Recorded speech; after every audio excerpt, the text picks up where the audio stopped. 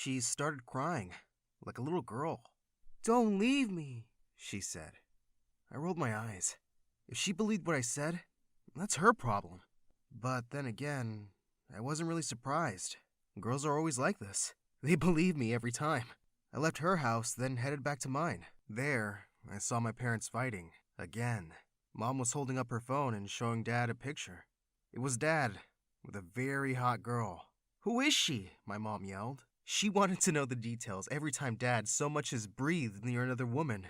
"Give a man some space to breathe," my dad yelled back. I defended him. I was always by his side. He was the coolest and smartest man ever. "Well, for God's sake, Mom! You're being dramatic for no reason. He's not cheating. Just get over it." Mom looked at me, coldly, and then said that I was just like Dad. With that, she walked out. "Thanks for the compliment," I called out after her. Then Dad turned to me and said, "Now that she's gone, son, I have a very important task for you. I'm going to meet a very important man."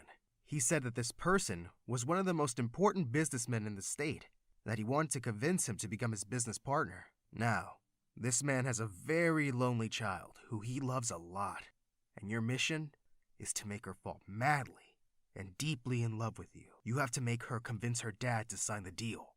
I grinned. "Piece of cake, Dad. Consider the deal sealed." The next evening, we went to a restaurant. My dad had created the most romantic atmosphere.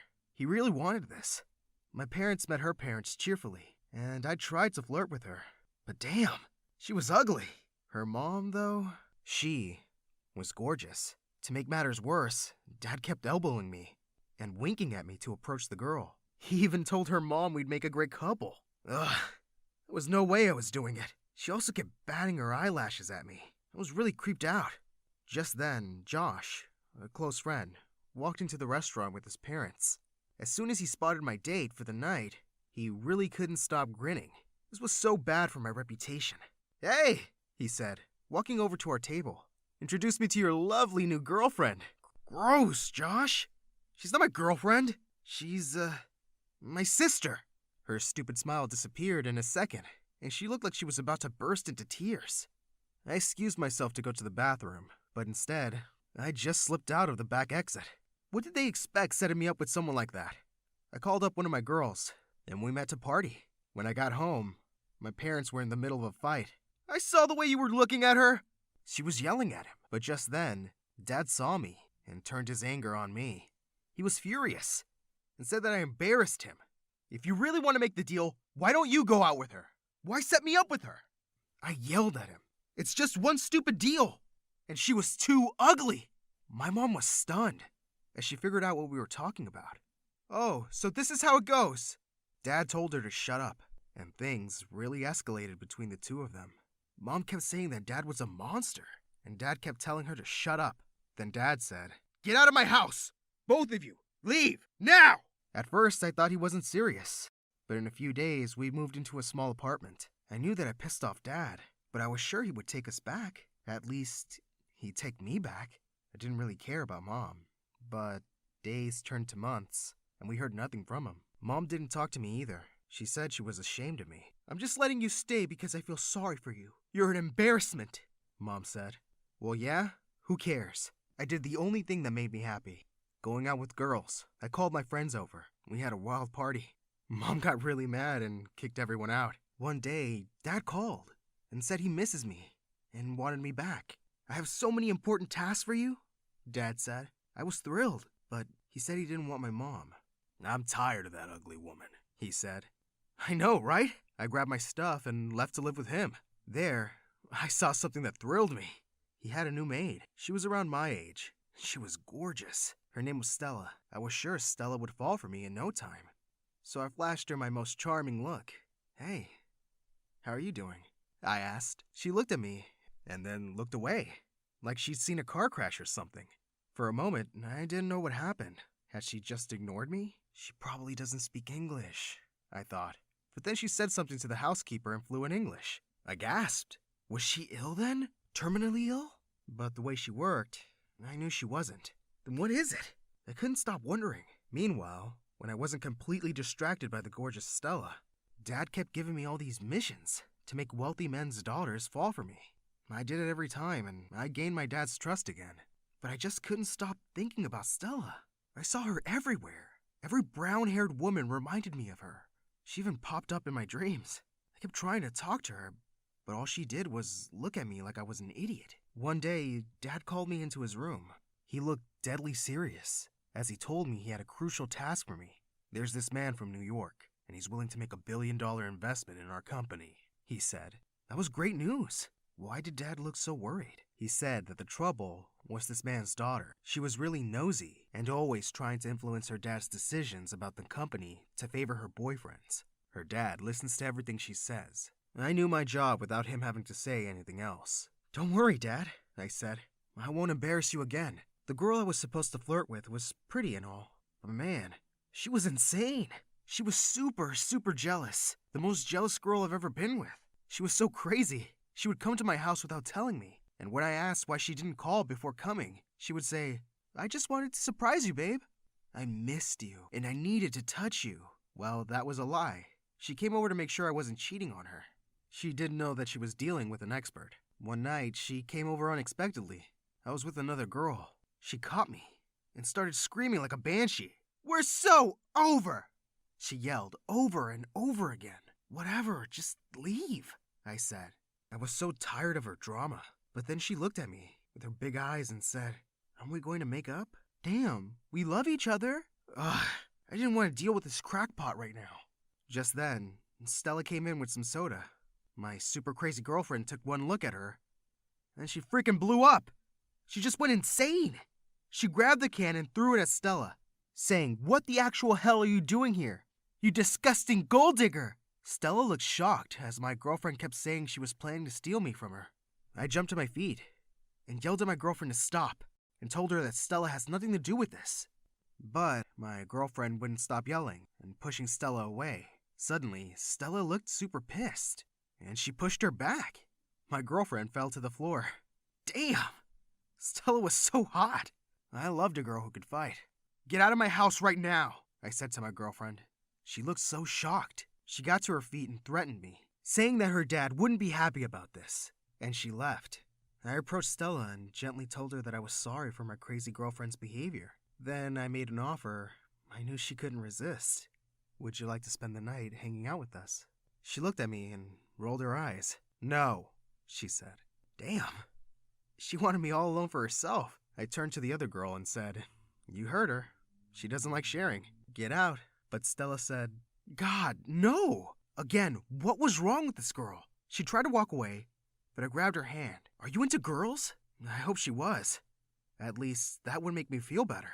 But she looked at me like I was a dumb kid and said no. I asked her if she had a boyfriend, but she said no.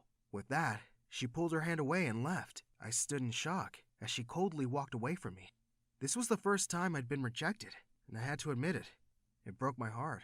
I was devastated and lost. I went up to my room and slept early, thinking about my beautiful, cold-hearted Stella. In the morning, Dad burst into my room, screaming and threatening me. I knew you were stupid, but I never thought you'd be such a royal idiot, he yelled. I told him that my ex was a pain, and that I just couldn't deal with her. Is that why you got her pregnant? My dad suddenly started to laugh. What? He was thrilled and said he was kidding about me being dumb. You're the smartest kid in the world. They're signing the deal right after you two get engaged. I was so confused for a minute. I couldn't understand what he was saying.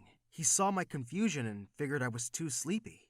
Then he explained how my girlfriend had told her dad that I proposed to her. She said that since she was pregnant, she'd say yes. Both our dads were thrilled. When I tried to tell my dad she was lying, he wouldn't believe me. I called her, and she laughed. You're mine now. For a few weeks, she made my life hell as she dragged me around to shop for our engagement.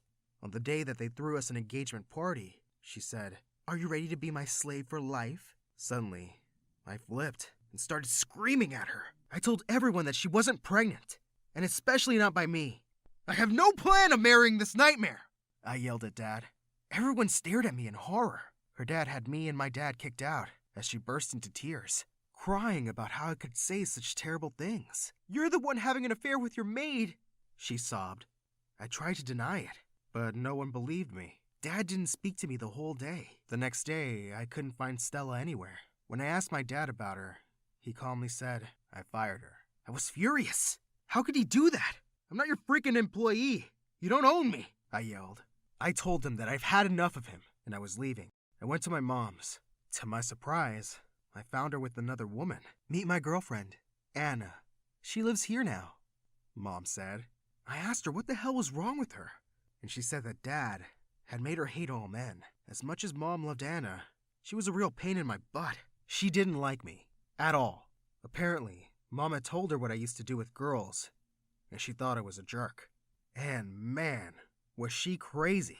You're the scum of the earth, she said to me every time she saw me. She would go into my room when I wasn't around and leave notes on the desk. Mirror, walls, every freaking where, saying that I was a cheater, a player, a rat. This one time, she said she had a surprise for me. I thought she was finally warming up to me. She gave me a jacket that had the words, "I am a rat," printed on it. Mom thought it was hilarious. A few weeks later, one of my girls came over. I was so psyched because I really needed to stop thinking about Stella. As I was getting ready in my room, my mom's girlfriend told my girl that I needed to change my clothes every 2 hours because I sometimes soil my pants. I had just stepped out when I heard her say it. The girl looked at my new clothes, and with a very disgusted look, she left. Mind your own freaking business! I yelled at Anna, but Mom jumped in to side with her. Shut up! Don't talk to my girlfriend that way. This is my house, and here we respect women, she yelled. I was so incredibly pissed.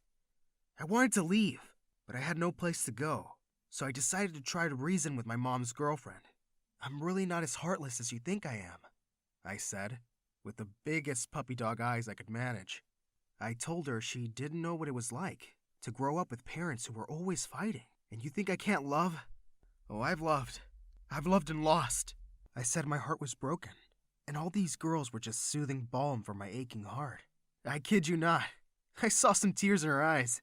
She said she would do anything to help me find Stella. So she suggested I go to the police. They'll help you find her. I have a friend in the police. I'll talk to him, she said. I went to the police station and asked about Stella's address. The guy helped me, and in no time, I was outside her shabby little apartment. Her crazy father opened the door. He immediately figured out that I was some rich guy. He took one look at me and said, "Wrong address. Leave." "I know Stella," I said, just as he was about to slam the door in my face. He was surprised and looked at me again, more carefully. Behind him, I was able to see Stella with a lot of kids. She was trying to calm them down while she chased after them. She was feeding one and scolding another. Apparently, they were her siblings. "Stella!" Her dad screamed and demanded she come over. She came to the door, and immediately, her dad went inside. But I could see him trying to eavesdrop from behind the door. I took her hand and said, "I am so sorry, Stella, for everything. I love you. Will you be my girlfriend?" She pulled her hand away and shut the door in my face. I heard her dad yelling, "You crazy brat! Are you out of your mind? He's rich! Marry him!" He opened the door again. Stella looked at me and said, "I can't be with someone like you. No matter how rich you are, I want a guy who will love and appreciate me and stand by my side no matter what." Then she closed the door. Again, I couldn't believe it. For the first time, I cried. I headed back home. I knew my heart would never be the same again. But while I was walking along the street, I saw a very beautiful girl. She had black hair, gorgeous legs, and when she spoke into her phone, I could hear her lovely accent. Man, she was hot. I wiped my tears away and gave her my charming look. She smiled back. I headed straight over to her and offered her my hand. Hi everyone, my name is Judah, and I live in Seoul, South Korea. I was only 4 years old when I learned that something was very wrong with my mom. Other kids always hug and kiss their parents. Why can't we do that, Mommy? Ugh, don't call me that. She turned to walk away, and I had to take my shot. I ran to her and grabbed her in a tight hug. Just go like this, Mommy.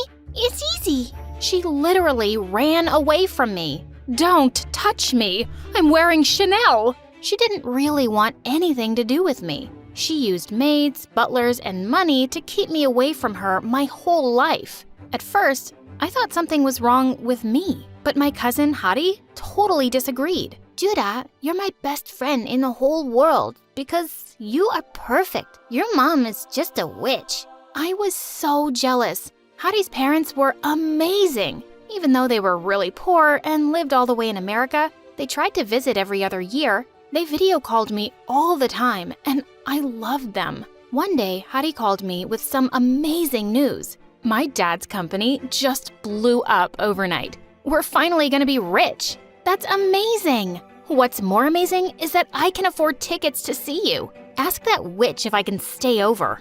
I went out to talk to Mom, but she was sitting there with some strange men.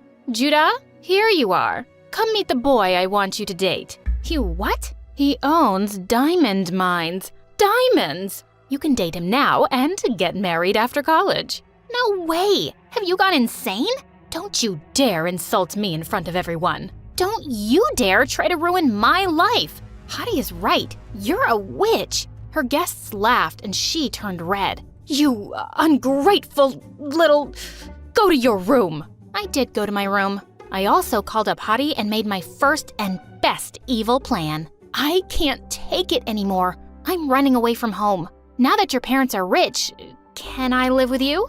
If they say no, I'll hide you in my room. Get over here. Thankfully, Aunt and Uncle loved the idea and welcomed me there with open arms. They didn't even tell my mom, and I could escape without any drama. I finally got away from my crazy mother, and the best part? I was gonna live with my best friend. Hadi and I literally jumped and screamed the entire first night. On my second night, reality hit me. I was in a new country. I didn't know the language, and I was gonna start at a new school. Yikes! What if everyone hates me? What if they think I look weird?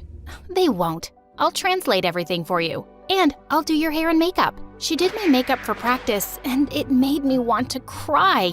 She literally painted my face and used tape to pull my skin back. She even put tape on my eyes so I had a crease. See? All we need to do is dye your hair blonde, like me, and you'll fit right in.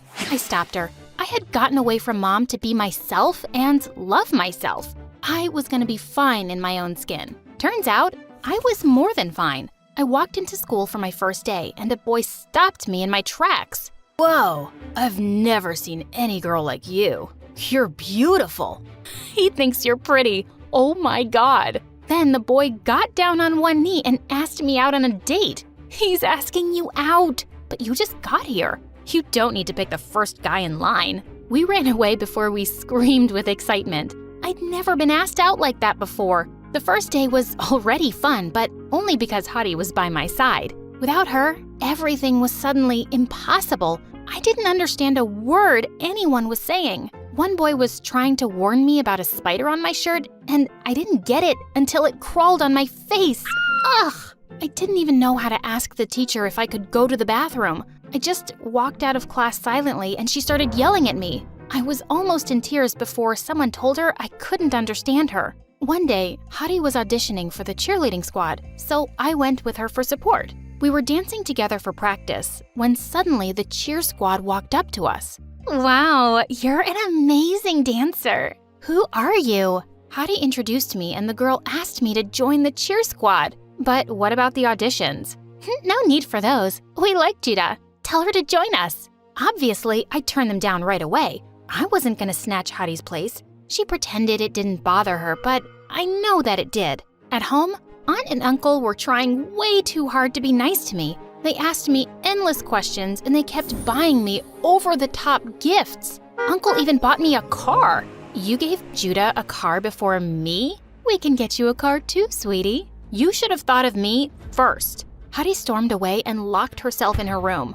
I had to slip like 50 apology notes under her door to get her to come out. They just feel bad for me because of my terrible mom. Come on, don't be upset. She came around and I thought things would get better until one day when Derek, the cutest guy in school, walked up to us at lunch. Oh my God, I have such a huge crush on Derek. Have you told him that? I dropped major hints the last time we were in class. Maybe he's finally gonna ask me out. We squealed in delight till he came within earshot. Then Derek walked right past Hadi and stood in front of me. Wow, you're really cute. I've never seen you here before.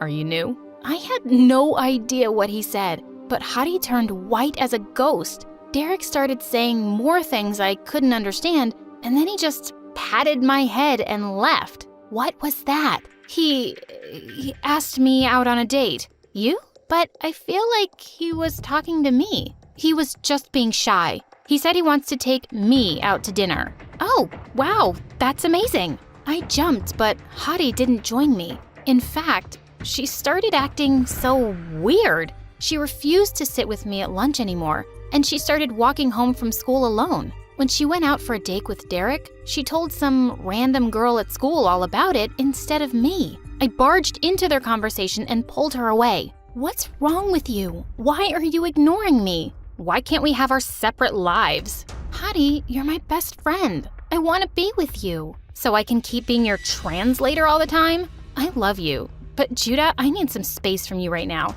Just be on your own. Fine. I don't need you either. Just watch me. I joined online classes for English and started taking a book of translations with me everywhere. I was gonna learn this language and yell at Hadi in English for being such a jerk. I got better fast. English wasn't as hard as it looked. I could even hold decent conversations on my own, and I made a few friends. We were in the cafeteria one day when Derek walked up to me. He had flowers in his hands, and his friend from the band was playing the flute. What? Judah, I know you didn't want to go out with me then, but I can't stop thinking about you. Will you give me a chance? What are you talking about? You wanted to go out with me? I asked you out that day, remember? Hadi said you didn't want to go, so she came on our date instead. She what? I stared at Hadi with my jaw loose. She was already in tears. Okay, fine. Derek asked you out, not me. Happy? I was jealous, so I lied and I went to see him. Are you serious? You're such a freak. What's wrong with you? Hey, don't talk to her like that. We missed our date because of this pathetic loser. Jeez, how desperate can you get? I just lost it.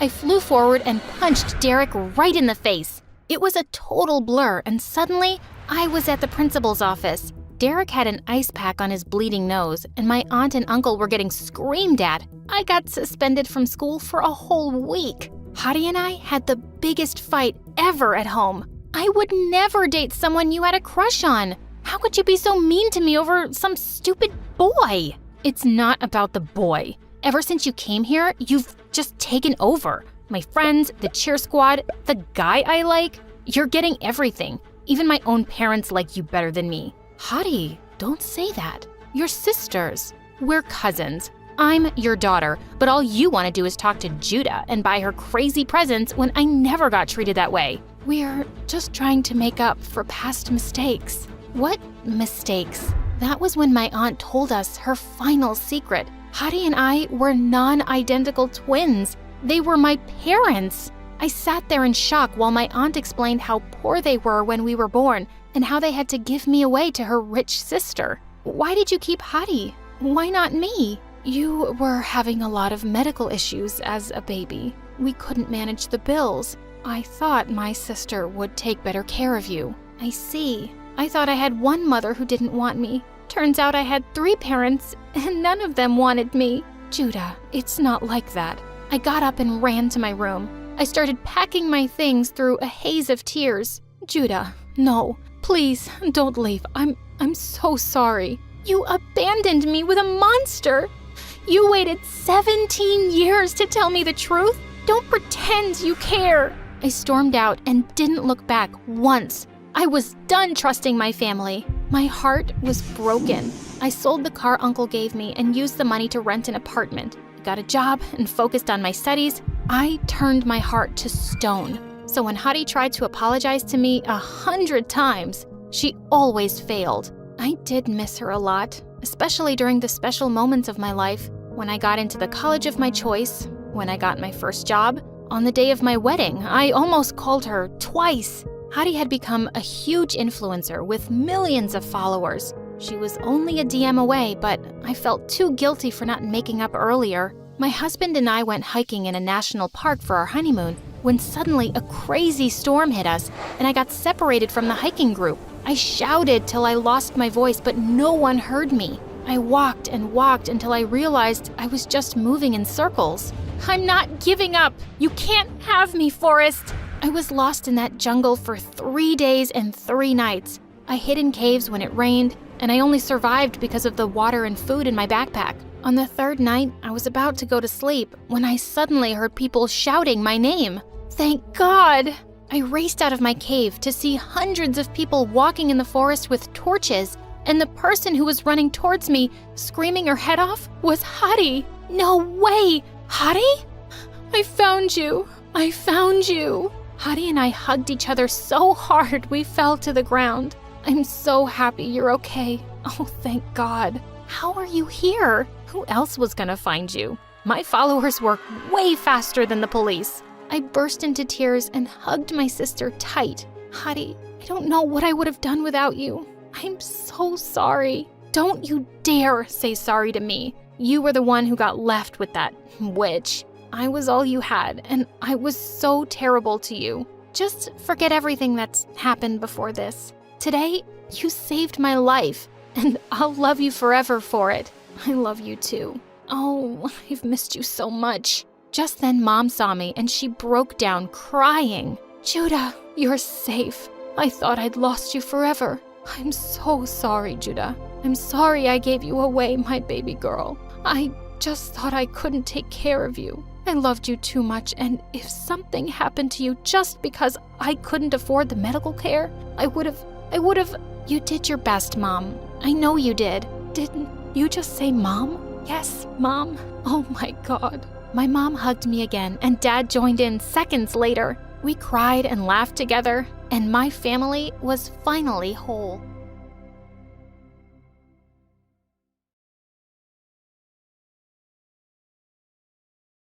Hi, I'm Lena. Before I tell you my story, please click like and subscribe. My mom used to be a supermodel, but after I was born, she gained weight, became a stay-at-home mom, and then Dad left us when I was 3. She'd just be weeping all day and stuffing her face with ice cream. Whenever I cried, she'd give me ice cream too. But as time went by, I was still eating like this while Mom got over her depression, lost those extra pounds, and jumped back into modeling.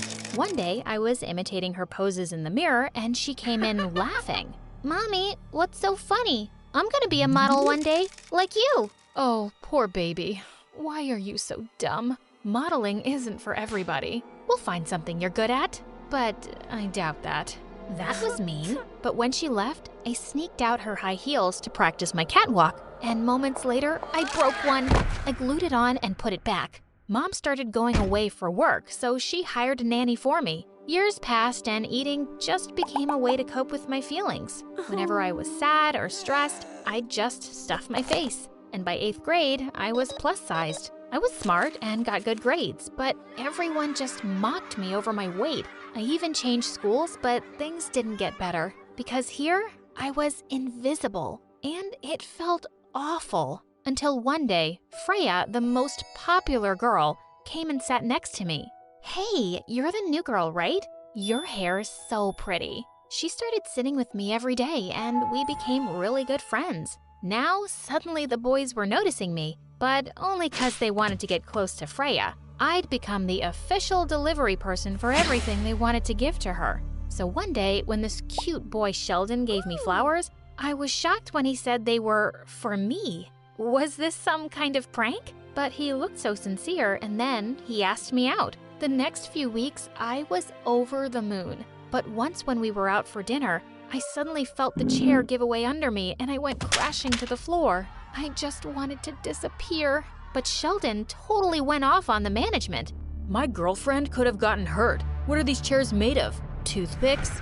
He then got us a huge free meal, and we had a car picnic instead. I loved how he'd stood up for me. The next day, I went to the school gym looking for him, but I suddenly stopped when I heard Sheldon. Guys, how much longer do I have to date this baby elephant? Dude, the dare is for a month. I'm getting broke paying for all that food. And it's embarrassing being seen with a girl twice my size. I couldn't hear another word.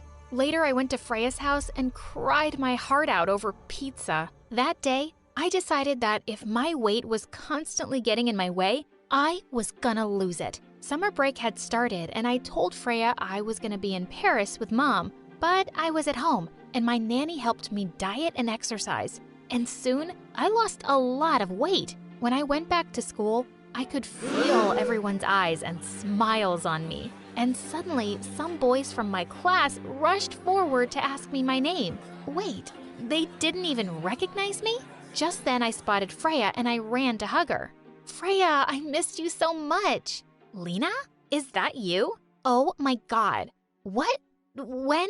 How did you do this? She was so surprised, but super proud of me. Just then, Sheldon came up to me, looking dumbstruck. Wow, Lena, you look hotter than Wonder Woman. But tell me, babe, why wouldn't you text me back over the holidays? I missed you. All I wanted to do was slap him hard. But suddenly, I had a better idea. Oh, I was at a yoga retreat, and we weren't allowed any cell phones there. But I really missed you too. Freya looked shocked, but I quickly pulled her away and whispered my plan, and that had her laughing. The next day, I planned a romantic date with Sheldon at a really fancy restaurant, and I was dressed to kill. When it was time to order, I was ready. Yes, I'll have all the appetizers. 3 lobsters, 4 steaks, 1 poached salmon, and well, you can bring us the entire dessert menu. Lena, who's gonna eat all that food? I will, of course. You know my appetite, babe. When the food arrived, I ate a few bites and asked the waiter to pack it. When he came with the bill, I picked up the food and was leaving. And Sheldon kinda lost it. You're splitting the bill with me, right? Nope. It's not cheap dating a baby elephant, you know. Also, it's time you paid for being a complete jerk. I threw a glass of juice at his face and walked out. I gave most of the food to some homeless people, and the rest I shared with Freya as I told her all about my date. Sheldon never came near me again, but my popularity in school soared overnight. I had more boys asking me out than I could count, and the party invitations were piling up. One day at lunch, I got a text message from a new number. It was this new Italian boy in the school that had all the girls drooling. Come to my birthday party tonight, bellissima. It's exclusively for hotties. I went to the birthday party and there was a big screen showing a slideshow of Italian guys' baby pictures. Everyone was awing over them, but suddenly the screen went blank, and what started playing next left me shook. It was a YouTube channel called Fatty Eats the World, and there were videos of me. In one, I was looking really glum and stuffing my face with spaghetti, and in another, I was crying and eating pizza. Oh my God, what? There was only one person who could have made these. Just then, Freya stepped up from behind the screen. Hey, Italian guy. That girl you're talking to, Lena, that's her. See how she looks like a sad sack of potatoes? I don't know what surgery she had to lose the weight, but just remember, it's only a matter of time till she'll be upset over something, and she'll be sobbing and eating like a whale again. Sure, you can handle this? I stared at her in shock as everyone stared at me.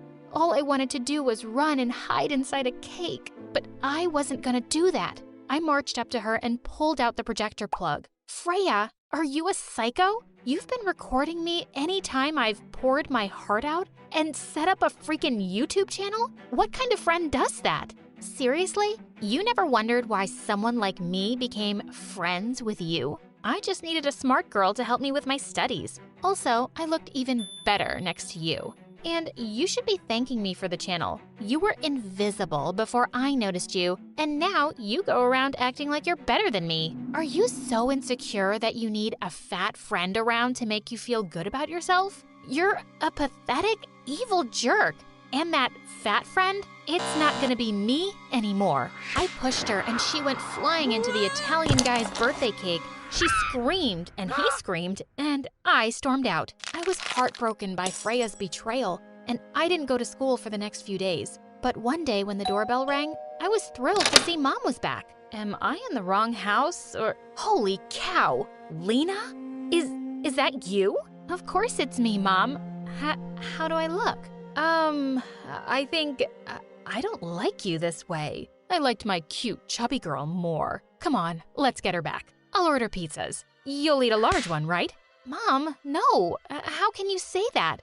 I thought you'd be so happy. And you know, I can even try modeling now. What? No, forget it. I've said this before, modeling isn't for you. I couldn't really understand Mom's reaction. Why didn't she want me to be a model? She noticed that I wasn't going to school and I told her about the stupid party. When I showed Mom the horrible YouTube channel, she actually started laughing. I'm sorry, I didn't mean to laugh, but it's kind of funny in a cute way. And suddenly, I was raging mad. You think it's funny that my best friend recorded the saddest moments of my life and put them up on YouTube for everyone to see? Do you think this is a funny, cute joke? Mom, I had an eating disorder, and you know whose fault that is? Yours. She leapt up like she'd been electrocuted. Hey, watch it. I've worked really hard to give you a good life, and Mom, you worked really hard for you and left me to literally eat my feelings. Do you have any idea how tough my life's been? And now that I've worked so hard and finally feel good, you're not even happy for me. Gosh, you're the worst. I shut myself up in my room and decided I had to deal with Freya on my own. I made a video about my emotional eating problem and how my videos had been uploaded without my consent. I posted it and it went viral. So many people reported the channel, it was immediately taken down. Lots of people even commented that I should sue Freya. And the next day, her parents were at my door begging me to forgive her. She'll do anything. We'll change her school and she'll never bother you again. Go on, Freya. Say that you're very, very sorry. Well, she did, and I never saw her again. I went back to school, but I stopped going to the parties and hanging out with all those shallow people who didn't even see me before I lost the weight.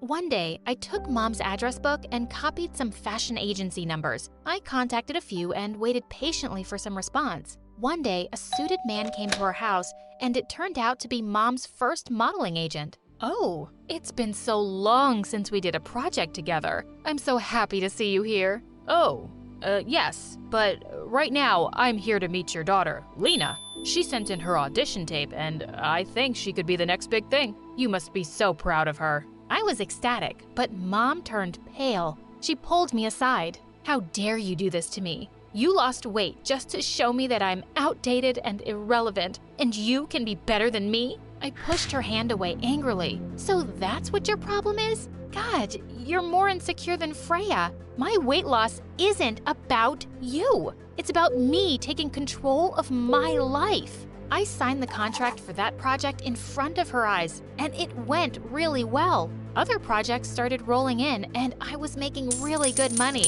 Soon after, I entered a national modeling contest, and I won. I stepped onto the stage for my winner's speech. To all the young girls out there, I just want to say, don't let anyone or anything get in the way of your dreams. People have a way of pushing you down and making you feel worthless, but you should know your own value and power. You can achieve anything you set your heart to. Just believe in yourself.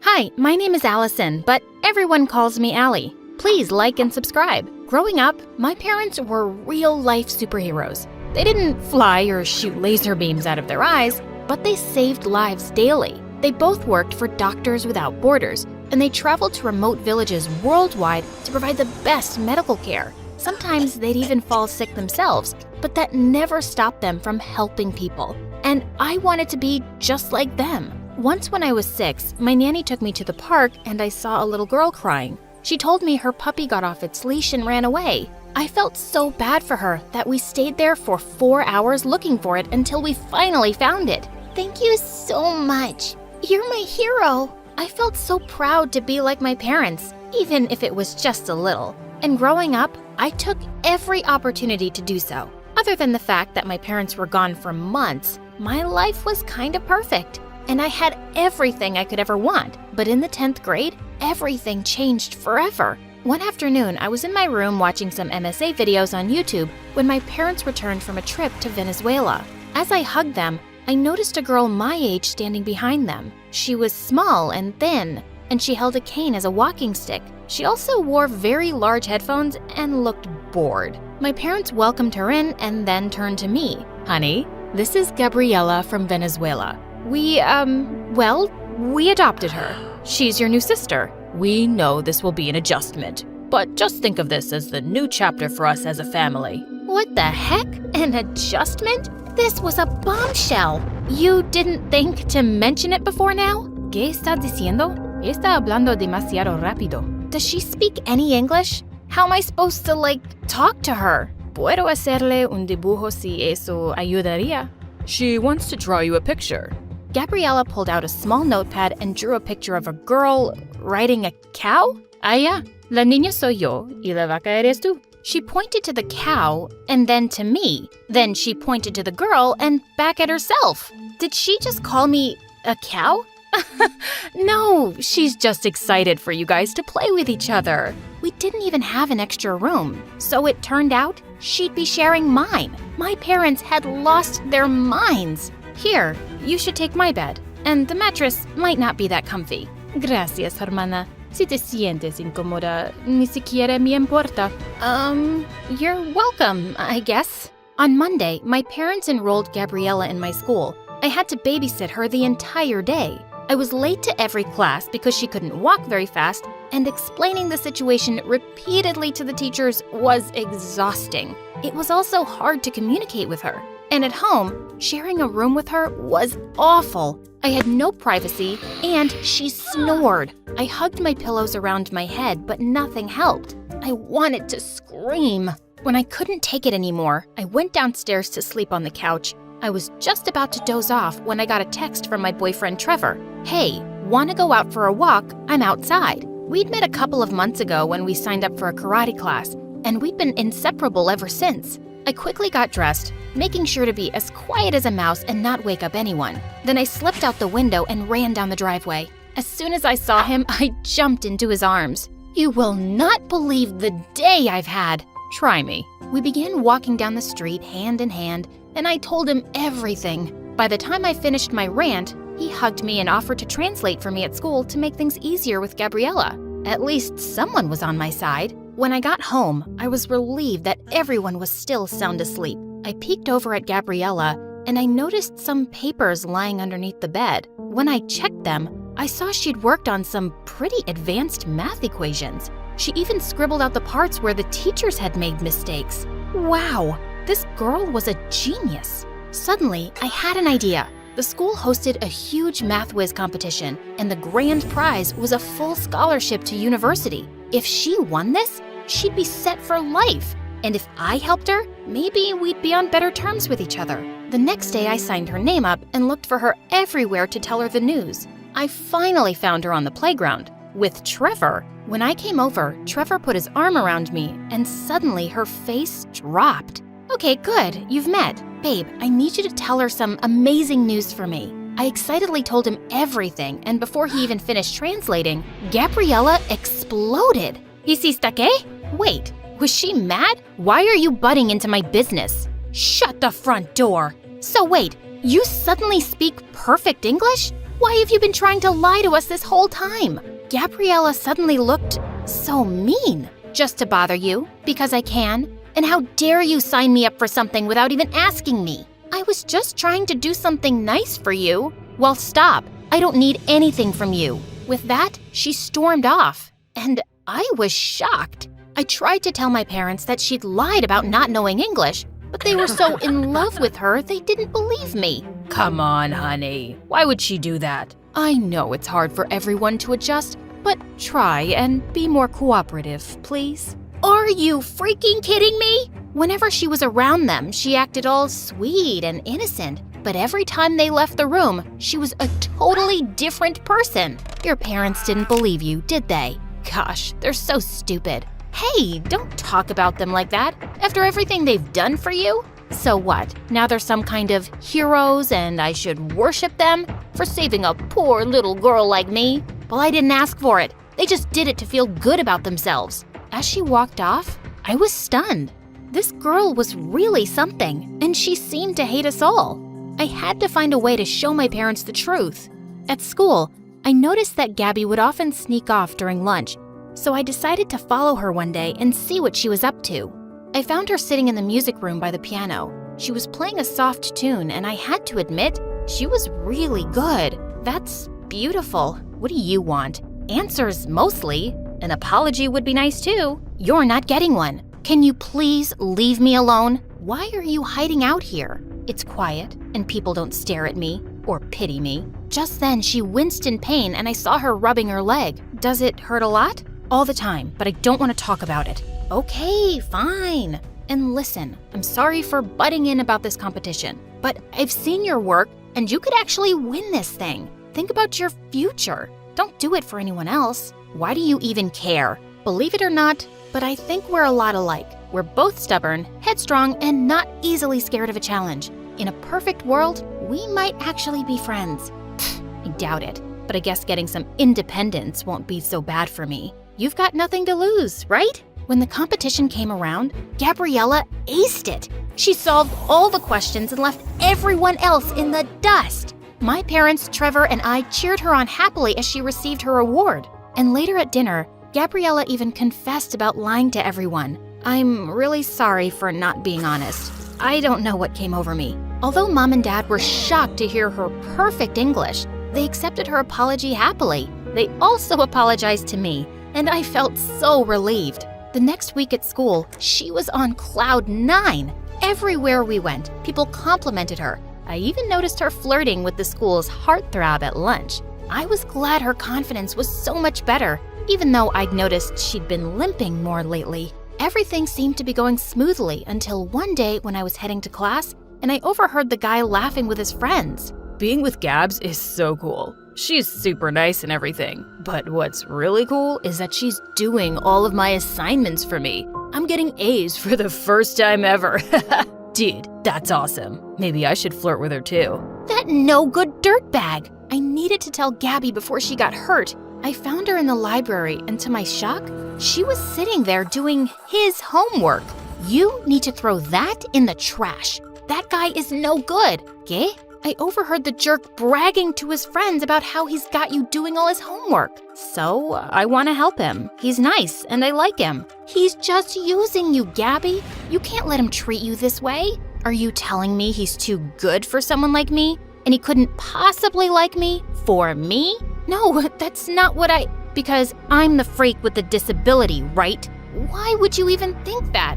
I've been trying every day to bond with you, but you're so difficult. What is your problem? Everything. I hate it here. I'm just this charity case you parade around to tell people how good you all are. You don't really understand me, and I wish I'd never come here. I couldn't believe her. After all this time, I thought we'd gotten past that, but I guess not. Well, if you're so miserable, then go. Who's stopping you?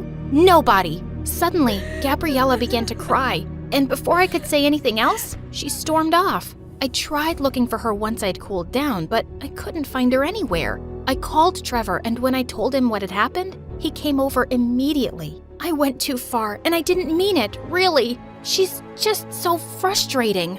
I think she's just hurting a lot more than she's letting on. Let's go find her. We searched for hours all over the neighborhood. Soon it started to rain like crazy, and I was so worried about her. But we finally found her sitting in the park. She was drenched and shivering like crazy, so I quickly wrapped my jacket around her. I'm not sure what's going on with you, but I think it has less to do with me and more to do with this. I picked up her cane. Gabby looked at me with tears in her eyes. It's so unfair. I'll never be a normal girl like you. That's not true. Whatever's going on, Gabby, we will handle it together as a family. Why would you even want me? I'm just a big mess. That's why no one's ever wanted me. We want you, stupid, but you have to stop pushing us away. I'm not getting any better. I'm just a huge burden. No, you're not. You'd know that if you took a second to get to know us. Please, just come home. I held out my hand to her, and when she took it, I hugged her tight. We're a family now. Get used to it. The next day, we took her to the hospital, and after many tests, Gabby was diagnosed with a rare muscle condition. The doctors started her treatment, and she had to be at the hospital for a few weeks. I stayed by her bedside every day, refusing to go home until she did. Don't worry, baby. We'll make sure Gabby gets the best possible treatment. She's going to be fine. She still needed months of physiotherapy, but we could finally take her home. Mom and Dad had decorated the living room with a huge sign that said, "Welcome home." Trevor was also there, and a few friends she'd made at school. Gabby looked so shocked when she saw everyone, and I could tell that she hadn't expected such a big welcome. Thank you all for this. I guess I will just have to learn to live with you all being so annoyingly affectionate. Yeah, that's how we roll. And you're stuck with us for good now. I think I like the sound of that very much.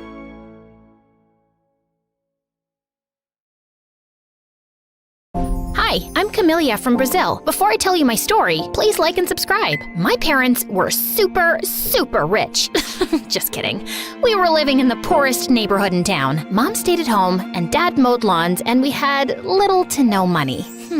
Maybe I should have subscribed to this channel and tried to win $10,000. Hey, you should try that. Subscribe to MSA today, and you could be the lucky winner of $10,000 in just 7 days. Fingers crossed. But anyways, being poor didn't stop my parents from spoiling my younger brother Pedro rotten. You see, Pedro was a genius. By the time he was 8 months old, he could say his alphabet and count to 100. By the time he was 2, he was doing mathematical equations and solving puzzles. Our baby is a genius. He's going to make us so proud. And what am I? Chopped liver? On my 5th birthday, instead of the princess house with the car and pool I wanted, Mom stitched me a doll from old clothes. We just don't have the money, sweetie. But Pedro received a brand new remote control car. Sweetie, we had to get Pedro something as well. That wasn't even the worst of it. Pedro was allowed to go to school, and I wasn't. My parents said it was because Pedro had a special gift, so they used all the money they had to send him to a private school for gifted children, and they couldn't even afford books for me to go to a public school. Life was so unfair. I felt so invisible. The only time my parents saw me was when they wanted me to do some chore around the house. Over time, I just got used to it. And since I couldn't read books to myself, or I didn't have a phone to watch videos, I started to sew to pass my time. Camelia, what did you do to my curtains? I fell in love with creating new things from old stuff, and I wanted to become a fashion designer. Because of how differently my parents treated Pedro and me, we never grew up close, and he always saw me as his slave, even though I was older than he was. Clip my toenails, clean my shoes. When I was 11, I begged my parents to send me to a sewing school. Mom, Dad, I deserve to be able to follow my dreams too. They don't have the money to send you to some stupid sewing school when they're going to send me to the most prestigious college in the country. I'm sorry, Camilla, but we have to support the child who has greater potential and will make the family proud. With that, Mom and Dad just walked away as Pedro stood there with a stupid smirk on his face.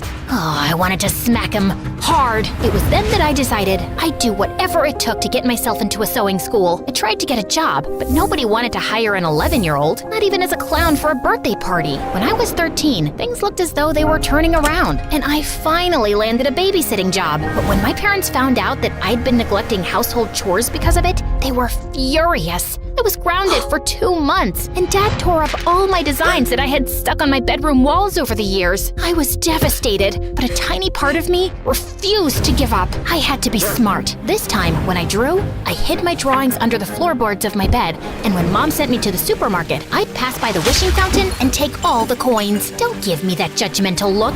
But after 3 years of saving those coins, it still wasn't enough. Luckily for me, my life took an amazing turn when I turned 16, and that set things in motion for me. One day, while drawing in my room, I was so focused that I didn't see this girl peeking in at me through the window.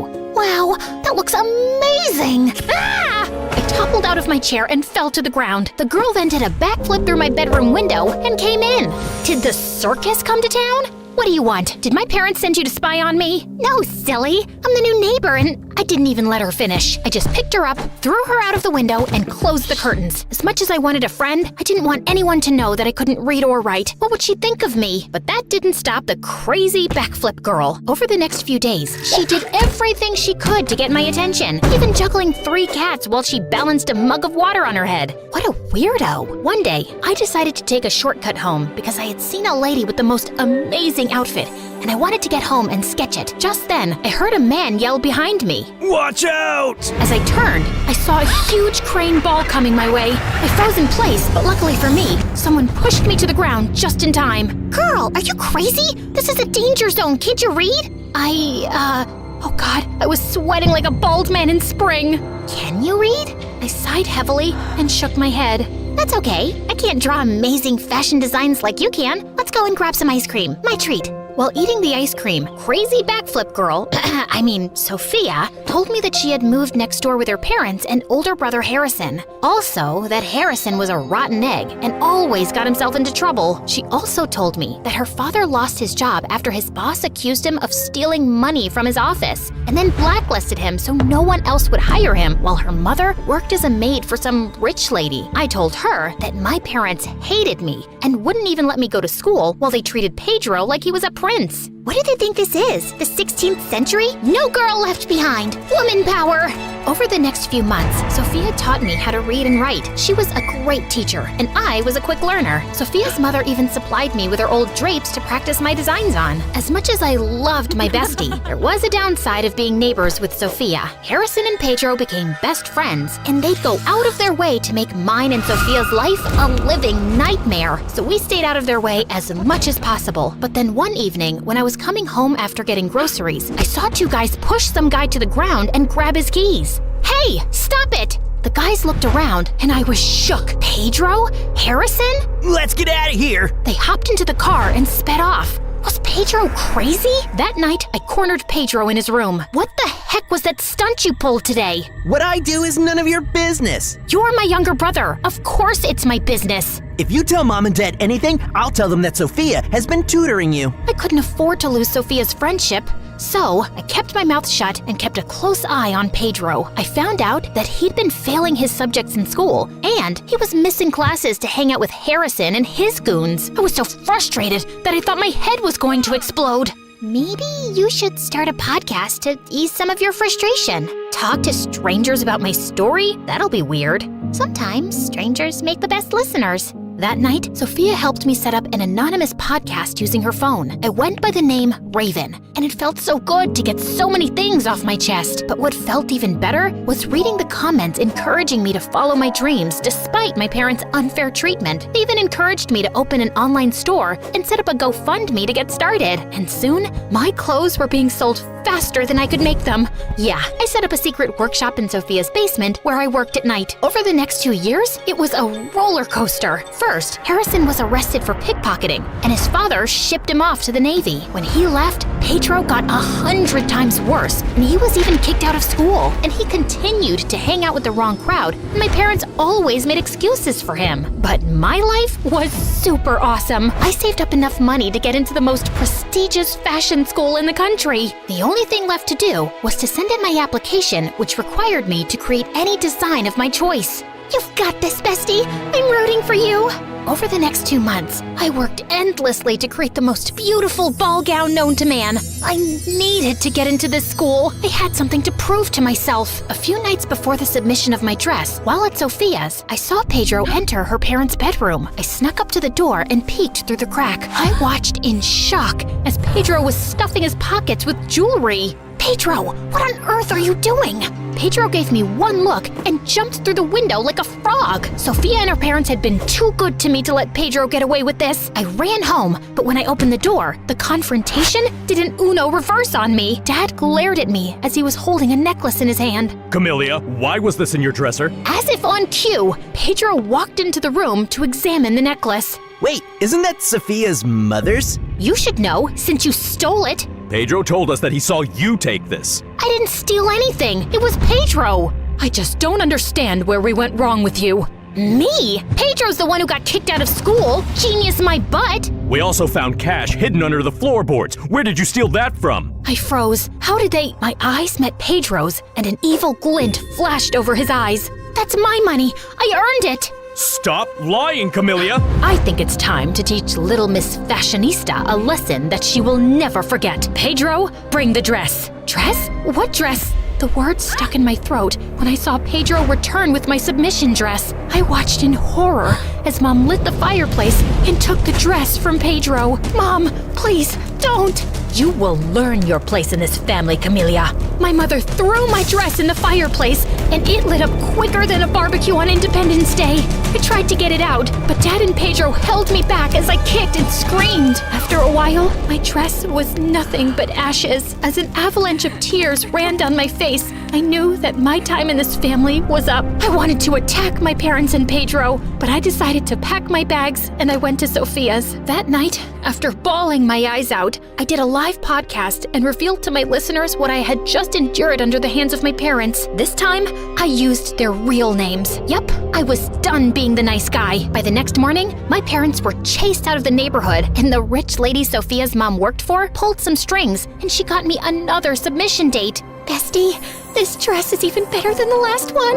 I have to admit, I really did outdo myself. About 2 weeks later, I received a letter in the mail. Beads of sweat ran down my forehead. With trembling fingers, I opened the letter and my jaw dropped. What does it say? I got accepted into the fashion school! Yes! I felt as though I were on cloud 9. Over the next 4 years while I was away at school, Sophia went to a community college. I worked hard and came out at the top of my class. I earned a junior position in a fashion company. I even convinced Sophia's dad to apply as a manager there, and he got the job. It wasn't long after they were able to move into a nice place. I was finally living my dream. One night, after one of the company's shows, I spotted my parents in the hallway waiting for me. What are you guys doing here?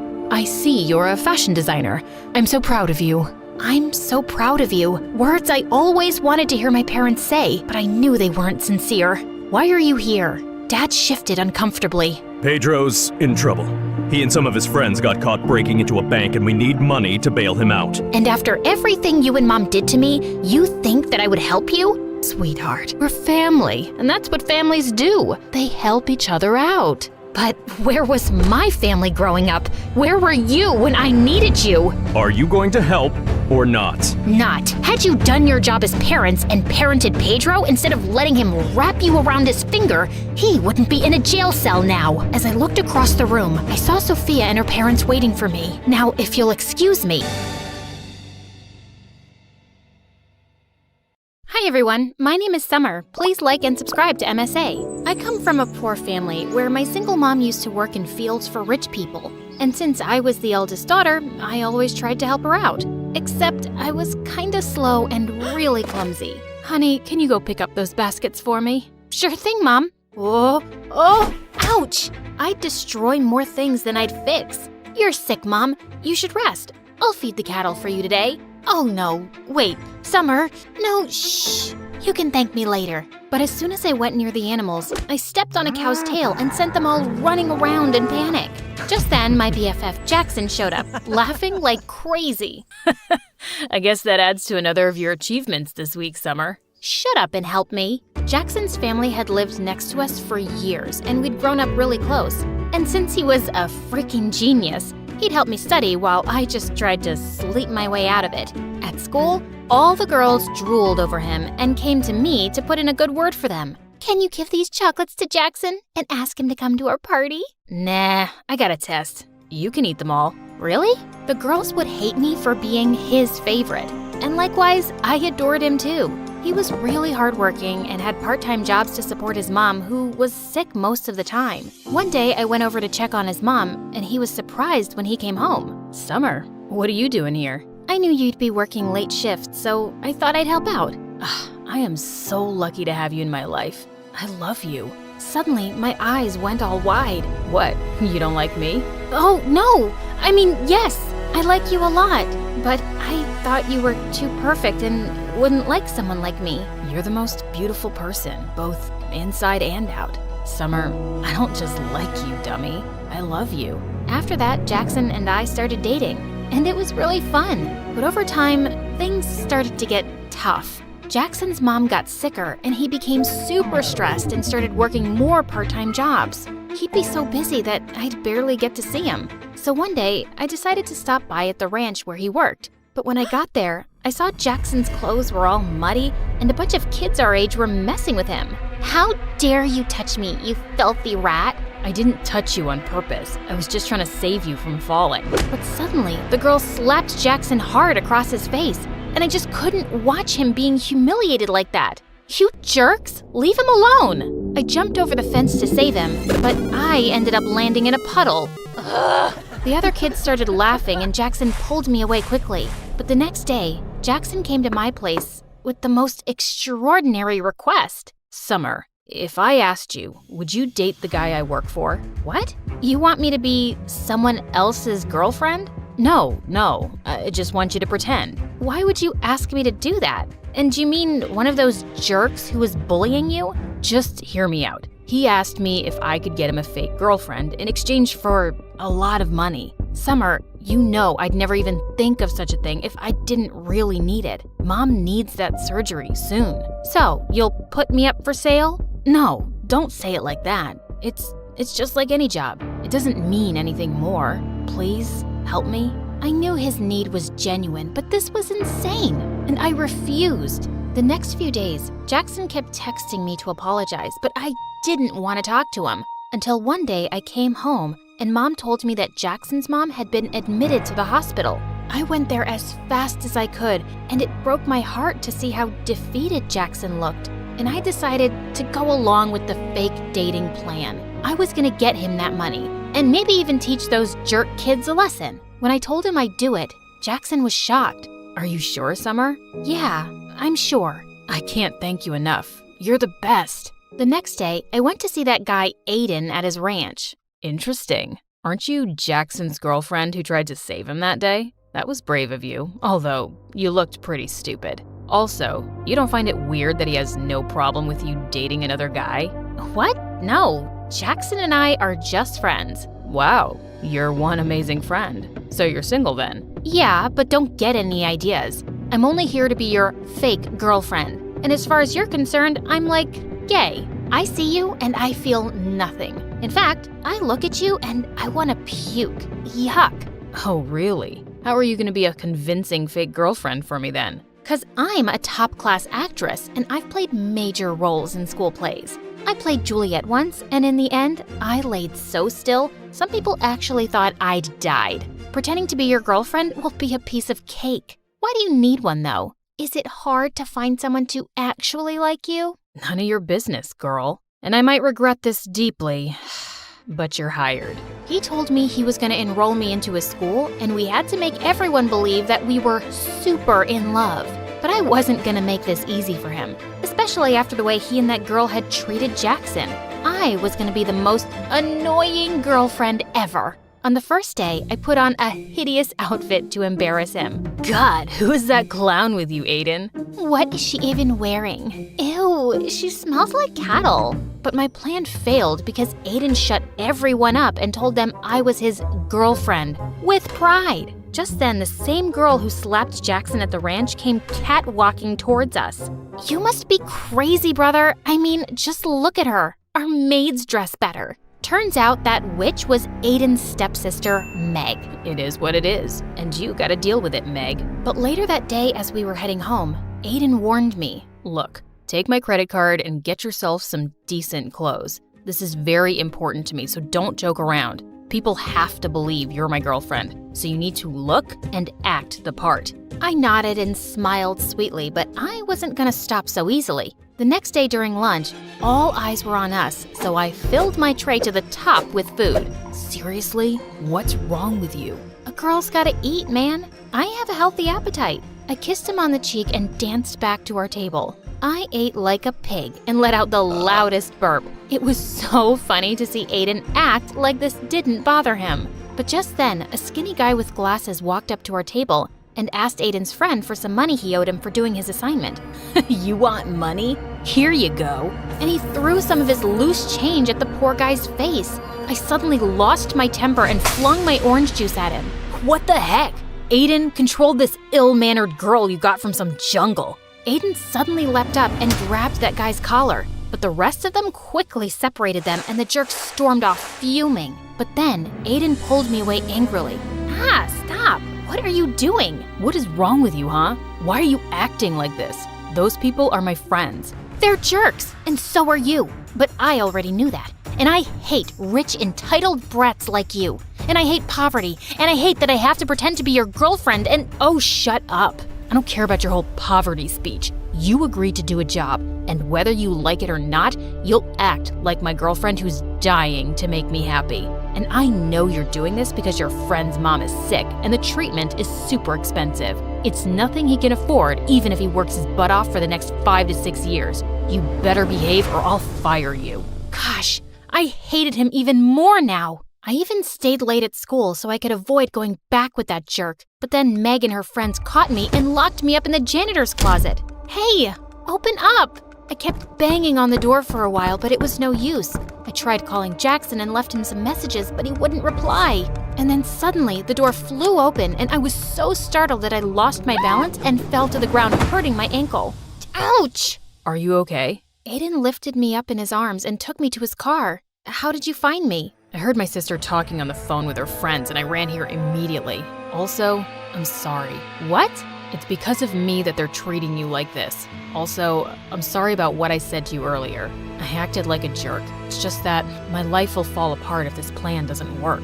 What do you mean? My dad wants me to get engaged to his business partner's daughter, but I don't want to do that. I want to become a musician and be with someone I love, not be part of some business deal. So I lied, and I told him I already love someone else. But now he wants to meet that person. That's why I hired you. I could tell that he was having a really hard time, and I decided not to make things worse for him anymore and play my part properly. Later, when we reached home, Aiden even dropped me to the doorstep in his arms. But as I limped in, I saw Jackson waiting for me. What do you think you're doing, Summer? You're supposed to pretend and not actually jump into his arms like his girlfriend. Huh?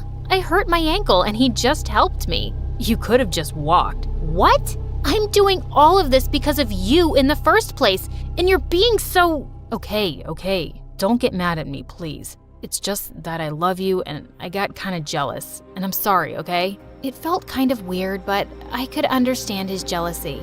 And now, I just wanted to get this job done as soon as possible. My weird and clumsy habits would come in my way often, but Aiden didn't make me feel bad about it. And I discovered that he was actually a nice and kind person. Once when he was dropping me off at home, he suddenly dialed someone's number and wished them a happy birthday, warmly. That was my old nanny.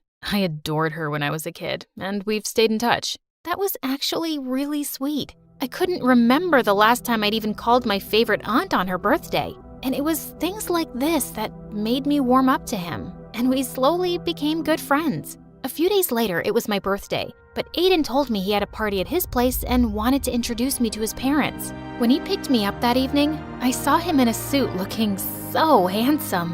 Whoa, you look so pretty. You don't have to pretend. No one's watching us here, Aiden. Suddenly, I lost my balance, but thankfully, Aiden caught me in his arms. For seconds, he kept staring into my eyes, and my heart raced like crazy. It's a shame we aren't dating for real. Somehow, I pulled myself back up and stomped on his feet. I would never have dated you for real. You're not my type. Later at the party, Aiden was about to introduce me to his parents, but on the way, Meg stepped on my dress and I ended up crashing into the party cake, which went flying into Aiden's parents' face. Holy freaking cake monsters! It was such a disaster and I just ran out of there. But on my way out, I crashed into Jackson. I hadn't seen him in days. Jack, what are you doing here? And where have you been lately? I came to work here for the night so I could make some extra cash. And I've been busy, but I'm surprised you even noticed or cared. Why wouldn't I? You're my boyfriend. And do you know what day it is today? Yeah, Saturday. Now if you'll excuse me, I got work to do. And you should go and be with Aiden. Saying that, he just left without even wishing me a happy birthday. I was sitting outside by myself when Aiden joined me. Are you okay? I'm sorry about what happened back there. No, don't be. It wasn't your fault. So, what now? Are your parents gonna be mad at you? Did I ruin things for you? Hey, take it easy. Why are you always so worried about everyone but yourself? Here, let me get that. He had some napkins and wiped some cake off my shoes. As he was doing that, I couldn't help staring at him. Suddenly, he looked up and started leaning closer to kiss me. My heart was pounding wildly, but I pulled myself back just in time and ran out of there. What just happened? The entire night, I kept thinking about Aiden. I was definitely catching feelings for him, and I felt guilty. I decided I couldn't go on with this deal, and I had to talk to Jackson about it. But then early the next morning, I received a message from Aiden calling me at his place. When I got there, I didn't see Aiden, but his parents and Meg were there, and so was Jackson. Look who's here. The famous gold digger who's trying to rip my brother off. I have no idea what you're talking about. Your brother and I love each other. Oh, really? Then who is this? Meg told us she heard you calling him your boyfriend last night. So, you've just been playing with my son's heart because he's rich? That's why rich people like us can't trust you filthy lowlives. You're all liars and frauds. I looked at Jackson, but he just stood there. But Aiden suddenly appeared and stepped in front of me. Leave her alone. I told you, I love her, Meg, and if you hurt her again, it's not gonna end well for you. Then it's not going to end well for you either, son. If you're gonna be with this girl, you can just leave with her as well. I already felt so humiliated, and I didn't want Aiden to get in any more trouble. So I ran out of there, and Jackson followed me. I'm really sorry, Summer, but it would have messed up our plan if I'd jumped in to save Aiden's girlfriend. Jackson, I think the plan is already over. Aiden's family won't accept me as his girlfriend now. But Summer, you still asked Aiden to pay for you, right? This can't have been all a waste. I failed at the job, and I don't want to ask him for the money. I was going to talk to you about ending the deal anyway. Why? 'Cause Aiden kissed you last night? What?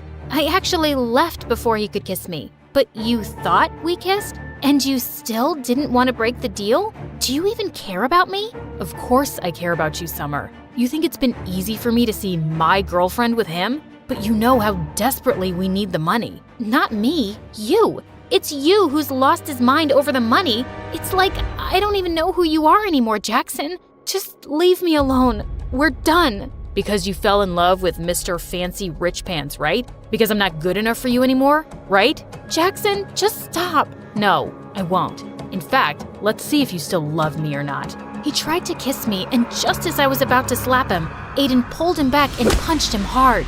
You piece of garbage. Step away right now if you ever want to see a penny of that money. Jackson stood there looking furious for a minute, then walked away. I couldn't believe him. So, Jackson is your boyfriend. So what? It shouldn't matter to you anyway. It matters to me, Summer. You deserve so much better than this jerk who didn't even hesitate to sell off his girlfriend. I knew he was right, but I was too embarrassed to accept that in front of him. The next few days, Aiden kept calling me and I didn't answer. Jackson didn't even bother, and I'd sure he'd gotten his money. And then soon after, I left for college, cutting contacts with everyone. But only a few months later, I was walking down my college campus when I heard a familiar voice. You look great, Summer. Aiden, what are you doing here? I came to look for you. But why? Because I want to be with you. I was always under so much pressure from my family, but after you left, I left home too. Somehow, you've made me stronger. I chased my dreams and started my own music band,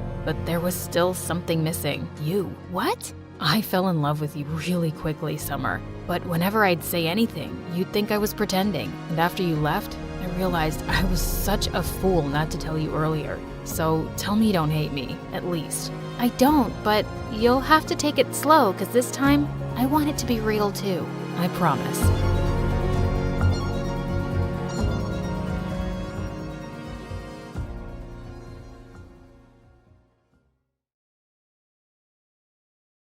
Hi everyone, I'm Lexi. Like and subscribe to get the gift you've been wishing for. Growing up, my parents were always super supportive of me and gave me everything I ever wanted. Even though they were self-made millionaires, they still made sure I understood the importance of hard work. But I was kinda bad with money. I had a spending problem, not on myself, only on my friends. I loved to treat my friends with nice things, like picking up the tab at restaurants, and they'd always act so grateful. Little did I know, their niceness was all because of my money. But it all came crashing down one day, and that's when I saw their true faces. When I was 13, my friends asked me to keep watch outside the library, and 10 minutes later, there were loud noises. All of them ran, and I was caught with a bag that had a bunch of firecrackers in it. But I didn't do anything, I swear. Believe me. She got tricked again? She's so dumb.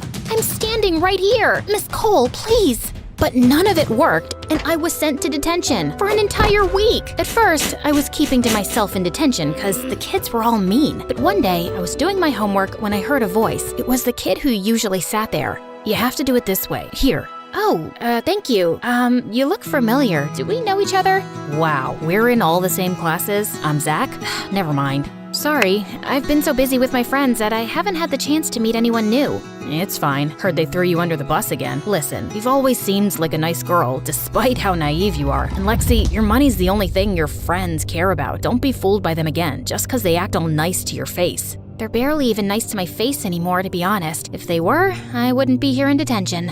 That evening, I thought about what Zach had said, and I had to admit, he was right. During that week of detention, Zach and I became friends. That was almost 3 years ago, and our friendship has only grown stronger since. A couple of months before high school, Zach had a major glow up, and all of a sudden, everyone wanted to be my friend for a whole new reason. But for me, he was just Zach, my best friend. I realized the reason I liked Zach so much was because I felt so comfortable around him, and he was so kind to me. Unlike my old friends, he didn't care about money and always split the bill when we went out. He also never let me buy him expensive gifts. He didn't see me as the rich Lexi, but as Lexi, a bro of his. What a weirdo. Zach was such an amazing friend, but little did I know that one day, he would be the one to turn my world upside down. Once, when I got the highest grades in 10th grade, Zach threw me a surprise party with my parents. It was totally awesome. So many huge celebrities were invited, including Iris. I loved her. The party was a blast, and I had an amazing time. Can this day get any better? Turns out, no, it couldn't. But it could get weirder. I was in for the biggest plot twist of my life, like the twist at the end of the movie The Sixth Sense. As I was walking up to my room after seeing off my friends, I heard my parents arguing, which was really weird because they hardly ever fought. No, we can't tell her. What if she leaves? She's my baby. But she has a right to know. We should have given her the letter when she was younger, but we kept putting it off. We can't keep her in the dark forever. It's time. She should know about her real family. Mom? Dad? What are you talking about? Honey, we can explain. Before they could stop me, I snatched the letter off the table, and then my entire world crumbled. Is this real? I'm not your daughter? Of course you're our daughter. You'll always be our baby girl. But it is true that we are not your biological parents. How could you keep this from me? Lexi, we're sorry. This is not how you were supposed to find out. We wanted to tell you sooner, but your mom, birth mom, left that note when she left you and your brother at the orphanage. Brother? I have a freaking brother? What else haven't you told me? Sweetie, please, calm down. You look pale. I think I need to lie down. That was a lot of information for me to take in. 16 years of me living here, and I find out now that I was adopted and have a twin brother who was adopted by another family? I was furious at my parents and refused to talk to them for weeks. When Zach tried to force me to talk to them, I told him everything. How could they do this? You're angry right now, but you have to remember, your parents never let you feel like you weren't their own. The love they have for you, it's real, no matter what it says on a piece of paper. When you calm down, you'll realize how lucky you are. Not everyone is this lucky, Lexi. I know I would give anything to have a family like yours. That made me feel sad for Zach. His parents had split when he was 10, and it had been just his mom and him ever since. And I realized Zach was right. I forgot how much my parents actually loved and cared for me. I rushed to them and apologized. I was determined to find my brother. From the letter, I knew his first name was Mark. I just needed a last name. So I called the orphanage every day to ask for my brother's last name, but they didn't budge. I even asked my dad to make a big donation. Might as well use all this money for some good, but it didn't work. Looks like money can't buy everything, huh? Zach then had the most brilliant idea. He suggested we both volunteer at the orphanage and snoop around for the details. Oh my god, I love you. And your amazing brain. Sorry.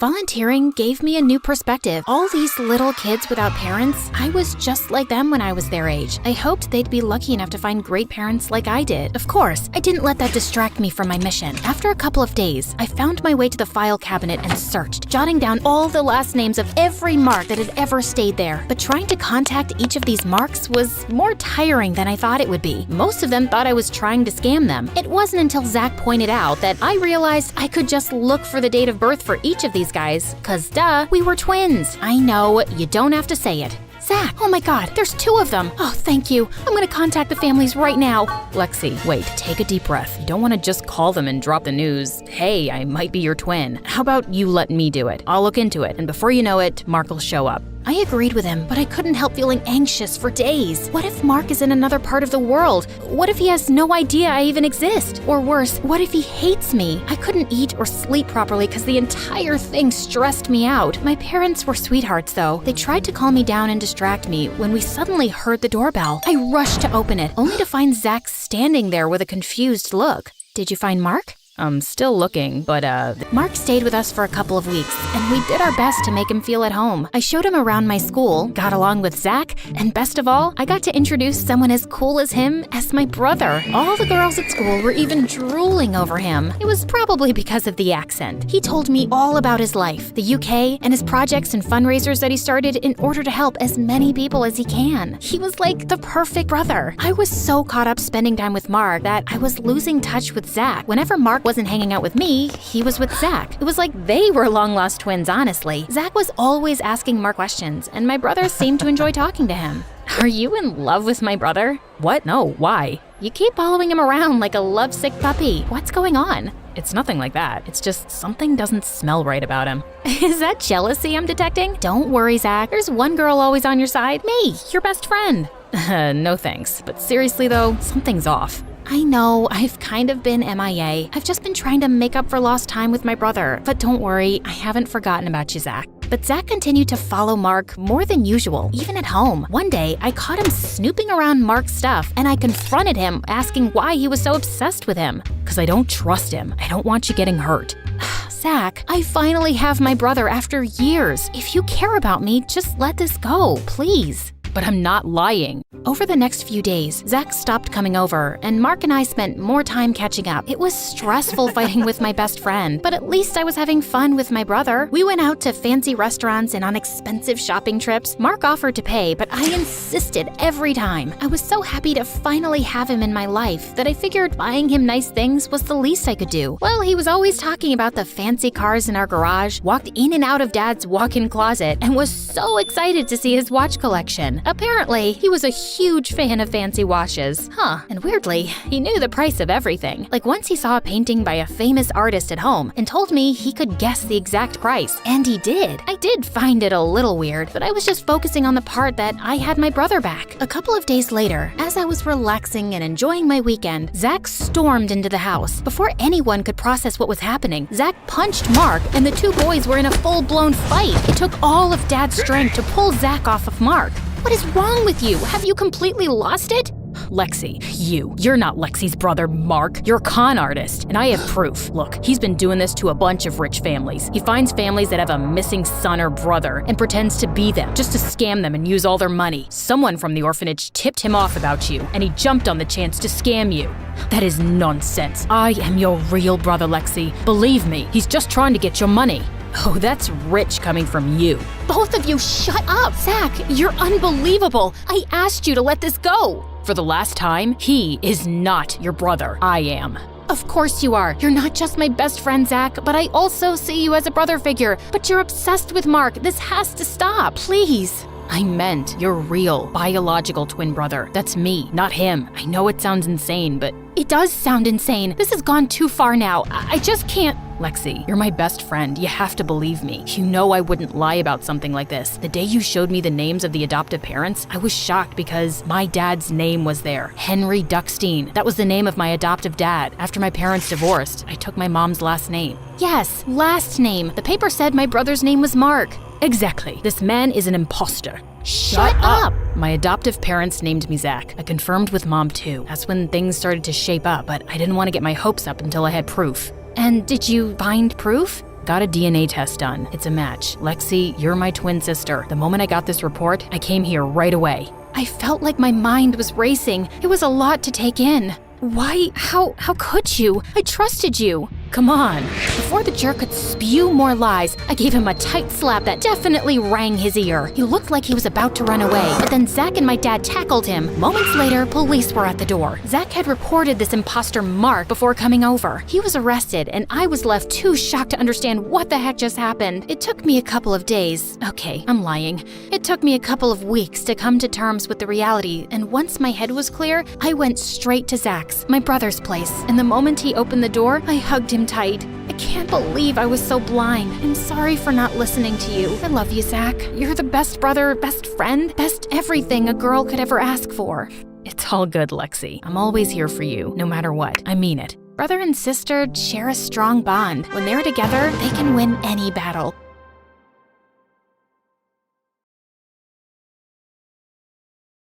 When I was born and my father, the chief of our fishing village, looked at me for the first time, he was furious. He went purple in the face and said, I come from a long line of first sons, and this girl ruined it. You should have given me a boy. Mom tells me that as he said this, I grabbed a lock of his hair and pulled it. Immediately, he pushed me into my mama's arms and left the room saying, You've brought shame to me. I am Maria, and I live in a small village in the eastern part of Brazil. I was the eldest child in my family, and I had a younger brother, Carlos, whom my dad worshipped. He was so proud of him only because he was a boy. But the important thing is that my father was the chief of the village, which means I'm a princess, and I freaking hated it. My parents never wanted me to go to school. But guys, before I continue my story, please know that My Story Animated will give $1,000 to one lucky person who subscribes in the next 7 days. Tell your friends, tell your sister, brother, and mom to subscribe now. I was always walking around in dangling pieces of gold jewelry and such heavy clothes. Mom was always ordering servants to do my hair or to paint my face and hands and feet, but I never finished any of these beauty sessions. I would always give the maids one of my gold accessories so that they would let me leave. Then I would sneak off to the river where there would be small groups of young boys learning how to read and write. I used to hide in the bushes and listen to the teacher, and that's how I learned how to read and write when I was only 5. Of course, my parents had no idea. When I was 8, my dad thought that all of my mom's hard work had paid off, and I looked really pretty. Yes, you're still a shame, but thank God at least you're beautiful. I can brag about that. Then Dad made a new law in the village. If anyone ever wanted to see me, the princess, they had to pay money because, according to him, having a princess is something special, and having a beautiful princess is a blessing that should be paid for. Dad then decided to increase the security of our house and made sure that my face would be covered when any of the village people wanted to visit me to get blessed. People would come to kiss my hands and touch my arms to bring them good luck. One day, a huge, scary-looking woman came and put a piece of paper at my foot and then started saying things like, "Oh la la lol, chonke ton affexe le boo." I looked at her in disbelief and snatched the paper. It said bad things about me, wishing the worst for me. I yelled, "Dad, she wants me to disappear, and you too. She is using black magic to make her daughter the princess." Dad almost fainted and kicked the woman out. He kissed my forehead and said, Good job exposing this insane woman. Wait, how did you know how to read the paper? I tried to come up with a lie, but I failed. You're only a pretty face. No more than that. Do you understand? And then he left. Next day, I found out that there were even more security guards everywhere. But 1 year later, I found a new way to continue learning. I demanded some of my visitors to bring me books and stories if they wanted to get my blessings. The women agreed to do that instead of paying. Of course, soon enough, Dad realized that the income had decreased, and he went ballistic. What are you up to, idiot? I just want to learn. Why? You're a princess and have a pretty face. Isn't that enough? Dad, there is nothing you could do to stop me from learning. I'll always find a way. Don't make me do something that I will regret, Maria. No. I'm not scared, and you need me more than I need you. Dad looked defeated for a second and left the room. He got back a minute later. He was holding a brush and some colors and white paper. Here, a moron from the capital city gave me this present. He said this stuff is used to make art. I'm sure it's something stupid, but a useless girl like you might have fun eating it, or I don't know what people do with these things. Dad, no, I don't want this. You don't have an option. And with that, he left. I put the present aside and never used it until one day, when some of the women ran to kiss my hand, she accidentally pushed the colors aside and they fell down on the white papers. What I saw there made me freeze. It was the most beautiful thing I had ever seen. It was, I didn't have words for it. And from that day, I started to draw things. I drew myself, my family, and even the women who used to visit. I didn't tell anyone, especially Dad, that I enjoyed drawing because I was sure this jerk would take away anything that might make me happy. Until one day, a young lady came to visit while I was drawing my own picture. I couldn't hide the painting in time, and she was able to see it. She froze. She looked really, and I mean really shocked. My God, what is this thing? I've never seen such a beautiful thing in my life before. Then she got on her knees, put her hands around her head, and started crying. How could this be so beautiful? and real. Oh, God, I need to tell everyone. And she ran away before I could stop her. Soon enough, more women were coming and looking at my portraits and got the same reaction from everyone. This is new. This is a miracle. This is God's hand. And then she bowed, and other women did the same. Soon enough, the entire village knew about my paintings and came to see my work. I had no idea what was going on. I knew I was doing something new. The entire painting idea was new in my village at that time. It reminded me now of the people's reaction when they saw TVs for the first time. They said it was witchcraft or magic. People took time to process and accept TVs, radios, or any new invention. And the same thing was happening with my paintings in my village. Of course, I now know it's called painting. Back then, we called it marking the paper. But my people didn't panic or get scared. Instead, they fell in love with my portraits, and they never left my house.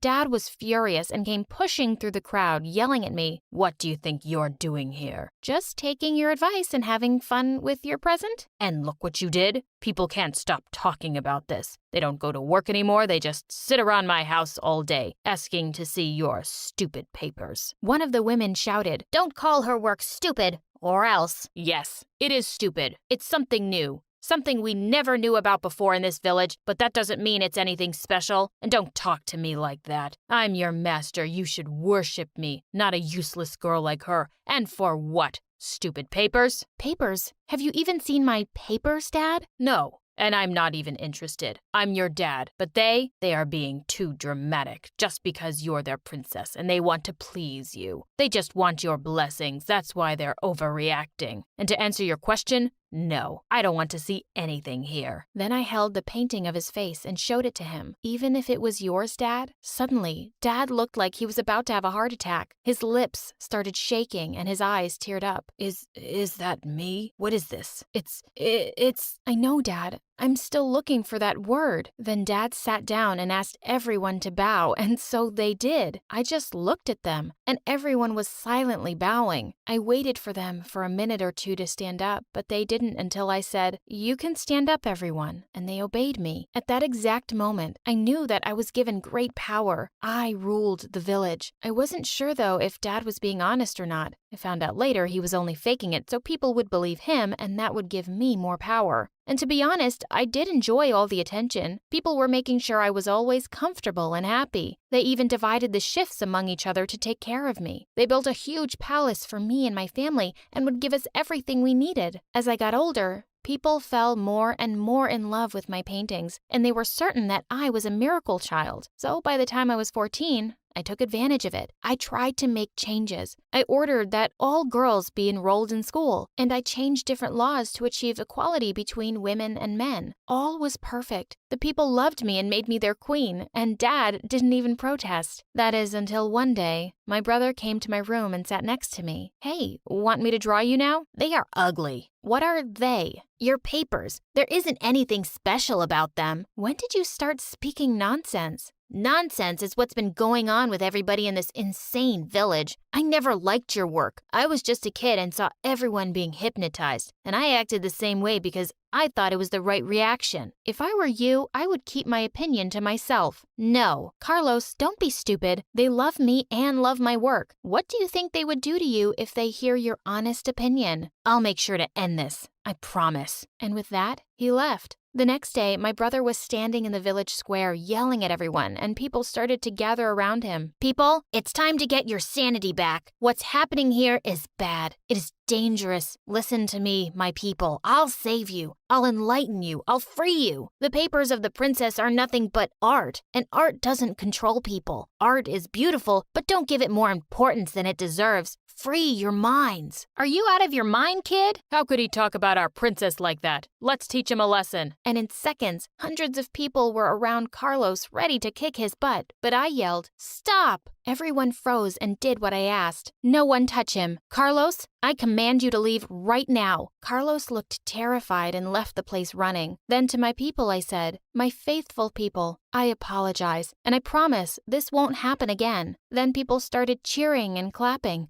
That night, everyone gathered in front of the palace and they partied until the morning. The more I painted, the crazier people got. They stopped going to work. Children didn't go to school. Women wouldn't stop getting pregnant. They wanted more children to name them after me, to honor me. It was chaos. And for the first time in my life, I realized I had messed up. I had ruined my own village. I ran to Carlos. What should we do? We? Like you and your people? No, like me and the only sane person in this village. Say it again. Who is the genius? I didn't say genius. Fine, you're a genius. Help me. He looked straight into my eyes and whispered, "Run." And where should I go? I mustn't know, or they will make me tell them where you are. That night, I gathered my stuff, my paintings, and a lot of money, and I left. The next morning, when I got to the capital, I entered a small store to get some food. When I got to the cashier to pay, I thought for a second, and instead of paying, I held one of my paintings to show him. He looked at me in silence. Are you okay, kiddo? Can't you see this? Yeah, it's... Yeah, what's the word? It's okay-ish. Maybe with a little practice, you'll get better. Aren't you going to pay now? I realized at that moment that the big city was something else. I settled down and started taking painting classes. After a few years, I met someone and we got married and had 5 children. 20 years passed since the day I left my village. One day, I got a phone call saying that my dad had passed away. When I got there, I was scared people might gather around me or go crazy, but nothing happened. I got curious and stopped to ask some people if they recognized me, but they shook their heads until I met an old lady who came running to me and said, "Our princess." You know me? Why aren't you bowing? Why? Oh, you mean because of the paintings. They weren't anything special, honey. You were a princess, and we wanted to please you. We just wanted your blessings. So why did no one look for me after I left? Why would anyone? Listen, we loved you so much, and we respected your decision to go. We had overreacted to your art, and it got out of control. We never wanted you to leave, and people never stopped mentioning you. Even our young kids know you. Is that true? Yes. Watch this. Hey, everyone. This is Princess Maria, the just beloved queen you've all heard about. Then people started gathering around us. Kids were running to hug me, and women started kissing my hand. Oh, Princess Maria, we love you. Our children love you. I hugged them back, and with teary eyes I said, I love you too, all of you.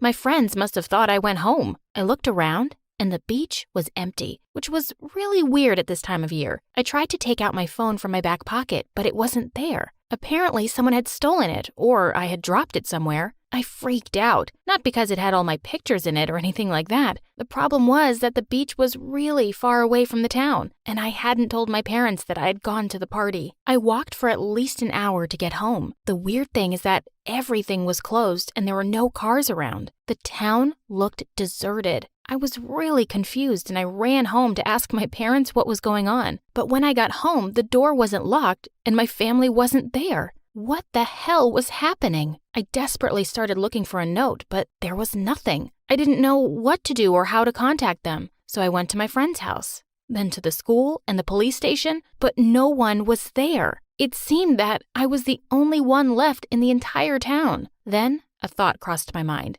This has to be a dream. There is no other explanation. Of course, it's a dream, Beatrice. Otherwise, how do you explain your parents leaving town without telling you? I felt my heart racing and my head exploding. I was panicking big time. I tried to calm myself down, but it wasn't easy. I thought to myself, whatever is going on, I need a plan. Right now, the most important thing is food. I decided to go to the town center where all the stores were. To my surprise, all the stores were open. I ran into the supermarket to eat something. I was starving. I was alone in a town full of shops that were open just for me. And the best part was that I did not need any money. I decided to explore the abandoned shops. I started with the most beautiful clothes shop in town.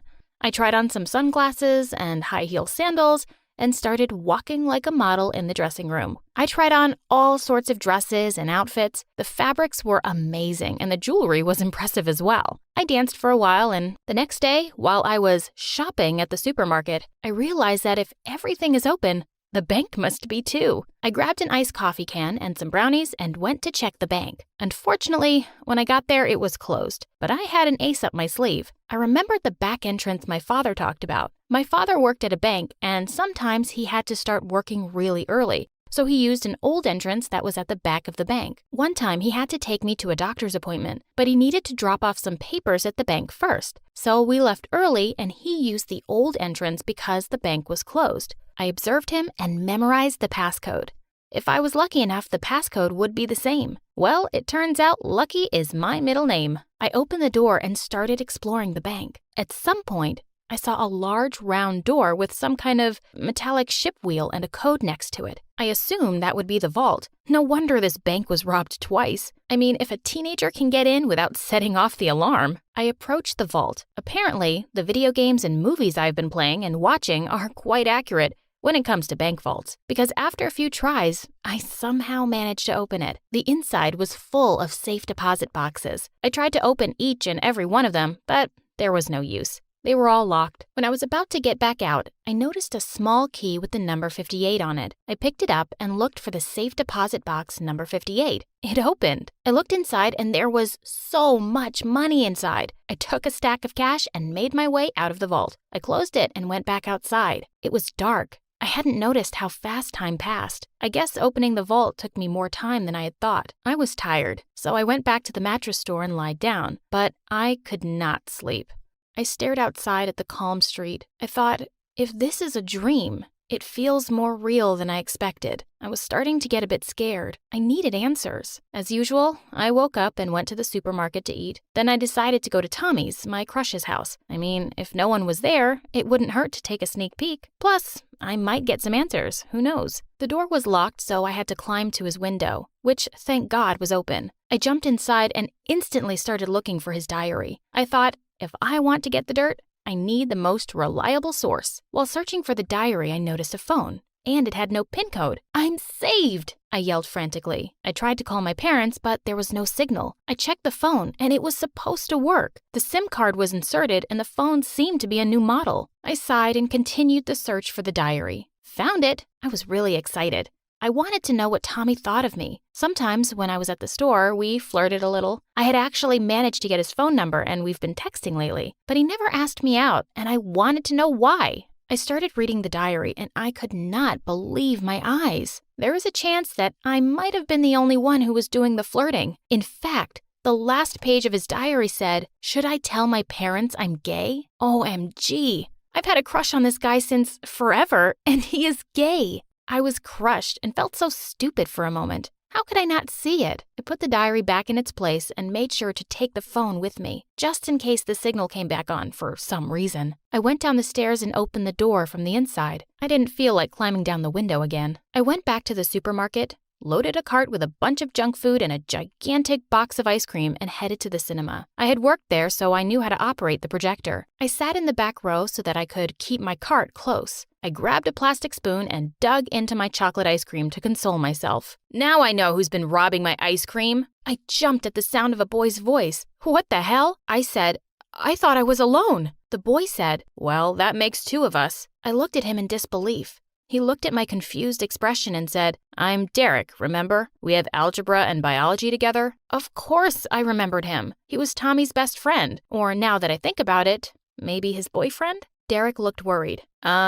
Beatrice, you okay? Yes, I'm okay. I'm just surprised to see anyone, I said. He looked at me and asked, do you know what happened? I shrugged and told him how I woke up at the beach and had to walk back to town, only to find that everyone was gone, and that I've been wandering in the town for days. He told me that he's been wandering the town for days as well, but that he came to this area just yesterday. I looked at him while he was talking, and for the first time, I realized how cute he was. No, he was actually handsome with those blue eyes and black hair. That sure is a winning combination, I thought to myself. Derek looked at me and asked me, so what are we watching? I blushed and told him that this was a romantic movie you watch when you feel down. Derek and I talked through the entire movie. I wanted to watch the movie, but I didn't mind. Derek is actually awesome. We turned out to have a lot in common. Actually, we were so caught up in our conversation that we didn't notice when the movie was over. After a while, we decided to go outside. It was already dark. I told Derek I was sleeping at the mattress store,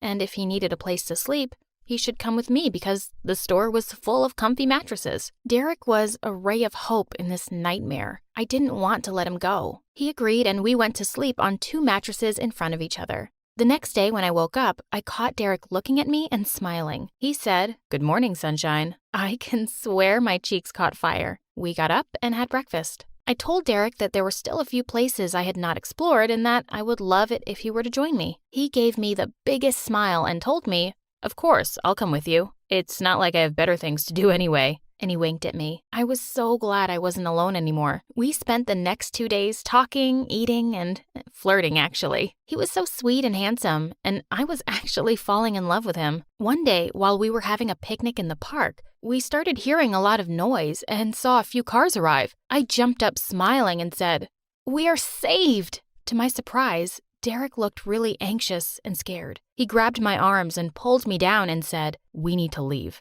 Now." I stared at him confused. "What are you talking about? We've been alone for days, waiting for someone to come back." "Now that they do, you want us to run away?" Derek grabbed my arm and told me, "I don't have time to explain now. Come with me, please." Then, without waiting for an answer, he pulled me up and started tugging my arm to make me follow him. I was starting to get scared. He noticed my expression and I could see the guilt in his eyes, but he said nothing. I felt like we had been walking for an hour when we finally stopped. We were at the beach. I looked around, but I did not recognize this part of the shore. There was an old cabin that looked like it had been abandoned for years. He led me into the cabin and closed the door behind us. I could see that there was a bed and some canned food and sodas. OMG, did he just kidnap me? I hit him in the stomach with my elbow and he let go of my arm.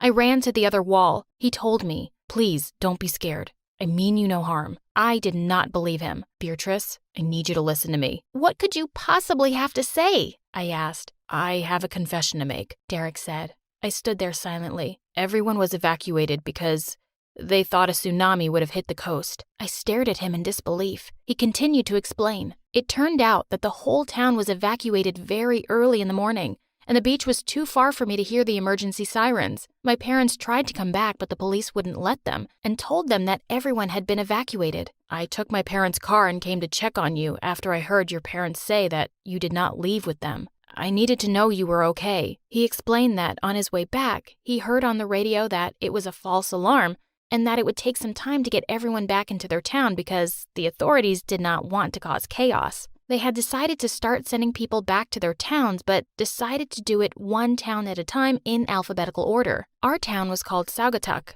so he was pretty sure he had a few days to spend with me and then tell me the truth.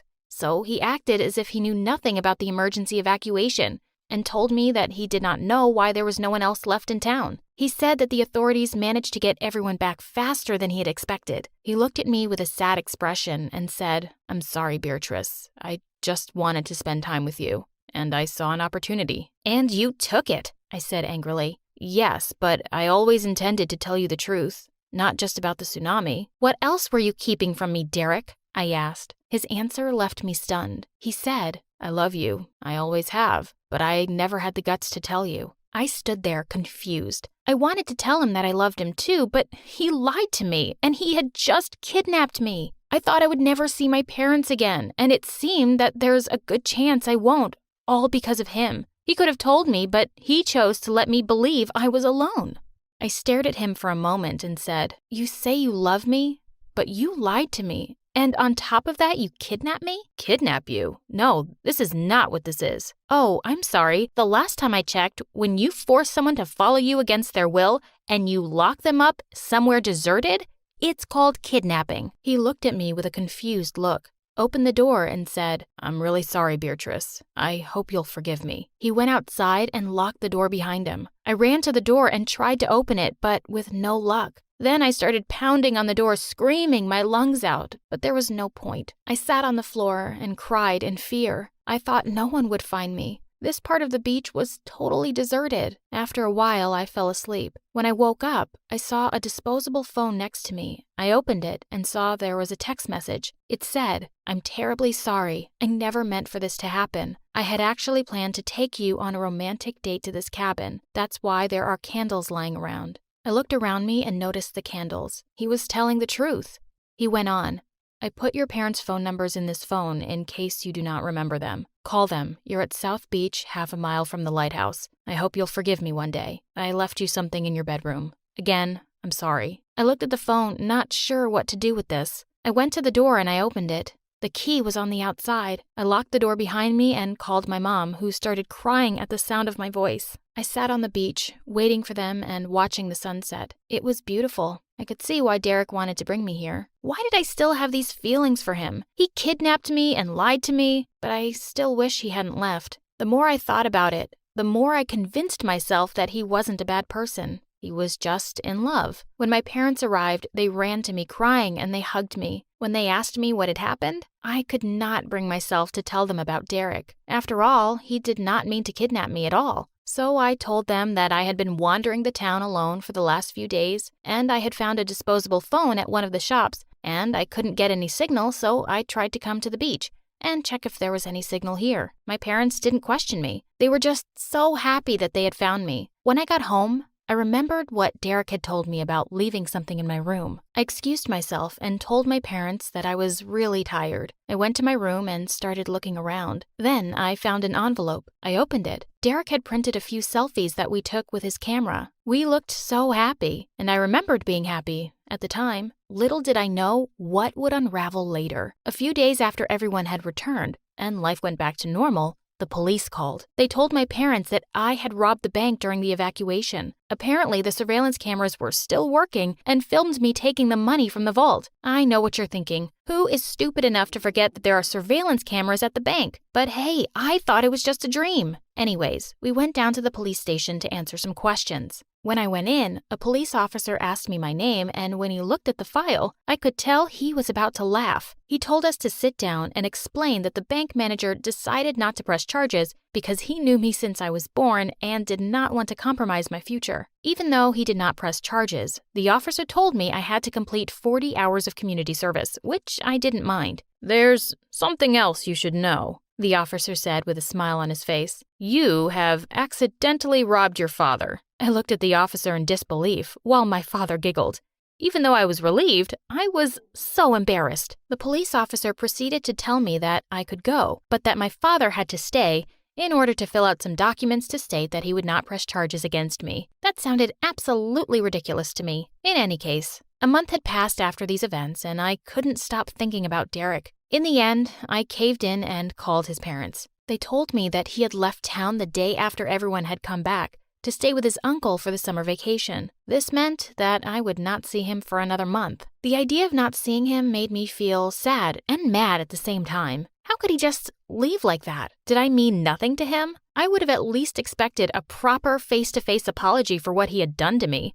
I was raging with madness. I took my bike and started riding it as fast as I could, hoping it would make my stress go away. I pedaled and pedaled until I realized where I was going. For some reason, I had ended up at the cabin. I got off my bike and tied it to a palm tree on the sidewalk and started walking toward the cabin. Then I stopped. In the corner of my eye, I saw someone sitting on the shore. I knew my mind was probably playing tricks on me, but from the back, it looked like Derek. I had so many mixed feelings. I was scared and yet still wanted to talk to him. So I thought to myself, for 3 days you did whatever you wanted because you thought you were dreaming. Just do what you want to do. Stop overthinking this. I took my own advice. I slowly started approaching Derek and the beautiful sunset. The closer I got, the faster my steps were, as if there were a magnetic attraction between us. I put my hand on his shoulder and he turned to look at me. One heartbeat later, his lips were locked with mine in front of the beautiful sunset. Hi, I'm Leslie, and this is my story. But before I continue, please like and subscribe. When I was a kid, my parents always fought a lot. Mom got so fed up that she yanked me out of bed one night and snuck me out the door. Mom, I'm sleepy. I want to go to bed. Shh, quiet. The next thing you know, we'd moved to a tiny apartment in a strange town, and I hated it. I screamed and cried for Mom to take us back home. Take me back. This is whack. I tried reaching out to my dad, but he was always too busy. That made me sad, but Mom found ways to cheer me up. Eventually, I got used to our new place, and hanging out with Mom was pretty cool. After a while, Mom met someone new. Soon they were married, and we moved into a new house. My stepdad was nice, but his daughter was a witch. Hey, Dana. Welcome your new mom and stepsister. welcome them? Ew, Dad, they're poor. Why are we keeping them here and feeding them? They're disgusting and gross. She's just kidding. She's a little shy. She's a sweetheart once you get to know her. Dana was the worst. She threw ketchup in my face, turned the lights off when I was reading, tossed my clothes out the window, and stole all my toys. I tried to tell my mom what was going on. Hey, babe, we're guests here. Dana is a bit spoiled, but we have to learn to accept her. Thank God Dana and I didn't go to the same school. Dana went to an expensive school for brats, and I begged my mom and stepdad to let me stay at my old school. But a few years later, things took a turn. My stepdad's company lost a ton of money, and he couldn't keep up with the bills. Girls, money is tight, so we'll have to enroll both of you in public school. Public school? No! Dana threw the biggest tantrum and refused to eat for a week, though I caught her sneaking cookies from the kitchen at night. On the first day of school, Dana acted like a total spoiled brat. Hey everyone, you might see this girl talking to me, but that doesn't mean we're related. She's just our maid. No, she's our maid. No, she's our maid. No, she is our maid. No, she is our maid. Dana and I fought all the time. We shouted at each other in the hallway, had a food fight in the cafeteria, and one time during science class, we started shoving each other and accidentally hurt the teacher who was trying to separate us. She ended up with a broken nose. The kids thought we were insane. Neither of us had any friends. I mean, I couldn't blame them. Dana was a crazy witch, and I'm cool, but shy and weird and insecure and invisible, so yeah. After weeks of being outcasts, we grew a bit closer, just a bit, 'cause we were lonely and we only had each other. Then one day in first grade, our parents sat us down to give us some news. We're gonna have a baby. Oh, really? That's cool. A baby? Why would you go and do a stupid thing like that? The baby came and my parents were so happy. A beautiful little boy. Isn't he precious? Let's call him Sam. I fell in love with Sam immediately, even though he was annoying. He cried a lot and puked and peed all over the place. Dana avoided Sam like the plague. She'd lock herself in her room and only came out to eat. Look at his stupid, dirty face. OMG, why is he throwing food everywhere? I played with Sam every day. You're so good with him, honey. Could you watch Sam while Dad and I run some errands? Sure, no problem. As time went on, Mom and Dad started leaving him with me all the time. Eventually, I was Sam's permanent babysitter. When Sam turned 2, he turned into a maniac. He drew on the walls with crayons, smashed an expensive vase, and poured milk in my dad's office drawer. And they blamed me every time. That vase cost a fortune. I'm taking it out of your allowance. But it's not my fault. I told you so. Told me what? That the brat was a bad idea. It's only gonna get worse. And Dana was right. One day I had a huge chemistry test and told my parents way in advance that I needed to study, but they still shoved Sam in my face and just left. I'd had enough. I dropped Sam off in Dana's room and headed out the door. Where do you think you're going? I'm done with this family. I'm out of here. You can't just leave me with this thing. Watch me. Look, Sammy, she has cookies. Sam grabbed Dana and I walked out the door.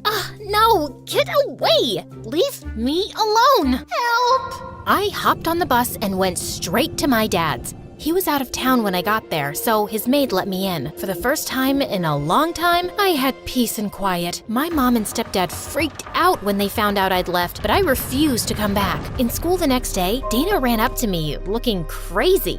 I can't take it. Please, come back home. I thought you hated me. I do, but Sam's a demon. He tore up all my clothes and flushed my makeup down the toilet. Sounds like you're getting a taste of your own medicine. I turned to walk away, but then Dana started bawling like a big baby. Please, I'll do anything. Just come back home. Okay, maybe I'll come back, but on one condition. You have to do what I say when I ask. No way. I'm not your maid. You won't be my maid. You'll be my assistant. That's even worse. Take it or leave it. Dana reluctantly agreed, but even if she hadn't, I'd have moved back anyway because I missed my little Sam. The thought of him being ignored by my shallow parents and selfish Dana made me sick to my stomach. I moved back in, and whenever our parents left us with Sam, I'd set up a schedule so Dana and I shared the responsibilities. Things were great for a while, but they took a turn when Sam turned 10. He stole my mom's diamond ring and gave it to his classmate to impress her. A pretty ring for a pretty girl. Are you crazy? I can't take this. Sam got so mad, he punched the girl in the face. Then he sold mom's ring to his friend. I'll give it to you for $50. 40. Deal. One day, Sam's teacher called my parents in for a meeting. Of course, they were too busy to go and sent me and Dana instead. We came because our parents have leukemia. Oh my god. No. She means anemia. No, I think I meant amnesia. They're getting old and crazy. They're just sick, and we came instead of them. Can you tell us what the problem is? Sam gave one of his classmates a black eye. He broke a window, and he's been terrorizing the other students. When we got home, I went straight to Sam's room. We need to talk about what's going on with you in school. I'm busy. If you keep this up, you might get expelled. Get out! Sam slammed the door in my face. He was very stubborn, but I wanted to help him. When my mom and stepdad came back that night, Dana and I told them everything. It's those mean kids. They hate me, and they're always making fun of me because I don't have nice things. Oh, darling, we're so sorry. We'll buy you new clothes. Then Mom took Sam on a shopping spree. I couldn't believe they fell for his act. Later that night, my parents went out of town for a business dinner, and Dana and I were watching MSA videos in my room when Sam appeared out of nowhere. Hey, stupid witches, you're gonna pay for telling on me. Get out of the way, psycho. We're trying to watch TV. Sam pulled out a huge jar of crickets from behind his back and smashed it onto the floor. The crickets landed in our hair and all over our clothes. Get them, my pretties. A couple of months later, Mom and Stepdad called us into the living room to tell us we were moving into a brand new fancy house. So, wait, we're rich again? Yes, we have twice as much money as we had before. Thank God. I hated being poor. Now I can go to a fancy college. Only the best for my daughter. A month later, Dana left for college in another city. I could have gone away too, but I was too worried about Sam, so I got enrolled in a college close to home. But soon after, my stepdad enrolled Sam in an expensive private school, and he started hanging out with these spoiled rich kids. I had to make sure that he didn't get into some big trouble. In my sophomore year, I was reading in the park one day when suddenly I spotted a big dog running at crazy speed with a guy my age trying to grab his leash. His name was Alex, and he was a senior in my university. I gave him my hoodie, and we ended up talking for a while. I hadn't even realized 2 hours had gone by. Oh shoot, I gotta go. I gotta check in on my little brother. So, how do I get your hoodie back to you? Maybe I could take you out for dinner tomorrow? Oh,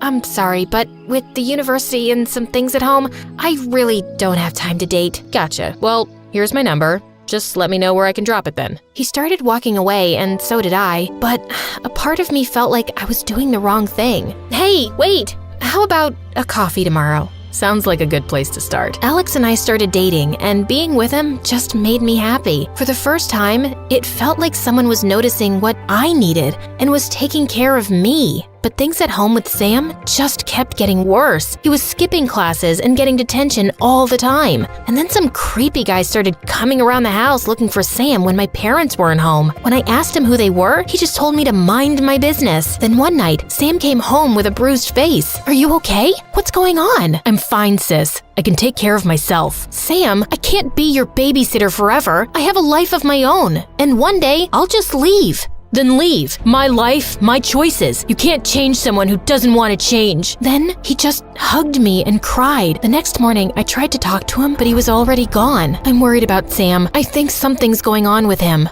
You worry too much, honey. Sam's fine. Have you seen his face? He said he got hurt during football practice. Ugh. Soon after I graduated, Alex proposed, and I was over the moon. I'd have to move out, but I would only be 10 minutes away from Sam. Not that he seemed to care much either way. And on my wedding day, Sam was nowhere to be found. I kept calling him, but I couldn't get through, and we couldn't postpone the ceremony any longer. I felt so upset that he had missed this. But 2 hours later, I finally got a panicked call from Sam, asking me to pick him up from some bad neighborhood.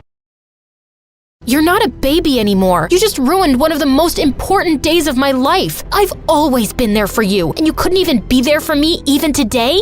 I started to give up hope of fixing him. I was fighting a battle alone, a battle that wasn't mine. And my parents just made things worse. Sam failed high school, but my stepdad paid the school board to give him passing grades. It made me so mad, but I had no say in the matter. Then one day, the company I worked for gave me an amazing job promotion if I moved to California. It was a great opportunity, but I felt unsure. Alex supported me either way, but I tossed and turned all night thinking about what to do, and finally called Dana.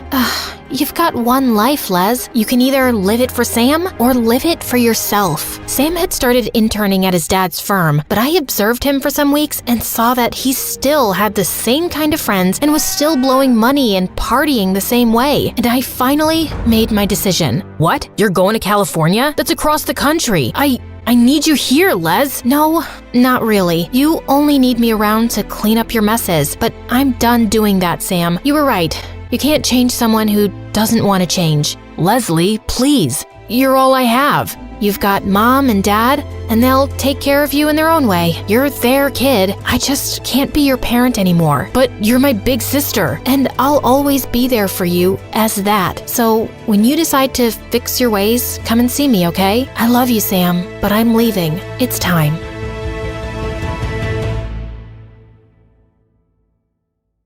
Ella, come watch your parents' rehearsal. We need your notes. Mom, I'm watching TV. Don't be stupid, Ella. I'm so much better than anything you can see on TV. Hi, I'm Ella from Indiana, and I have the most embarrassing parents in the world. You don't believe me? See for yourself. But before that, please like and subscribe because MSA will give $1,000 to one lucky person who subscribes in the next 7 days. Ever since I can remember, my parents were obsessed with the idea of being famous movie stars, and they'd turn every single thing into a production. Baby, are you ready for your first day of school? Mom, why are you dressed like an octopus? Oh, honey, we want to promote our new movie, Henry Potter and the Octopus Queen, at your school. All your friends and teachers will be so impressed. Impressed? Everyone was making fun of me as I made my way to my class with my parents looking like cartoons. And the movie they were talking about was the one they'd made themselves, just like all the others, and it was terrible. This was the reason why growing up, I'd never let any of my friends come over. Even on my birthdays, I'd beg my parents not to throw me any parties. But once in 8th grade, my friend Maddie invited me to her birthday party, and Mom and Dad dropped me at her place. But instead of driving away, they parked and got out too. Why are you guys getting out? We're here for the party, of course. No, please do not tell me you're going to perform. Only they did. They went onto the stage and started acting out their latest play. And then to my horror, a random kid pointed and yelled, "Hey Ella, aren't those your parents?" What? Of course not. I've never seen those people in my life. Yes, they are. Why don't you go up there and join the circus freaks? A bunch of kids pushed me onto the stage and started laughing, but my parents kept on with their act and didn't even care how they were embarrassing me. I stormed out of there in anger, and that day, I decided I'd had enough. You guys are just making fools of yourself by acting this way, and you're making me miserable. Ella, why can't you be supportive of our career? Don't you understand? You're never gonna get famous like this. If you really wanted to make it, you'd be in Hollywood, not this dumb town. I didn't expect my speech to make a difference since they never listened to me. But this time, they did. Ella, you've convinced us. You're brilliant. We're moving to LA. Are you serious? Heck, they were, and I couldn't believe it. This was actually a good thing. I was so happy we were finally leaving this place, and I could start a new life. When it was time to go to my new high school, my mom placed a uniform in front of me. What's this? You're going to a private school. But we can't afford it. This is a business investment, Ella. We found a school where all the famous people send their kids, and if you become friends with them, we'll become famous too. Connections are everything, darling. It's not my job to make you guys famous. Please don't interfere in my life here. What an ungrateful child. What will you say when we become more successful than you ever dreamt of? I did go to the private school, but thankfully they didn't make a scene when I got out of the car on my first day. I was barely through the door of my class when suddenly I was ambushed by some students. Hi, I'm Kira. What's your name? I'm Ella. So, Ella, what do your parents do for a living? Suddenly, all eyes were on me, like this was the last winning question of Who Wants to Be a Millionaire, and I freaked out. They're movie stars. Wow, that's so cool. My mom's a director, and I'm sure they must have worked together. So, like, you're Ella Clooney, Ella Downey Jr., Ella Cruz? Tell me their names. You haven't heard from them. They're from Spain. That's why we're here, actually, to expand in the American market. That's awesome. Your American accent is so good. How do you speak such good English? Jesus, who was she? Some investigating officer? I had to change the topic. My mom's American. My dad's the one from Spain. Hey, who's that? That's my brother, Johnny. He's like the most wanted guy in school. If you want, I can introduce him to you. He was her brother? He was so freaking hot. She called him and he came waving at me in the most adorable way. Hi, Johnny. What's your name? Wow, that was brilliant. Genius. Wow, you're pretty and funny. Funny? Phew. Johnny, her parents are famous movie stars from Spain, so much cooler than ours. OMG, my lie was going places now. But what was I supposed to do? Someone was actually talking to me on my first day, and the only reason they showed interest in me is because she thought my parents were cool. That day, I had so much fun hanging with Kira and Johnny. I finally had friends. Later when I went home, I felt kinda guilty about lying. So I decided that I was gonna tell them the truth. But the very next day at school, kids were going crazy around me. Apparently, Kira had told everyone how my parents were huge Spanish movie stars, and now everyone wanted to meet them. Holy Jesus! I ran to the washroom to get away from their questions for a while. Just then, I heard someone crying in one of the cubicles. Hi, are you okay in there? What happened? Suddenly, the door flew open, and a girl who looked like she had been crying a lot just pushed past me and ran away. That was weird. Later, I had a chemistry lab class, and everyone had to work in pairs. That's when I saw the girl from the washroom sitting all by herself, looking kinda sad. Hey, can I sit here? She nodded, and I sat down next to her, and she told me her name was May. So, May, will you tell me why you were crying earlier? First, she hesitated, but then she told me everything. I'm the only one here without a famous or super rich family. That's why everyone is always picking on me. Especially Kira, she's the worst. Wow, I had no idea Kira was a bully. I felt really bad for May, and I wanted to tell her I was just like her. But I decided it was best not to tell the truth to anyone. I didn't want to be bullied like her too.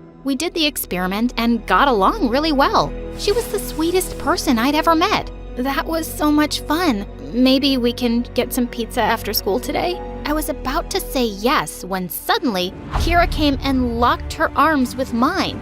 No thanks. Ella's got better friends, so why would she waste time with a nobody like you? Saying that, she pulled me away with her. And even though I wanted to push her off and walk back towards May, I just couldn't. At this school, people like Kira ate people like me and May for breakfast. I just saved you from being friends with a loser. You're so lucky to have me. Hey, that's really mean. You're welcome. Later, she took me to her house, and there was a huge pool where Johnny was swimming like a mermaid. My jaw immediately dropped, but before I knew it, I was suddenly pushed into the pool. Kira, what was that? Chill out, Ella. I was just having fun. What if I didn't know how to swim? Oh, right. That slipped my mind. Hey, Ella, ignore my sister. She's a little crazy. But look at you. Wow, you look just as gorgeous in the water as you do in the sun. God, my heart skipped a beat as he came closer. But just then, Kira jumped into the water and ruined the moment. You know what? I've got a great idea. Seeing you with that loser girl, what's her name again? February, March, something, May? Yeah, whatever. Let's prank her. Why? 'Cause it's funny, and she's a loser, and no one will care. She'll care. Why do you want to bother her? What's your problem? You, Kira. I wanted to say that to her face, but just then Johnny spoke up and asked her to stop being a brat. At least he was nice.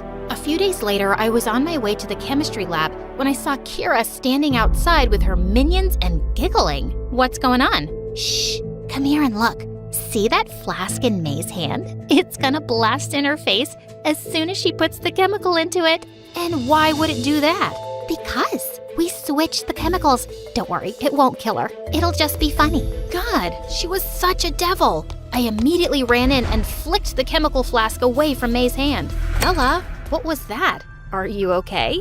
Oh, yeah, totally. I just slipped. And I'm really sorry about Kira the other day. Do you want to grab some pizza after school?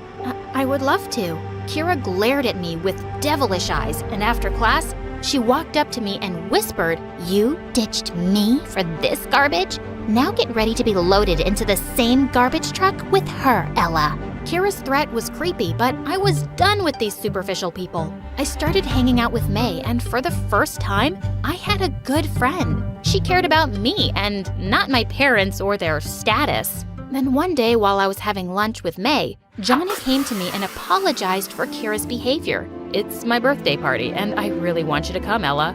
I looked at May, and she winked at me with a smile. But May comes with me too. Sure, as long as you're there, the entire city is welcome. We were really excited about the party and went shopping for some cute dresses. And when we got to the party, we were blown away. Almost everyone from school was there, and it was so grand. I saw Johnny dancing with some girls in the distance, but before I could go up to him, Kira came over to me. "Hey, Ella. I'm glad you could make it to my little surprise party." Your surprise party? What are you talking about? Just then she pointed in the other direction, and my heart dropped when I saw Mom and Dad there. Oh my God, this was a nightmare. But Kira's loud voice was more than enough to tell me all of this was frickin' real. Guys, why don't you introduce yourselves to everyone? Oh, hi, y'all. We're Ella's parents, and we've come from Indiana to get our careers going. Now, where are all the other famous parents?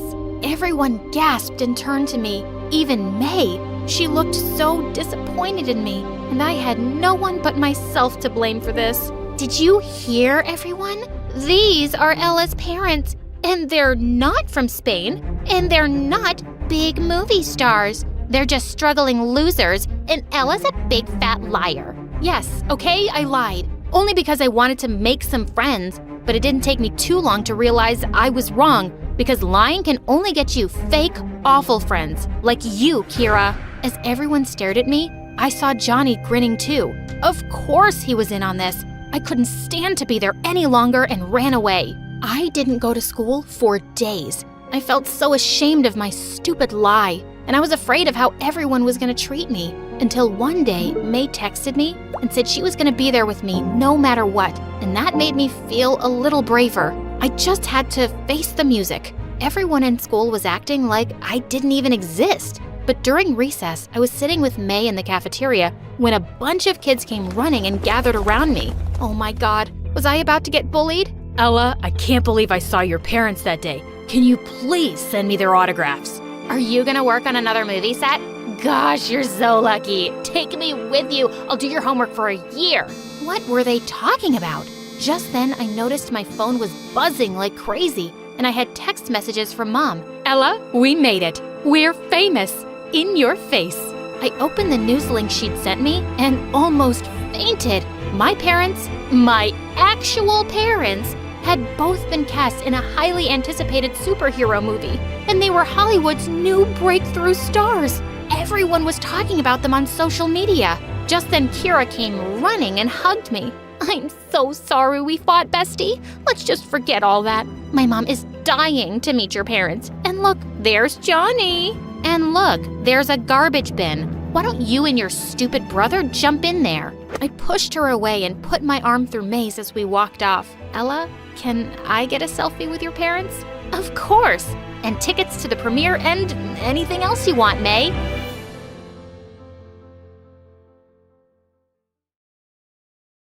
Hi there. I'm Saul from San Francisco. Please like and subscribe because my story animated will give $1,000 to one lucky person in the coming 7 days. When I was only 2, Mom left Dad because his business was failing miserably, and she didn't want to be with someone poor. But growing up, Dad adored me and made sure I had everything. But over the next few years, he turned really lucky and his business was booming again. And just like that, we were richer than ever. We had a super big mansion, fancy cars, and butlers. On my 4th birthday, Dad said he had a big surprise for me, and I was super excited for it. But then he introduced me to his girlfriend, Linda. Aw, Saul, you're adorable, baby girl. Ew, she was so weird. But very soon I discovered that she was a witch too. The second Dad would turn his back, she would go all crazy on me. You look like a filthy boy from a slum. And what's with your ugly hair? Ew. But Dad wouldn't listen to a word against her. He was so blindly in love. Soon after they got married, and the first thing Linda did was transfer all of Dad's money to her name. A year later, she gave birth to Tanya, who was the cutest. But slowly, Linda started revealing her real face to Dad too. One day, while Dad was getting ready for a business trip, Linda went all bonkers on him. I have a night out with my friends, and you want me to take these good-for-nothing kids with me? You better stay home and do it yourself. Don't talk to me like you're my boss. It's because of me that you get to enjoy all these luxuries. I work hard and I feed everyone here, so don't give me that attitude. Oh, who says I'm not the boss? Saying that, she threw the property papers in his face and asked him to leave her house. This was crazy. But what Dad did was even crazier. He left us forever, and I had to put up with my witchy stepmom. Now, Linda would spend all of Dad's money on shopping and her parties all day long and not even care about Tanya. So I made sure to look after her, and over time, we grew quite close. One day, Tanya fell sick, and I asked Linda to go get her some medicine. But when she came back, her hands were full of shopping bags. And worse, she didn't get the medicine. Seriously, Linda? I can't believe you're doing this to your own daughter now. Okay, I forgot. What's the big deal anyway? It's just a fever. It'll go away on its own. But the important thing is, what will I wear for tomorrow's party? Whoa, this woman was something. Years passed and Tanya started going to school with me, but I was concerned about her grades. So I went to her room to help her with the upcoming tests, but Linda didn't seem happy about it. why are you trying to make her a geek like you? Isn't it enough that she has the biggest glasses on her nose? For God's sake, let her be like me, growing up and finding a rich husband. That's what smart women do. She was horrible, and Tanya was nothing like her. So I made sure to help her when Linda wasn't around. Then one snowy evening, I thought Tanya was outside having snow fights with the neighborhood kids, but what I saw left me shocked. I realized all the kids had ganged up on her and were throwing snowballs at her face. Take this, loser. OMG, he was so done. I ran out and picked up a huge chunk of snow and threw it at him. Don't you dare hurt my sister, dummy. I chased all the stupid kids away and took Tanya inside. A few moments later, Linda walked in, and I told her all about it. So, what should I do? And what did you expect, really? Of course kids are gonna bully her for looking like a loser nerd. Linda, are you crazy? You're her mother. Do something. You want me to do something? Fine. From today, she won't go to school and anywhere outside, and then there'll be no more problems. What? How could she do that? Tanya ran up to her room in tears, and I went after her. Don't worry, little sis. I'll get you out of here. But how? She'd ground me forever if she finds out. Well, then she will never find out. That's when an idea hit me. If I kept Linda distracted, she wouldn't care about us. I swapped Linda's shampoo with green dye, and the next morning, she looked like the freaking Grinch as she ran to the salon in her bathrobe. Tanya and I laughed our butts off and headed off to school. I'd find more ways to keep Linda busy. Later that day, when I went to the school cafeteria to have lunch with Tanya, she didn't show up for quite some time. Just then, I heard someone crying from under the table. I bent down and saw Tanya. Hey, what's wrong? Why are you crying? Come on out. That boy, that Jerry, he took my glasses and pushed me. I couldn't see anything, and everyone started laughing. So, I hid here. Oh, God. I marched straight to the boy's table and pulled him up by his shirt. Let me show you who the real gangster is, kid. Whoa, easy, please. What's wrong? I turned around to see Sebastian, a new student who had just joined my class. This guy has been bullying my little sister, and I'm here to teach him a lesson. OMG, I'm so sorry. He's my younger brother, and I'll make sure to teach him better. It's just that we're new here and he's having a tough time adjusting. But I promise, he won't do it again. He immediately grabbed the glasses from his little brother's hand and put them on Tanya. Well, that was sweet. Later during class, he apologized to me again, and I kind of felt I was too harsh with his brother. Hey, listen, it's just that I'm too attached to Tanya. I feel more like a mom to her, so I couldn't see her crying, and It's all right. I totally understand. turns out he and his brother were a lot like us. Their mother passed away long ago, and their dad was always away for work, and that connected us instantly. He also suggested that we all go sledding in the evening so that our siblings could get along. It sounded like a great idea, and the four of us actually had a lot of fun together that evening. But as soon as we reached home, I was shocked to find Linda all flared up in anger. You all think you're smart enough to play your little pranks on me? Well, now it's my turn. Tanya, you're grounded forever. No school, no friends, and finally, no sister. 'Cause Saul's moving to an orphanage right now. What? Why? You can't do that. Mom, no, please don't say that. She's my sister and your daughter. No, she isn't. Not anymore. I have signed off the papers and gave up her guardianship. Now she's an orphan. So, pack up your bags and leave my house, Saul, before I kick you out.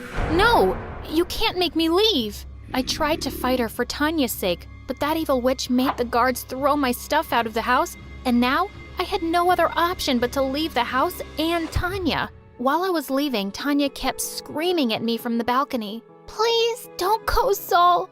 What will I do without you? It was hard for me to see her in tears, but I promised her I'd come back for her someday. After that, I kept walking for hours until it started raining and I stopped at a restaurant. Just then, the waitress came in and asked me what I wanted to eat. Well, I don't have any money, so I'm afraid I won't be able to order anything. But she sneaked me some hot chocolate from the counter and told me it was on her. She seemed like a really nice lady and even asked me if I wanted a job. A job? That'll be great. I didn't want to go to the orphanage, and this way I could earn some money too. So I started working there as a waitress. The lady also offered me a place to live, and I kind of felt like I'd found a new home. Days passed, and I even learned some basic tailoring and designing from the old waitress. Within a month, I was able to design beautiful dresses and sweatshirts out of old, rugged clothes. One day, while I was serving coffee to one of the customers, I accidentally spilled some over her dress. Are you blind? That's a designer piece. She seemed really mad, so I'd said I'd get her something to wear. I ran to the storage room where I had all my designs, and since I couldn't pick one for her, I carried them all to her. Oh my God, these are amazing. Who made them? I did. She looked awestruck by my talent and told me she was a world-famous designer herself. Her name was Angelica Martino. And then she offered me a job as a designer. This was freaking awesome. I couldn't believe my ears. I took this opportunity and followed her to Italy and joined her massive company. And within months, I was making more money than I'd expected. Honestly, I was quite happy, but I always felt that there was something missing from my life. Tanya. I told Angelica I wanted to visit San Francisco, but she wouldn't let me. I can't let anyone go just like that. We have business to do here. And if you still want to go, you can. But then I won't give you any credits for your designs, girl. What? Why had she turned into a Karen? But I wasn't gonna take that rubbish from her. I stormed out of her office, taking all my savings and cutting up all the designs I made for the company so they couldn't use them. Yeah, and I could hear the witch Angelica's screams as far up as the plane. As soon as I landed in the city, I crashed into someone I'd never imagined. Sebastian. Saul, is that you? Oh my God, I was so worried. I had no idea where you'd gone. Are you okay? Suddenly, I burst into tears and told him everything that happened, and he asked me to move into his place with him and Jerry. I said yes, and he took me to his huge mansion. And seeing the brothers taking care of each other made me think about Tanya even more. So I went to see her the first thing in the morning with Sebastian, but I was super shocked to see her all alone. She ran towards me as soon as she saw me and burst into tears. Oh, Saul, where were you? I missed you so much. You said you'd come back for me, and I waited for you every single minute of every day. I felt so lonely without you. I missed you too, little sis. I thought about you every single day, and I'm so sorry that I made you wait for so long. But now that I'm here, I promise, I'm never gonna leave you alone. And I'll make up for everything. Then she told me that Linda had been living away with her rich boyfriend for months now, and she had left Tanya all by herself. She was unbelievable. I took Tanya with me to Sebastian's place, and I even filed a case against Linda for Tanya's custody, and she happily gave it away to me. Good riddance. After that, I opened my own fashion store. A few years later, Linda came back after getting dumped by her fraud boyfriend who took all her money and ran away. I raised you all those years, so I deserve half of the money from your fashion store. You can't say no. You didn't raise me, Linda. You just threw me out of my own house like trash. And now I'm returning the favor. Yeah, Mom, I prefer to see you homeless because you're the worst mother on earth. Just get lost. Oh, on second thought, why homeless when we can put her in jail? The right place for terrible people like her. We finally called the cops and filed a case against Linda. We won, and she was thrown in jail for years. And Tanya and I lived happily ever after. People call me the Queen of Entertainment, a famous pop icon, a musical superstar. You can take your pick. As for me, I like to be called the Queen of Hearts. Hi, I'm Ariana Grande. I was born in 1993 in Florida to overachiever parents who were super successful in their careers. Right since I was a toddler, I loved to sing. Mom would sing me lullabies and I'd sing along with her. You have a beautiful voice, my baby, just like an angel. I'm not so sure. I didn't get selected for the school choir. Don't let that dishearten you, sweetheart, and have confidence in your talent. I'm sure you're meant for greater things. Although I loved singing, I was also fascinated by theater and acting. I performed on stage for the first time when I was 8 in a musical named Annie. Are you nervous, Ari? No, not at all. In fact, I can't wait to set the stage on fire. And I did just that. That musical was a great success, and it marked the beginning of my musical theater journey. After that, I performed in so many other local productions like Beauty and the Beast and The Wizard of Oz. Life was going smoothly, but then my parents got separated. I felt devastated for a while. But thank God I had my pet dogs to keep me going through that tough phase. Just so you know, I have 10 rescue pups. One of them is named Sirius Black. Yeah, I'm quite obsessed with Harry Potter. But then, aren't we all?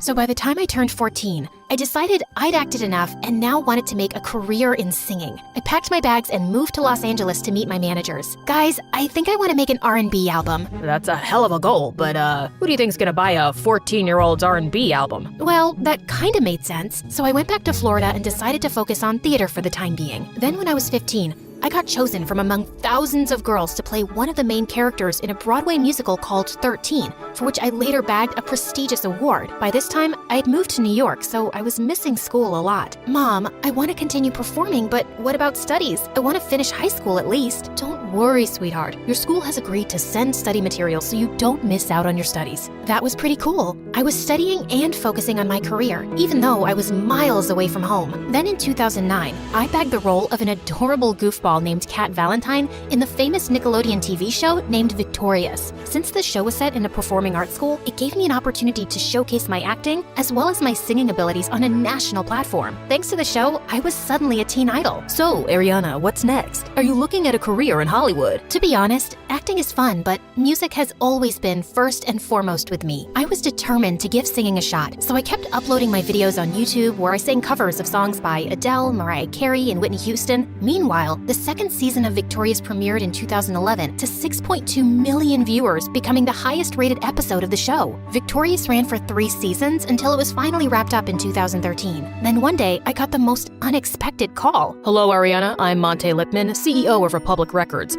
I saw your YouTube videos and I want to sign you up for the label. Are you interested? Yeah, of course. I'd love that. I put down my phone and did a little happy dance. My music career was finally taking off. The next 3 years, I focused completely on my vocals and singing and collaborated with many contemporary artists. The result was my first album, Yours Truly, that debuted at #1 on the US Billboard 200 albums chart, and it sold 138,000 copies in its first week. After that, there was no looking back for me. Today, I've sold over 85 million records worldwide, broke 27 Guinness World Records as a singer, bagged 2 Grammys, and was listed among the 100 most influential persons in the world by Time magazine. So friends, I hope my story inspires you to never give up on your dreams, since miracles do happen. just believe in yourself, because if you don't, who else will?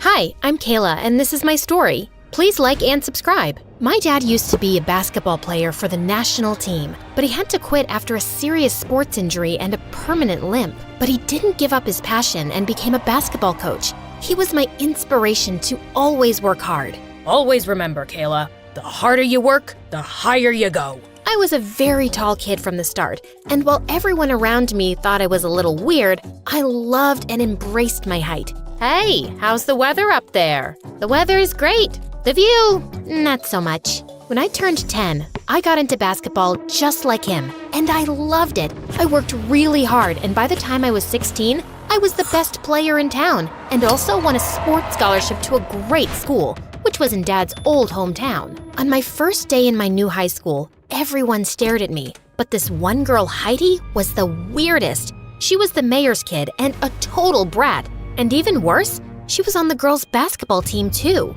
During the first day of practice, the coach introduced me to the team. Kayla's one of the best players in town, and we're lucky to have her on the team. As if I can take that giant down in one shot. Excuse me? Did you say anything? I was just saying that being tall doesn't make you the best player. I have the skills to beat you. Really? I'd love to see you try. Heidi and I had a one-on-one match, and I totally owned her. The coach was super impressed and asked me to take over as the team captain. I was over the moon. Wow, that was impressive. I looked behind to see a cute guy towering over me. For the first time ever, I'd seen a boy taller than me. Well, thank you. I don't think I've ever seen Heidi get this angry. You did a fab job. I'm Jay, by the way. Jay was in my class and the captain of the boys' basketball team, not to mention the hottest guy around. After that day, Jay and I started hanging out a lot and even trained together in school. By the time we were in our senior year, Jay was my best friend and we were always together. Things were great, and when I broke the record for highest baskets in a season, Jay was the first one to cheer for me. Wow, look at you. You had a great season. Well, thank you. It wouldn't have been so good if it wasn't for your grueling training. Well, you're welcome. It's been a pleasure to work with you. As we were talking, I opened my locker and was bombarded with glitter shots. My clothes, face, books, and even Jay's clothes were covered in pink sparkles. Wow, looks like you have a secret admirer. More like a hater. We both know who this is. Oh my God, just when I thought you couldn't look any worse, you show up in a full face of glitter. Is that a new makeup trend? For losers? I wouldn't know since I just had the perfect season. How was yours? Scored any baskets? Cheeky are we? But hey, look, you've ruined Jay's clothes too. Just like you're ruining his reputation by hanging out with him. Why don't we ask him? Don't look at me. I just want to get changed. I am terribly late for class. As Jay left, Heidi stared at me with death in her eyes. What is your problem? You've been after me since the day I came here. I want you to pay for what your dad did to my dad. What? What did he do? And isn't your dad like the mayor? Yes, he is. But your dad made him miserable in school. He was a bully, and I'm gonna take his revenge on you. Someone's gotta pay. I think you're confusing my dad with someone else, weirdo. I walked off quickly. This girl was crazy and just making things up. My guess was that she hated me, mostly because I was close to Jay and she had the biggest crush on him, which she didn't hide. A few days later, while I was in the locker room changing, I heard Jay screaming my name. What's wrong? Why do you look like someone stole your Air Jordans? It's not funny, Kayla. Do you really mean it? How am I supposed to know? You tell me. Did someone steal your Air Jordans? I'm not talking about that. I'm talking about this note you left me. And I understand how you feel, but this is all just a bit of a shock to me. I was so confused until I took the note from Jay's hand and saw that it was a love confession from me. And I didn't even write it. I had a feeling Heidi had something to do with this. But before I could say anything, I saw her walking out of the gym. So I just grabbed Jay by the collar and kissed him. Wow, that was weird, I know, but just play along. Heidi's watching us. I'm sure she's the one who sent you the note. This is nonsense. Look at the handwriting carefully. It looks like a first grader wrote that. I've seen her assignments, and trust me, she writes exactly like that. Besides, do you really think I'd write such creepy, cheesy stuff? Yeah, but why would she do that? She likes you. Isn't it super obvious? And maybe she thought this note would make you freak out. But the joke's on her. I'm sure her butt's on fire. So you don't like me? And this note is just a stupid prank? Of course. What did you think? Yeah, of course. I was sure it was a joke too. Just then, the craziest idea struck me. We could totally pretend to like each other to piss Heidi off. So for the next few weeks, every time Heidi was around Jay and me, I would hug him or loop my arms in his and pretend to be lost in love. Oh, Jay, your eyes remind me of basketballs. Ew. How about this? Kayla, every time I see you, I feel everything is perfect. And I can stare at you all day, deep in those perfect brown eyes. He was just being lame, but somehow it made my heart skip a beat. How was that? Enough to convince her? Now, if we're done, let's go to class. Yeah, totally. This continued for days, and I could tell that watching me and Jay together as a couple was burning Heidi to a crisp. She was so distracted by everything that her game was at an all-time low. And even the coach decided to bench her for the upcoming championship. Don't you think we've gone too far? We should just let it go now. But the fun's just begun. She's always been mean to me. Have you forgotten the days when she ruined my new shoes? Dad got them for me after saving for months. And what about the time she burned my jersey and the coach screamed at me? She deserves it. But pulling a prank on her only makes you more like her. Think about that. Jeez, relax. You don't have to go all Buddha on me. Besides, it's only for a few weeks. She can stay distracted, and I'll perfect my game for the championship. Only the best player will get to go to a college with the prestigious Stanford scholarship. So that's what this is really about? You want the scholarship? That's not what I meant, Jay. Yes, of course I want the scholarship because I'm not as rich. But you know what? I get it. You're right. It was me who got mixed signals. Mixed signals? What did he mean? I wanted to ask him, but before I could, he flung his bag and walked off. When I tried calling him that evening, he totally avoided my call and didn't show up to school the next day, or for a whole week after that. I left him a text, and all he said was that he was down with a bug. I was sitting in the cafeteria one day watching my favorite MSA videos, when suddenly Heidi plopped her butt next to me. Trouble in paradise? Where's your boyfriend? Who? Oh, Jay. He's not well. Oh, but I saw him at the party last night, and he looked fine to me. Did he finally realize you're too trashy for him? Or maybe he finally got tired of looking at your dumb face every day. Who knows? I got up and left, but I felt bad about Jay lying to me. He said he wasn't well. Then why was he at a party? Or maybe Heidi was just lying to get under my skin. I had to confirm it, so I went to his place to check on him, but security told me he wasn't around. And the next day when Jay showed up, he totally blew me off. Hey, where have you been, and why aren't you answering my calls? Because I didn't feel like it. Now, can you move? I'm trying to get some practice. The championship is coming soon? Oh, you would know that, since it's so important for you and your precious scholarship. Are you still hung up on that? I said, I'm sorry, Jay. I didn't mean it like that. Is she bugging you? Is my coochie-coo honey bunny getting annoyed? Jay continued shooting as I stared at Heidi in shock and then burst out laughing. I don't know what's funnier, that dumb dress you're wearing or the fact that you just called Jay all sorts of marshmallow names. Oh, I'll tell you. The funny thing is that you're out of the picture and I am Jay's girlfriend. You're what? Oh, please tell me this is just one of your dumb pranks. Can you both take your crabby fight somewhere else? Some of us are actually serious about this game. But you can't date her. Really? Why not? What's wrong with her? She likes me. I tried to think of a better answer than she's a witch, but just then the coach walked in and asked us to get ready for practice. And then there was never a good time. He was either busy with basketball practice or that leech Heidi was always around him.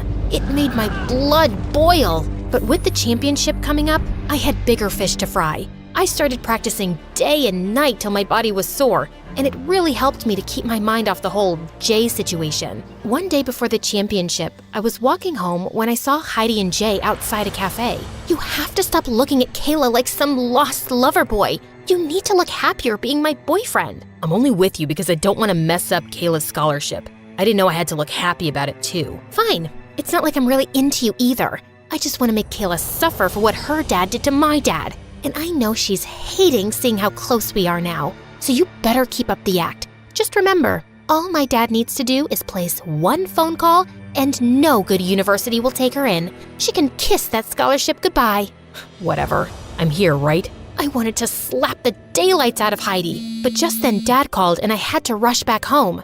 And I really needed to ask him what he did to Heidi's dad. Oh God, that was such a long time ago. Yeah, I went to school with her dad and we used to bug him a lot. He was always trying too hard to fit in and getting everybody to like him, but he wasn't a nice guy. Maybe I wasn't very nice to him either, but it was decades ago. He's 10 times more successful than me now. Looks like he's still holding on to a grudge and his stupid daughter is taking it out on me. I couldn't sleep the whole night thinking about the whole situation. Jay was my best friend, and that witch was blackmailing him into dating her because of my scholarship. I had to put an end to this. So the next day, I walked straight up to Jay. Kayla, this is the boys' locker room. You need to dump Heidi. I heard you two talking by the cafe last night, and I know she's blackmailing you with my scholarship. But Jay, you don't have to do this for me. And stop blinking like that. You're freaking me out. I just don't know what to say. Listen, Kayla, this scholarship is important to you. And if I can keep Heidi off your back for a couple of days by doing this, then what's the harm? I don't like it. I can't see you two together. Why? Jay looked into my eyes, and I could feel my body melting at his touch. What was happening? I wanted to say something, but it was like words had fallen out of my brain. Was I falling for my best friend? Just then, his teammates called him and Jay left for his match. I waited by the courtside to talk to him later, but as soon as the match was over, Heidi leapt onto him and I couldn't stop myself from pushing her away. What the heck? How dare you touch me? How dare you touch him? I know you're just blackmailing him into dating you, so please, why don't you save face and get lost? Jay, you don't have to date her for my scholarship. But don't be stupid, KK, or you'll end up losing everything. You can take away 1,000,000 chances from me, and I'll still make it because I know I'm talented, unlike you, who always gets everything because of your father's money. Oh, sweetheart, money speaks for itself, and right now, I can hear it saying that you've lost your chance of ever getting into a good college. Heidi stomped her feet and left, but I couldn't care less. I was about to confess my feelings for Jay, but before I could, the coach called me for the match. That evening, I played the best match of my life and also ended up getting the Best Player award. I had no idea if I'd get the scholarship, but at that moment, all that mattered was that I was happy with Jay by my side. A week after the match, I was waiting by the lockers when Heidi walked up to me. Hey, loser, I told you you'd never win this scholarship. Why do you look shocked? Oh, you didn't see the list yet? No. I'm shocked because you're still talking to me after I royally kicked your butt last week. yeah, and so what if she didn't get the scholarship? She did get selected for the nationals. I turned around to see Jay smiling down at me. What? I got selected? Yeah, and you'll be the team captain. Coach just told me about it, so I thought you should hear the news from me. This is the best day ever! And you didn't even have to date anyone for this. Ugh, I hate you. I'm gonna tell my… Dad? We know. Heidi left red-faced as Jay turned to me. So that was dramatic. Not as dramatic as your whole, leave me alone, Kayla. Oh, shut up. You act all smart, but you couldn't even figure out that I… Like you? You knew? No, but I know that I like you too, and if I have to date someone, why not my best friend? Not that easily. You'll have to take me out in basketball first. You're on.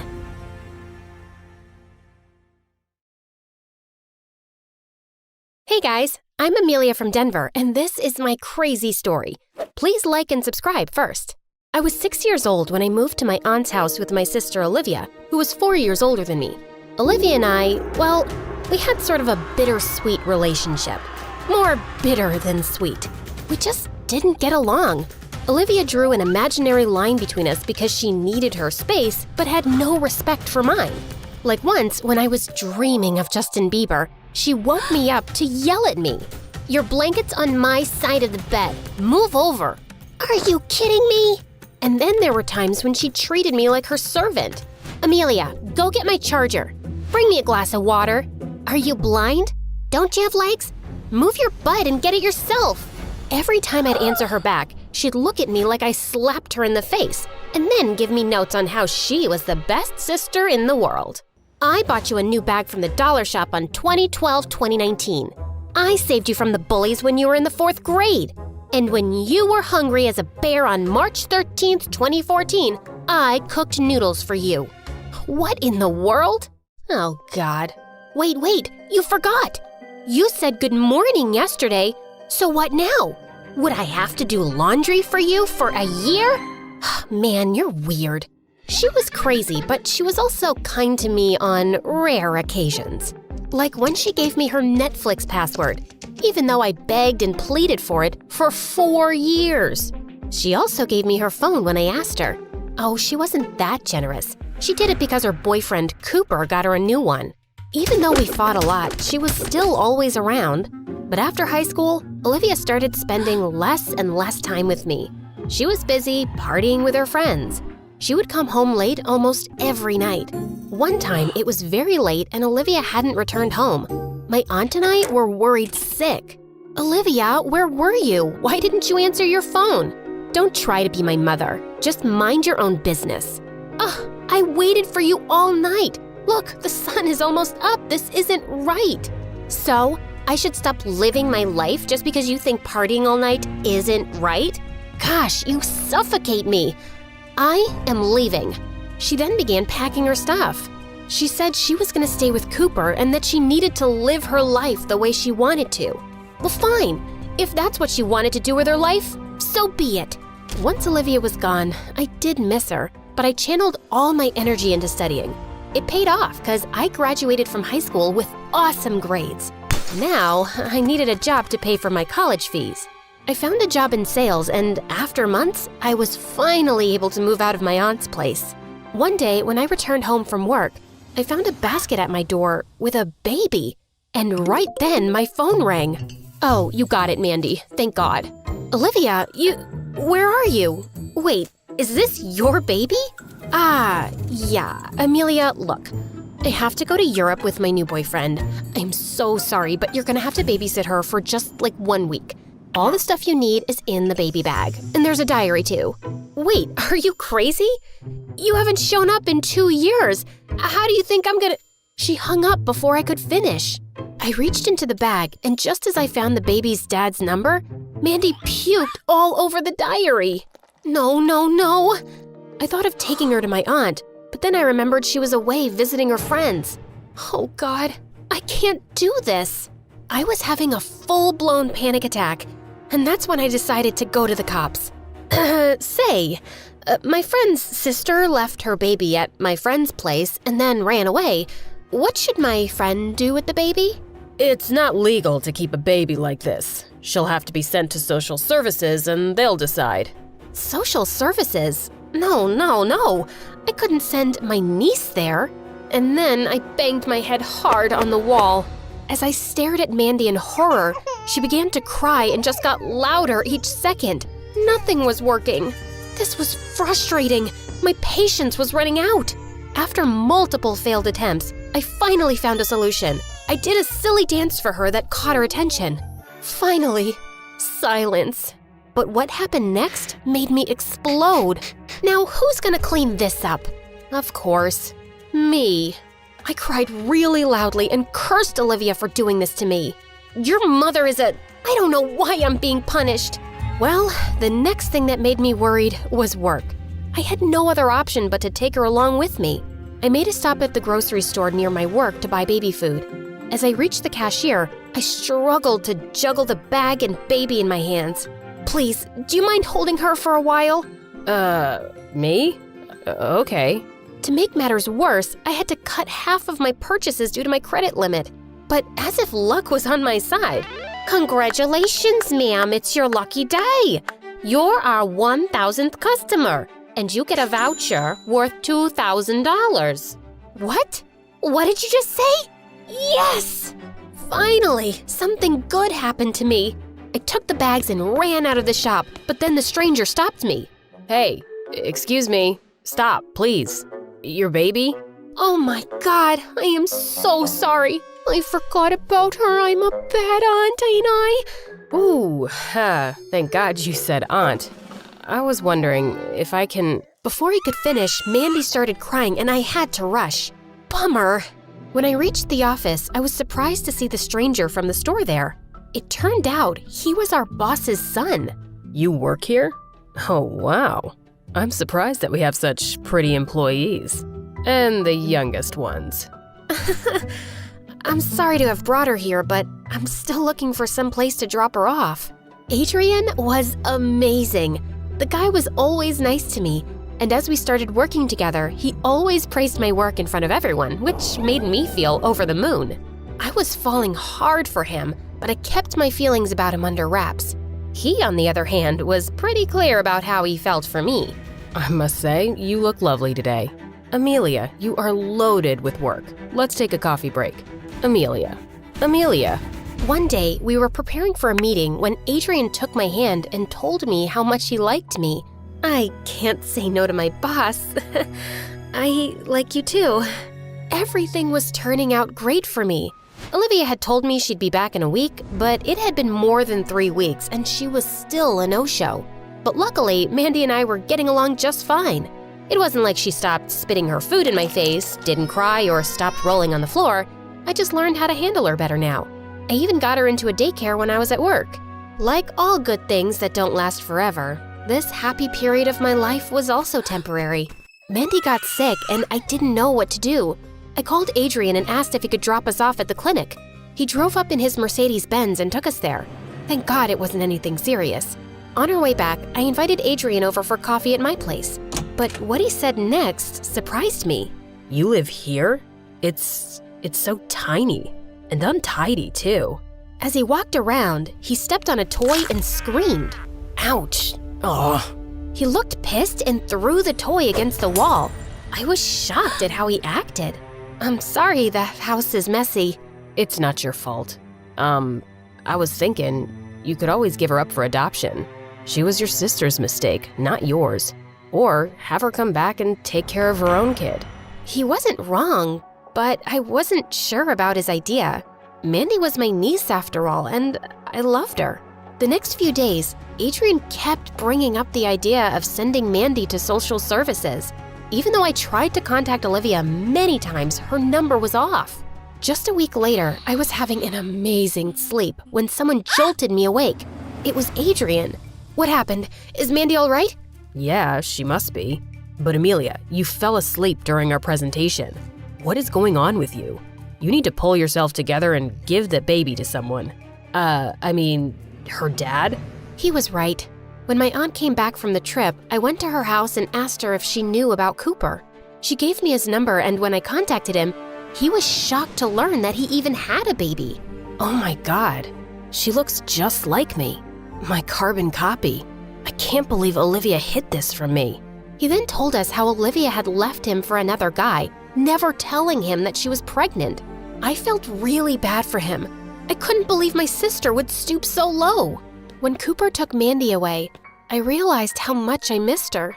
Those tiny hands and feet, that toothless smile. Gosh, I wanted to hug her just once more. I busied myself with work, and it went well with Adrian. He gave me expensive gifts and would take me out for dinner every day. One time while I was out with him, I mentioned how much I missed Mandy, and he just snapped. Mandy. It's always Mandy for you all the time. I'm sorry. Look what I got you. I need to go, please. As soon as I was out of the restaurant, I went to Cooper's place, and what I saw there had me laughing.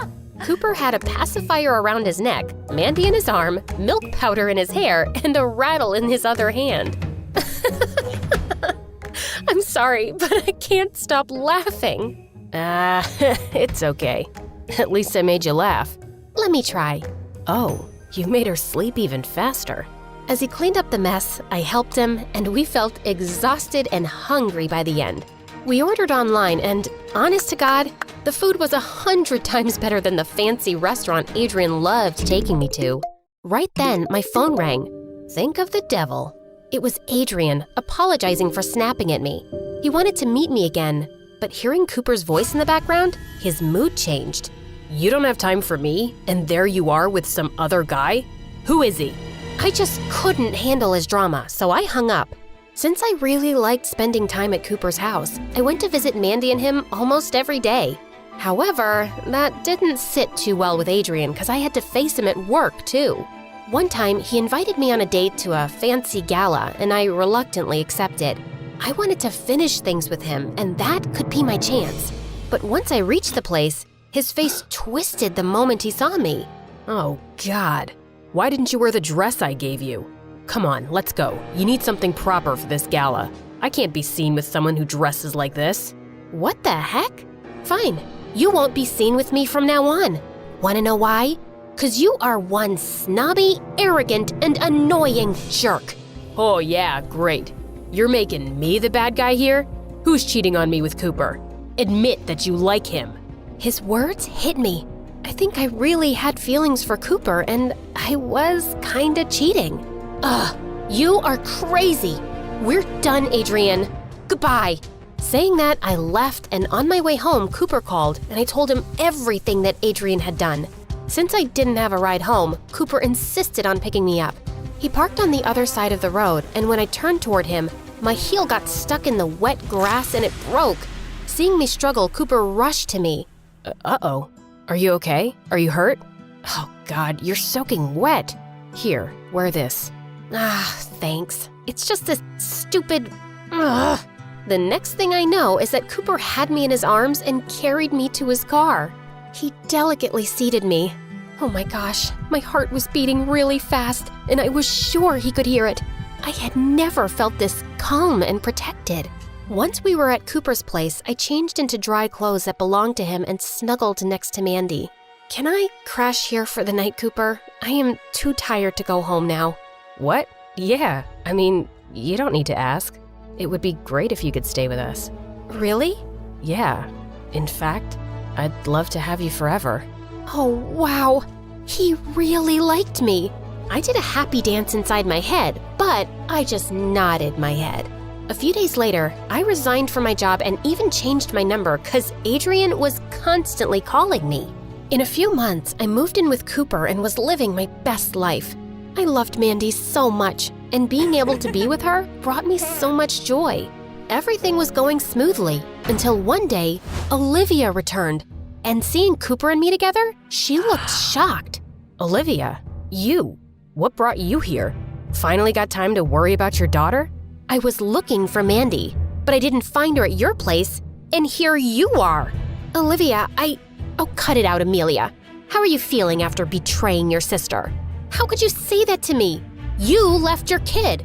You cheated on your boyfriend and ran off with your new fling, and never told him about his child. I am not the one betraying anyone here. It's you.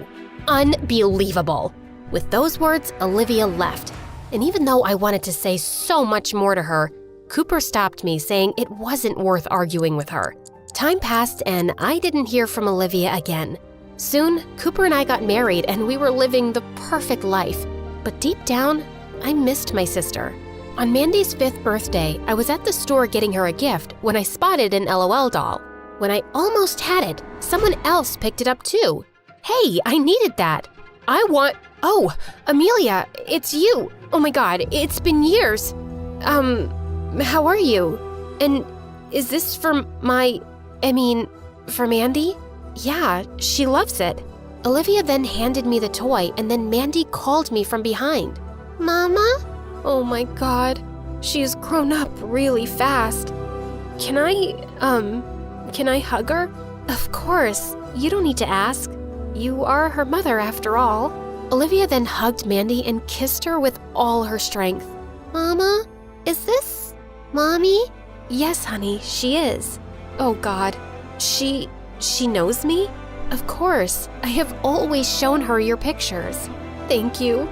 Thank you so much, Amelia. You're the best sister in the whole world. The end.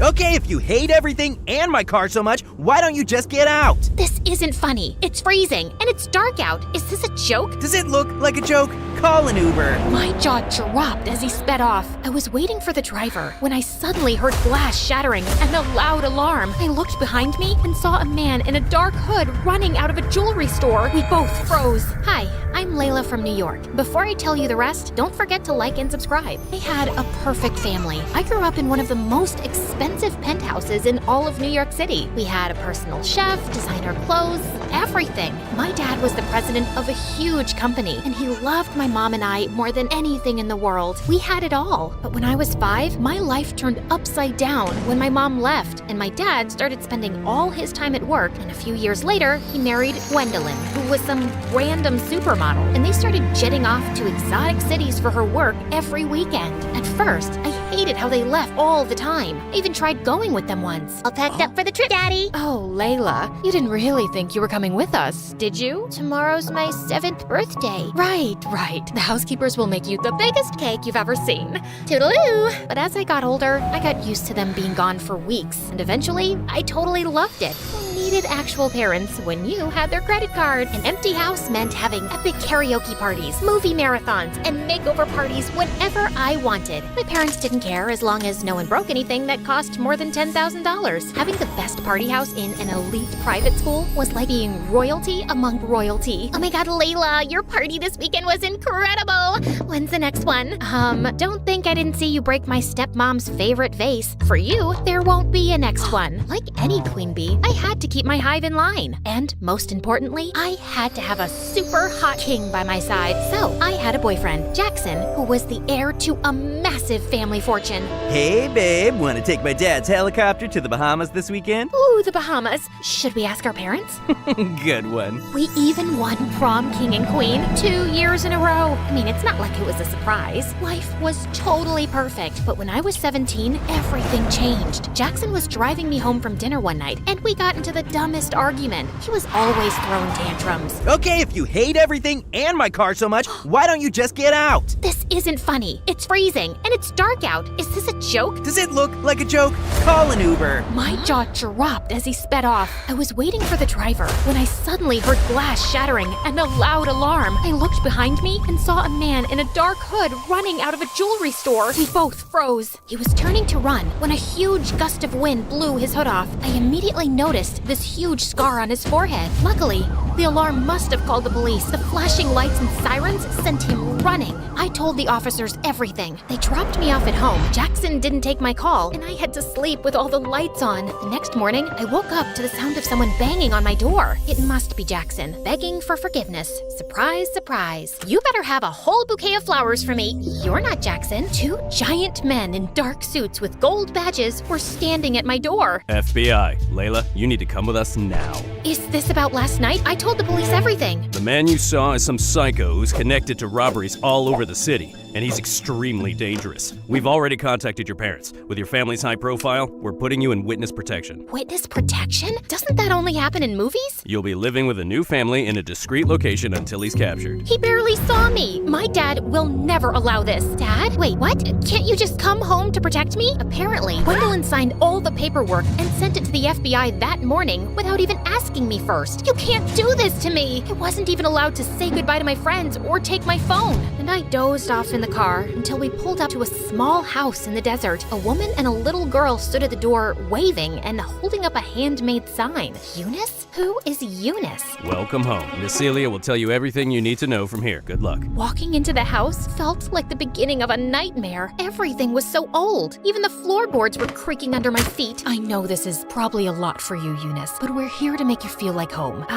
Okay, but where's the rest of your house? I can't believe I have a pretty big sister.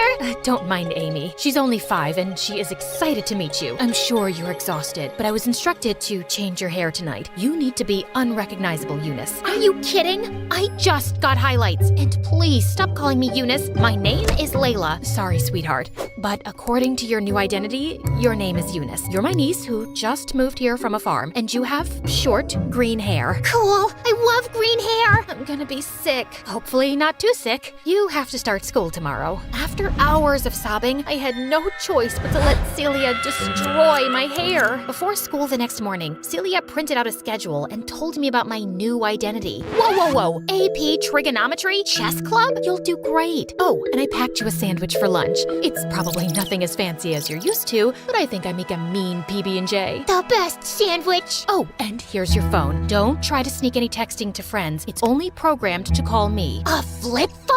Have a great first day. As if that wasn't enough, the students all looked so weird. Not a single person was wearing designer clothes. I guess I wasn't either. I shut the locker and jumped when I saw a tall guy with glasses and a plaid sweater standing right in front of me.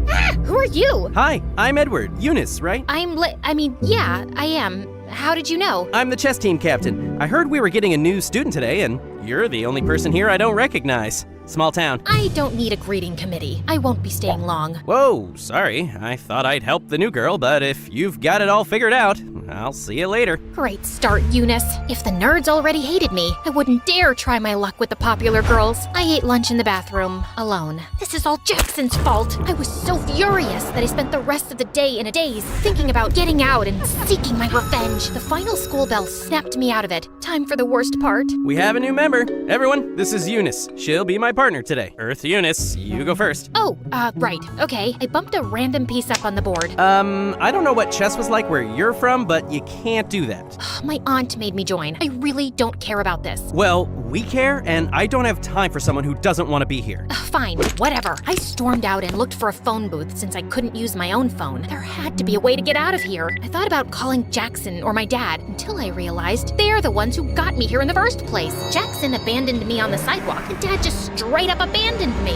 I gave up and went back home. I had the best day at school. We got to play outside. I saw a rock that was bigger than my head. Okay, what about you? Did you make any new friends? Nope, but maybe a couple of enemies. I told Celia that I didn't want to go to chess anymore. Although, seeing them all play did remind me how fun it was to play with my dad. Did I just call chess fun? One day, I was walking to the bathroom for another sad PB&J, but someone was blocking the door. Edward, you know this is the girls' bathroom, right? I just wanted to make sure you knew that it wasn't the cafeteria, since you eat lunch here every day. Small school, people talk. Well, that was humiliating. What do you want? Surprisingly, he apologized for being so harsh on the first day. He even offered me to join him for lunch, where they play chess as well. I never thought I'd say it, but it was way better than eating alone in a bathroom. Edward even walked me home after school, and I saw Celia spying at us through the window before he dropped me off. Someone's making friends. Does he want to have a play date with me? I'll ask him. Edward and I started spending more time together,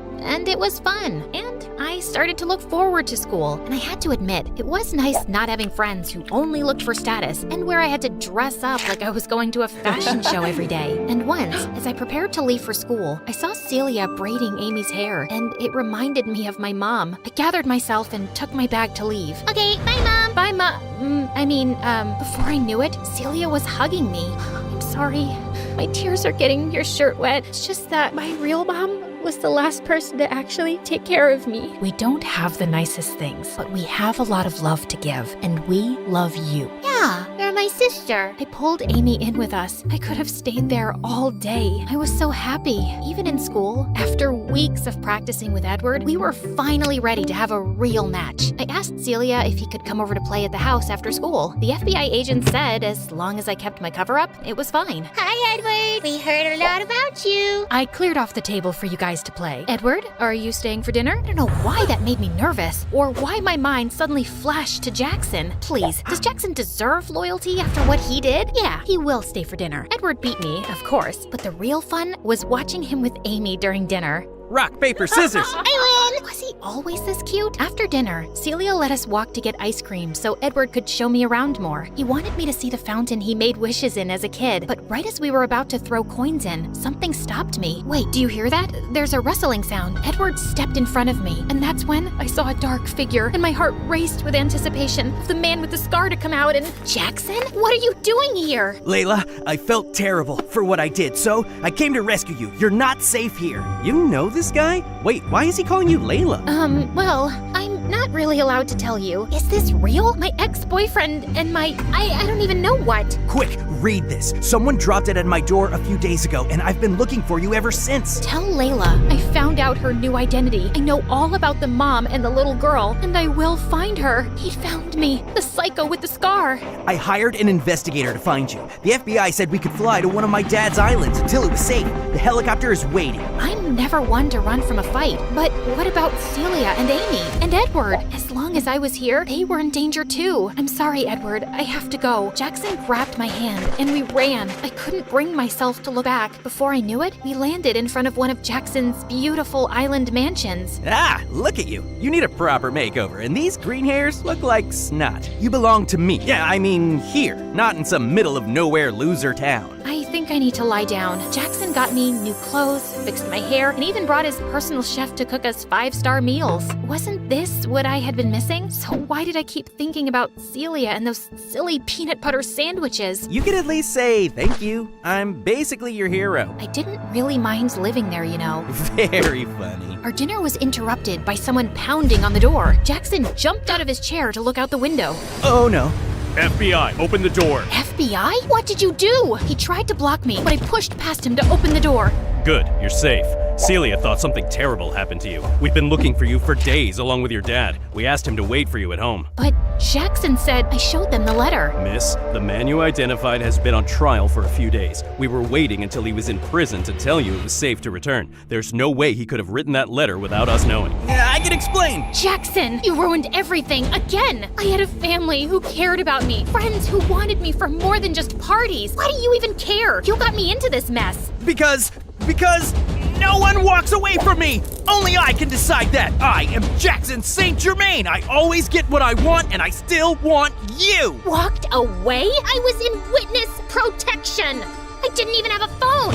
You're insane. The agents had to put Jackson in handcuffs to put an end to one of his famous tantrums. Get him out of here. The FBI told everyone I was safe and took me back to my penthouse in New York. Walking through the empty rooms, I thought about Celia and Amy, and I suddenly understood the difference between a house and a home. My baby, Layla, I'm so sorry for not being here with you all this time. I can't go back to the time that has passed. I know I was so focused on work because I was trying not to miss your mom, and I didn't realize how much you had grown up.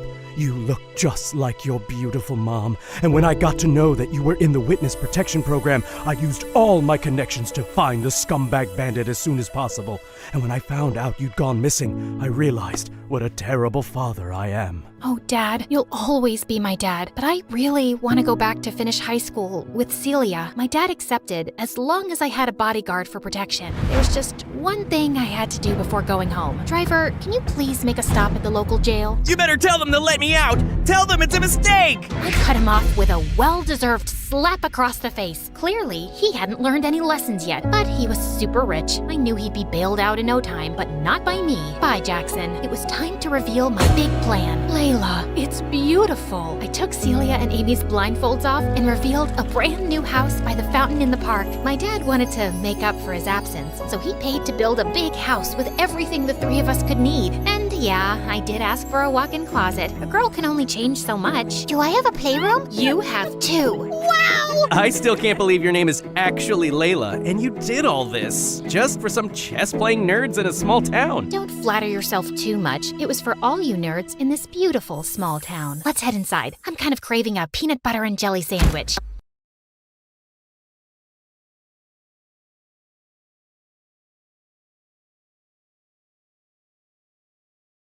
Hello, my name is Prisha. I live in the United States, but I'm originally from India. Please like and subscribe. Back in India, I was so popular, and everyone thought I was pretty. Even the principal and the teachers adored me. Once when I was in the 2nd grade, I got sick for a week during the exams week, and the principal decided to postpone all the exams until I felt better. Life was great at school, but back at home, things weren't good. I had a twin brother named Aaron, and he was my mom's favorite simply because he was a boy. Once on our birthday, Mom organized a party for him only and made me serve him and his friends, and there was no party for me. Mom was so mean, but at least I had school, my happy place. That is, until the 7th grade when my family decided to move to the States. I had to leave my amazing life and friends, and I was so sad. I always felt like a freak in the States. My skin, my accent, my clothes,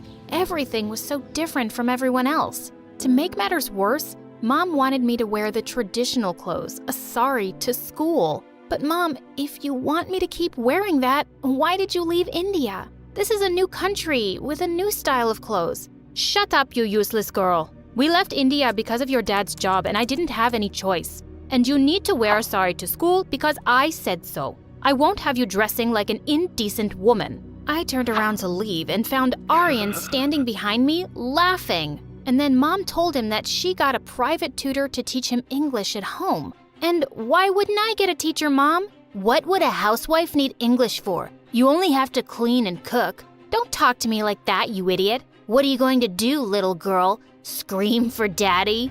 And then I jumped on him and pulled his hair till Mom pulled me away. Mom said I was a bad girl and she decided that she'd come to school on the first day to watch me. She wasn't kidding. I wanted the earth to swallow me as we walked into school together. Mom was even holding my hand. Some girl even came and held my other hand to help me walk. She thought I was blind. When I walked into the classroom, I met the snobbiest, meanest girl in the United States, Missy. Excuse me, this is my classroom and you're hurting my eyes with the curtain you're wearing. Take off these clothes right now. Even if it makes you naked, I don't care. Because my English wasn't good, I didn't say anything and just walked to an empty seat. But Missy stopped me. Hello, I'm talking to you. This is an American school. Change your clothes. It's not Dalawi here. It's Diwali, ma'am. Huh? What are you talking about? Just leave, disappear,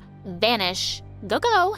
Sit there, in the corner. I took my seat and some girls later came to me to say that I looked beautiful. I knew they were just being nice, and now with Missy around, my life would be hell. On the other hand, Aaron was having a blast. He became one of the popular kids in school only a week after we joined. He was so mean, he joined Missy in bullying me and didn't tell anyone that we were siblings. Once during a lesson, I needed an eraser, so I asked Aaron for one in Hindi. He pretended he didn't hear me, but I kept calling him until Missy said, "Oh God, why is this dummy talking to you in that weird language?" Oh, no, it's because she knows I speak her language. And to Missy he said, Tum queso, Hasina. "Oh God, that's so sexy. I like smart boys who can speak languages other than like American. Please, be my boyfriend?" Aaron got closer to her and kissed her. Ew! I threw my pencil at his head and he yelled like a little girl. I couldn't take this anymore. The very next day, with my savings, I went to a secondhand store and bought a few cool outfits. I decided to keep the clothes in my backpack every day, and before arriving at school, I would go into a public bathroom and change. But my only problem was Aaron. To my surprise though, he didn't say anything to me. And with my new outfit, Missy left me alone, and my life was getting better. That is, until one day when Aaron came to me. Wow, Prisha, you really look good. But I wonder what Mom would have to say about you dressing like an indecent woman. This is not indecent. It's a pair of jeans and a t-shirt. Can't you leave me alone?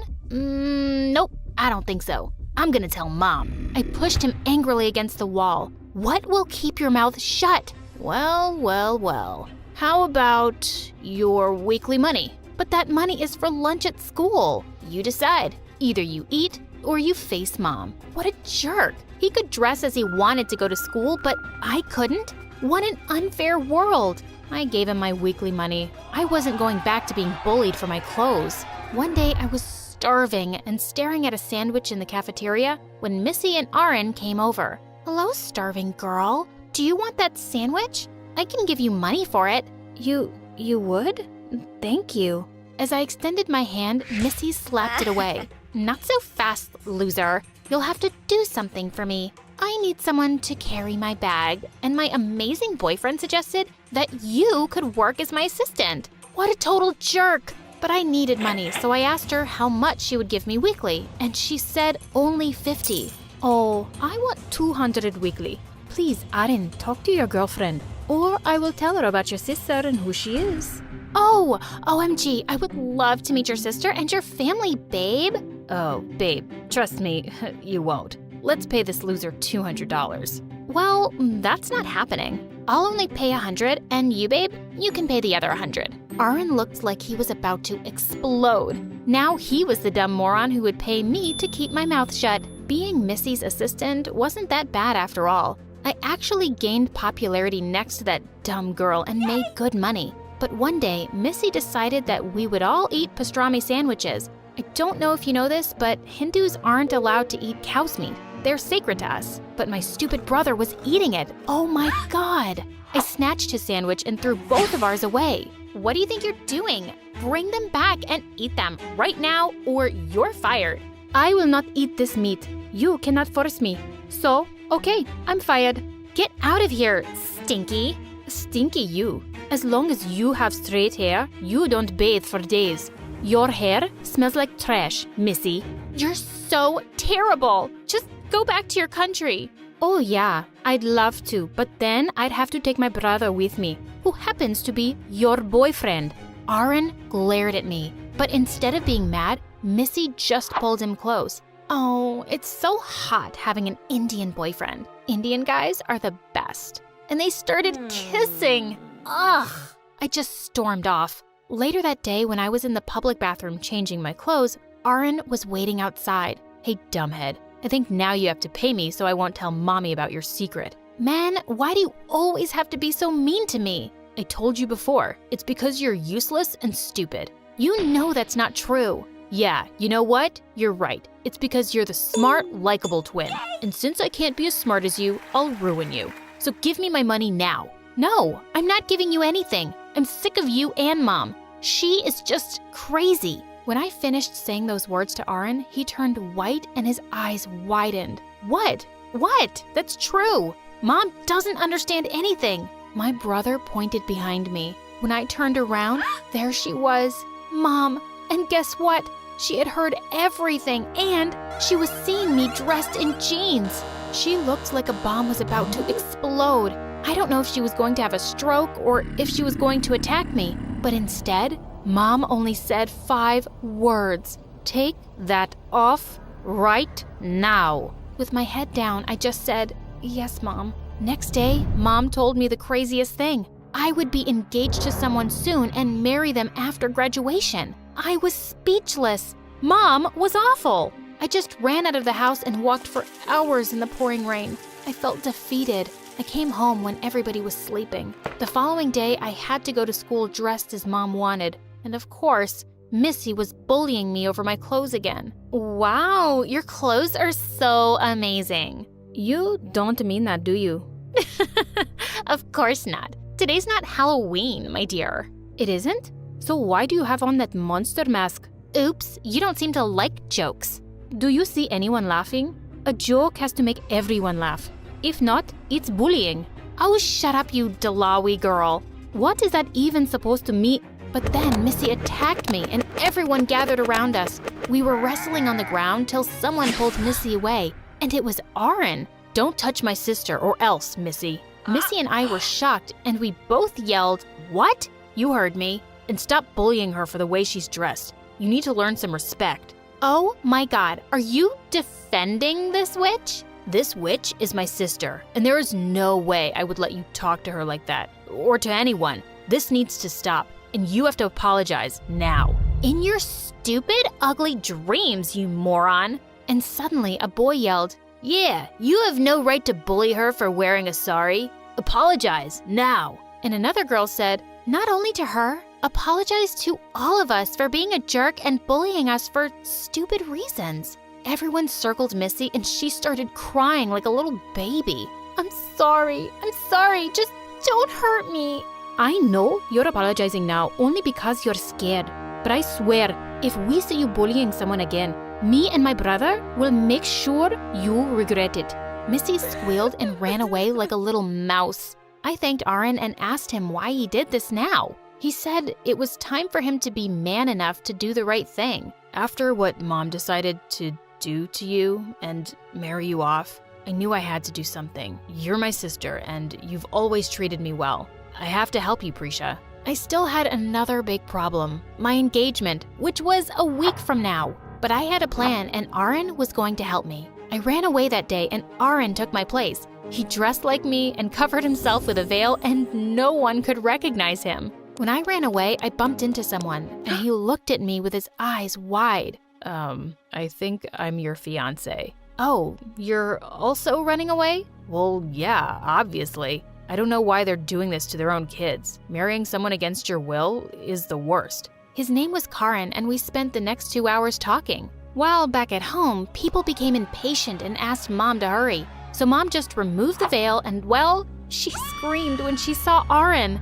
Everyone stared in shock and then frantically started searching for us. Everyone had left by the time I got home, but Mom was waiting for me, and she was fuming. Mom, I don't want to get engaged, and you can't make me. I love my Hindi origins, and I'm so proud to be who I am. But forcing me to be with someone I don't love is a red line. Well, you don't decide that. You're only a stupid, useless girl, and you will have to… No, that girl has grown up, Mom, and I won't allow you to control me anymore. I'm a real human being with real emotions, and you need to leave me alone or I will call child services. Do you hear me? Mom gasped as she attacked me. I pushed her away. You're not my daughter. I'm ashamed to have a daughter like you. Fine with me, and don't you ever try to touch me again.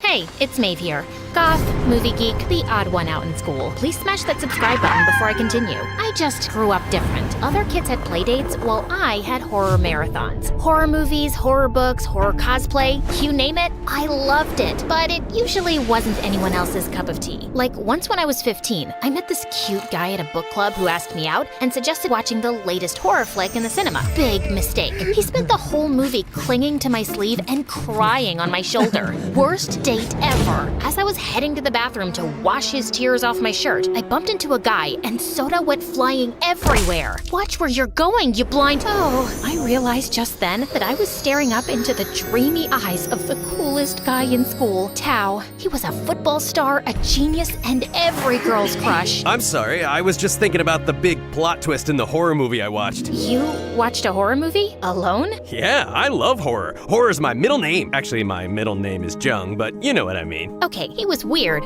but exactly my brand of weird. He loved horror everything. We both liked hard metal music and had the same favorite books. The more we hung out, it felt like he was the yin to my yang. As a friend, of course. I mean, a guy like him and a girl like me? Please. One night, we were lying on the grass stargazing when suddenly Tao put his hand on mine and my heart skipped a few beats. Maeve, you're really different from other girls. In a good way. You're amazing. And then he kissed me. I had fireworks in my head, the whole shebang. Be my girlfriend? Yes. I felt like I'd won the lottery. We were the it couple for months, and I was falling head over heels for him. I was ready to say I love you, and decided to do it at a haunted house we were visiting later that week. It was gonna be perfect. And that night, when I finally said, I love you, Tao, he turned to me looking stressed out and said, I can't do this anymore. I have to break up with you. Haha, very funny. I'm serious, Maeve. My parents are very strict and crazy. They care about traditions and don't allow me to date anyone, especially if it's a girl out of my culture. I think my sister Jaya already suspects something. I can't have her catching us together. Huh? What exactly are you saying? It's over, Maeve. I'm sorry. And then he just turned around and left. I tried calling and texting him, but he wouldn't reply. I just couldn't let things end like this. So, I found out that Jaya worked at their parents' restaurant and went there the next day feeling crazy inside. Jaya? Why are you such a witch? What kind of sister won't help her brother date the girl he likes? The whole place went quiet. Everyone turned to look as Jaya walked up to me, wide-eyed. I'm guessing you're Maeve? Look, please don't create a scene. He's not your boyfriend anymore, and that's that. It's because he's scared of being caught by you. You don't get it. Our family traditions keep us strong. He should have thought of that before. With that, I pushed her away angrily. Watch it, you stupid girl. She came at me, and we started fighting. But as we pulled each other's hair, she whispered, I'm on your side, idiot. My parents just got here, and they're watching us. We can't talk about this here, so leave, you moron. I let go of her and rushed home, still shaken from the fight, and later that evening, Jaya called me. I can't tell you everything, but you have to know that my parents are really awful, and Tao has pushed you away because he doesn't want to involve you in our mess. He still cares for you. You just have to give him a few weeks to figure things out. Please stay away from him till then. He can't be seen with you. Reluctantly, I agreed to keep my distance from Tao, feeling worried but hopeful that he'd come back to me soon and explain everything. Over the next couple of weeks, Jaya and I started talking more, and we got along really well. On a bad day, I was sitting alone on a park bench, missing Tao badly and trying not to cry. Jaya came up to me with a little gift box, and inside was a horror-themed bracelet that was just my style. For the tough days, to remember you're not alone. I smiled for the first time in weeks and hugged her, but even though I loved being Jaya's friend, I couldn't shake off the feeling that something really weird was up. She just wouldn't say more about Tao's breakup with me and was super secretive about her parents. She only said they were awful and she hated them. I tried to not think about it too much, but one evening I was feeling restless and just wanted to see Tao. I went to his parents' restaurant where I knew he'd be working a shift, but instead I saw him sitting at a long table with a bunch of people, including Jaya, and next to him was a beautiful girl, and he was putting a ring on her hand. My heart was about to burst, and I just couldn't stop myself from storming in. Tao and Jaya jumped up from their seats as soon as they saw me. You want to tell me what's going on here? Who is this girl? Wait, wasn't she here one day fighting with you, Jaya? She's just my project partner, Dad, and she gets weird when she hasn't taken her anxiety meds. I'll handle this. And with that, Tao took my wrist and quickly led me out. What do you think you're doing? We broke up. No, you broke up out of the blue, and I want to know what suddenly happened to us. You go from dating me to getting engaged to someone else in weeks? There was no us, Maeve. I never loved you. Telling you that dating you is against our family tradition was just an easy way out, and you fell for it. Can you stop being so pathetic and hung up on me? Surely you'll find some boy out there who's into weirdos. His words hit me like a sharp slap in the face. I stared at him, speechless, and then I just started running away. Moments later, someone called my name, and I saw it was Jaya coming from the restaurant's back alley. Maeve, wait! He's lying to you! Lying? I just saw him getting engaged to another girl with my own eyes. He just told me that he never loved me. What kind of twisted game are you playing by making me think he cares about me? It's complicated. I'll tell you everything when the time is right. But all this, it's bigger than us. You just have to trust me. No, I'm not gonna do that anymore. In the weeks that followed, I stopped talking to Jaya, avoided her calls and texts, and dodged Tao every chance I got. I was done with that weird family. To distract myself, I started writing a horror novel. It felt good to put all my feelings into something creative that was just for me. And slowly, I was starting to feel better. But then one day, something turned my world upside down. Mom had a fall at home, breaking her leg pretty badly. She needed really expensive surgery. The hospital bills were mounting. Dad was working double shifts, and I felt helpless. Then one day, Jaya appeared at the hospital with an envelope. I heard about your mom, and I want to help with the surgery. It's the least I can do. No, I can't accept this. Certainly not from you. Maeve, I'm sorry about everything. I've left home. I just couldn't live with my parents anymore. I'm staying with my friend until I graduate high school. Okay, and how does this concern me? I really don't care about your crazy family issues, and I just want a peaceful life. Also, I don't need your money. Don't be stupid. We don't have to be friends again, but just take the money. How did you get it? Why do you care? Take it and pay me back when you're ready. I really did need the money, so I took it. And Mom got better and was discharged some days later. I felt guilty, thinking I'd been too harsh with Jaya, so I sent her a thank you text and some other funny memes like before. And the next thing I knew, she was at my door. Yay, my bestie is back. Well, it's more like I felt obliged to talk to you since you helped me. Nah, you love me. We both know it. You're Dao's sister, and he kind of broke my heart brutally in case you forgot. I didn't forget. Listen, can I take you out for coffee and finally explain everything? As we sat in a cafe later, Jaya started speaking. Tao made me swear I wouldn't say anything till it's all taken care of, but I can't keep it in any longer. Maeve, my parents are big mafia criminals. Their restaurant is a front for all their illegal activities. They told us about the family business a few months ago, so Tao and I could join it. We were both horrified, but we decided to play along so we can actually gather evidence against them. We want to turn them over to the police. Okay, wow. You all just got a whole lot weirder. Still, how does this explain why Tao dumped me and got engaged to that girl? She's a private investigator. We convinced our parents she's his girlfriend because she's from our culture, and her family is well respected. Getting them engaged just provides really good cover for her to be around all the time. We're close to getting enough evidence, but a few weeks ago my parents got an innocent waiter at the restaurant framed for a crime, and I just couldn't pretend to be okay with all this anymore. I lashed out at them and left home. Gosh, this is a lot to process. Listen, Jaya, I get that you're trying to explain things, but I'm moving on from Tao, and I really don't want to be part of your family drama. I'll return the money as soon as I can, but I don't think we should see each other. Take care and good luck. Just as I was about to leave, suddenly Jaya's parents and Tao walked into the cafe. When they spotted us, Tao looked shocked, and his parents looked furious. I was hoping never to see your face in this town again, Jaya. You think you're so brave running off? You're probably begging for money from this girl, aren't you? Or spreading lies about us to anyone who will listen?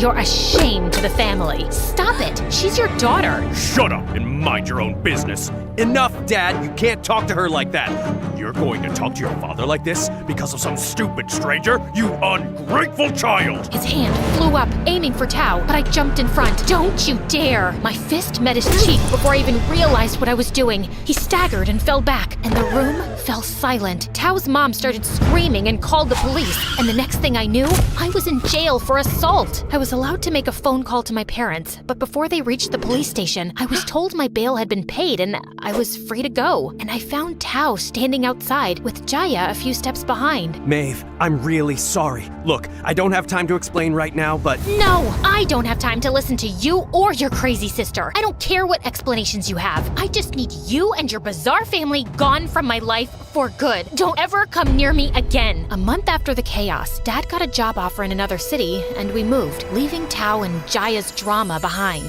For a year, life was peaceful. I graduated high school, and I published 2 horror stories. Until one day, out of nowhere, freaking Jaya showed up at my door. Tao's gone missing. I couldn't believe it. Just when I thought I was done with all that drama, it pulled me back in. Once my parents discovered Tao's plans to expose them, he disappeared. I don't know if they're involved in his disappearance or if he ran away on his own. I only dated Tao for a few weeks in high school. Why won't you leave me alone? And why come to me about your brother now? Yeah, I know. I'm sorry. I'm desperate. I had to talk to someone, and I'm homeless. I've been living in my car for months now. God.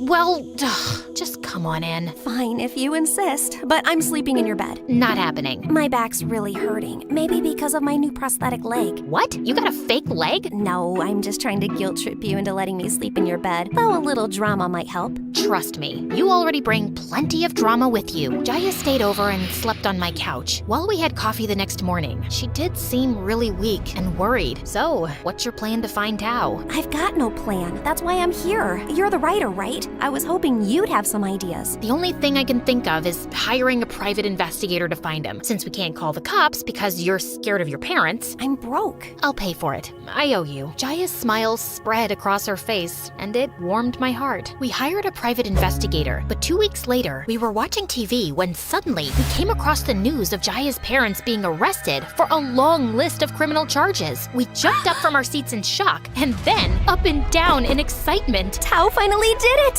Oh my God, he really did it! I hugged Jaya, and we cried happy tears. A few days later, Tao showed up at my doorstep. He was thinner and looked older than his years. Tao, where the heck have you been? We were worried you might be, I don't know, dead? I had to lay low. I can't even tell you the horrible things our parents did to me to stop me from exposing them, but I managed to escape and finally got evidence to the police. Are we really out of this whole mess now? Yeah, they're gone, Jaya. It's over. We're finally free. And then he looked at me with a smile. I'm glad you're okay. Maeve, let me start by saying I'm really sorry.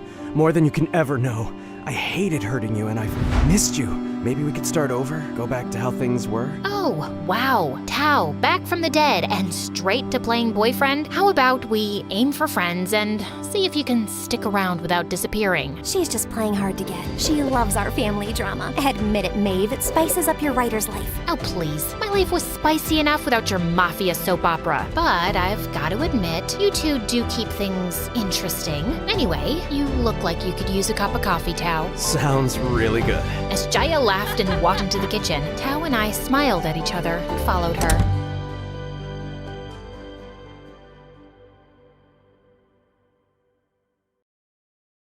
One day, I was doing homework in the living room when someone knocked on the front door. I opened it and found a strange man standing there. He had a creepy smile on his face, and he smelled really weird. "Hi, I'm Roger. I'm looking for your mom. Is she home?" "No." She's at her stupid job and she won't be back until midnight. I was starting to close the door in his face when he suddenly pushed it back open. I screamed. I thought he was going to hurt me, but then he pulled out a wallet from his back pocket and gave me a $100 bill. He said he'd give me the money if I let him wait inside. So I let him in. The man sat on the couch and said, "I know you don't remember me, but I know you, Emily." This was so weird. But before I could ask how he knew me, he closed his eyes and fell asleep on the couch. A few hours later, my sister Olivia came home. All my sisters hate me because I'm smarter than all of them combined. But I don't care about their stupid opinions. When Olivia saw the man on the couch, she screamed, "Who is that?" She threw water on the man's face to wake him up. How dumb is that? The man stood up and said, "Olivia, is that you? Oh my God, you were only 7 when I left. I'm your father, remember?" What was he talking about? Our father was in the Navy. He left years ago. A few months after he was deployed, we got a letter saying that he'd passed away. But my dumb sister ran towards him and gave him a hug. Olivia said, "Dad, I can't believe you're back." Olivia whipped out her phone and started recording. "What's up, guys? You won't believe what just happened. My dad came back from the dead." Just then, the phone rang. I answered it. It was my high school principal, and she was looking for our mom. Since she wasn't home, I let Dad answer the phone. He frowned while the principal talked to him. They talked for a while. After he hung up the phone, he said, "Olivia, did you really call your teacher a stupid cow? You can't talk to your teacher like that." Olivia said, "Dad, can you stop? I already got earfuls from Mom. Ugh, I thought you were better." Olivia stood up and left. Dad asked me where she was going, and I said, she'll probably go and meet up with her shallow boyfriend, who only cares about her money and pretty face. Dad scratched his head, then asked me where the bathroom was. Inside the bathroom, doing her makeup, was Isabel. Being the oldest sister, she recognized Dad immediately. She said, "Dad?" Because of the shocking sight, Isabel almost passed out. Dad asked me what was wrong with her, so I said, "Oh, nothing. It's probably just her hormones. She's pregnant, you know." Dad was happy when he heard the news. He said, "Your mom and I got married when we were 19 too." "Oh, Dad," I said. "Isabel's not married. She just got knocked up by her boyfriend." Isabel woke up and got back on her feet. She said, "Dad's home? What if Mom finds out? She'll send him away." Isabel was right. Mom shouldn't know because she had a new boyfriend. So Isabel and I thought of a plan. We would hide Dad in the basement in the meantime. Isabel told him, "You can stay in the basement with Brad." Dad asked who Brad was, so I told him that Brad was Isabel's boyfriend. He was an artist, or so he said. Truthfully, he was just a wannabe musician who played dumb gigs at bars for dumb people. I took Dad to the basement. When we got there, Isabel and Brad were shouting at each other. Brad said, "Your dad can't stay here. This place is cramped enough for just me." Olivia replied, "Well, this isn't your house, is it? You have no choice." Brad said, "Look, it's either him or me. If he stays, I'm leaving." Dad couldn't take it anymore. He kicked the door totally open and walked over to Brad. Then he shouted, "You can't talk to my daughter like that." It was awesome. See, Brad had anger issues, but he was also very immature. Every time he and my sister fought, he would stay up all night and play his guitar really loudly. And he wasn't even any good at it. One day, they got into a fight, and I couldn't study for a test and got an A-. I was so mad at him. I told him off, but he called me a brat and said music was so much more important than education. Yeah, like I'm going to take life advice from a loser living in my basement. This was the first time that someone had put Brad in his place. I was so glad that we finally had a dad at home, but Isabel wasn't happy.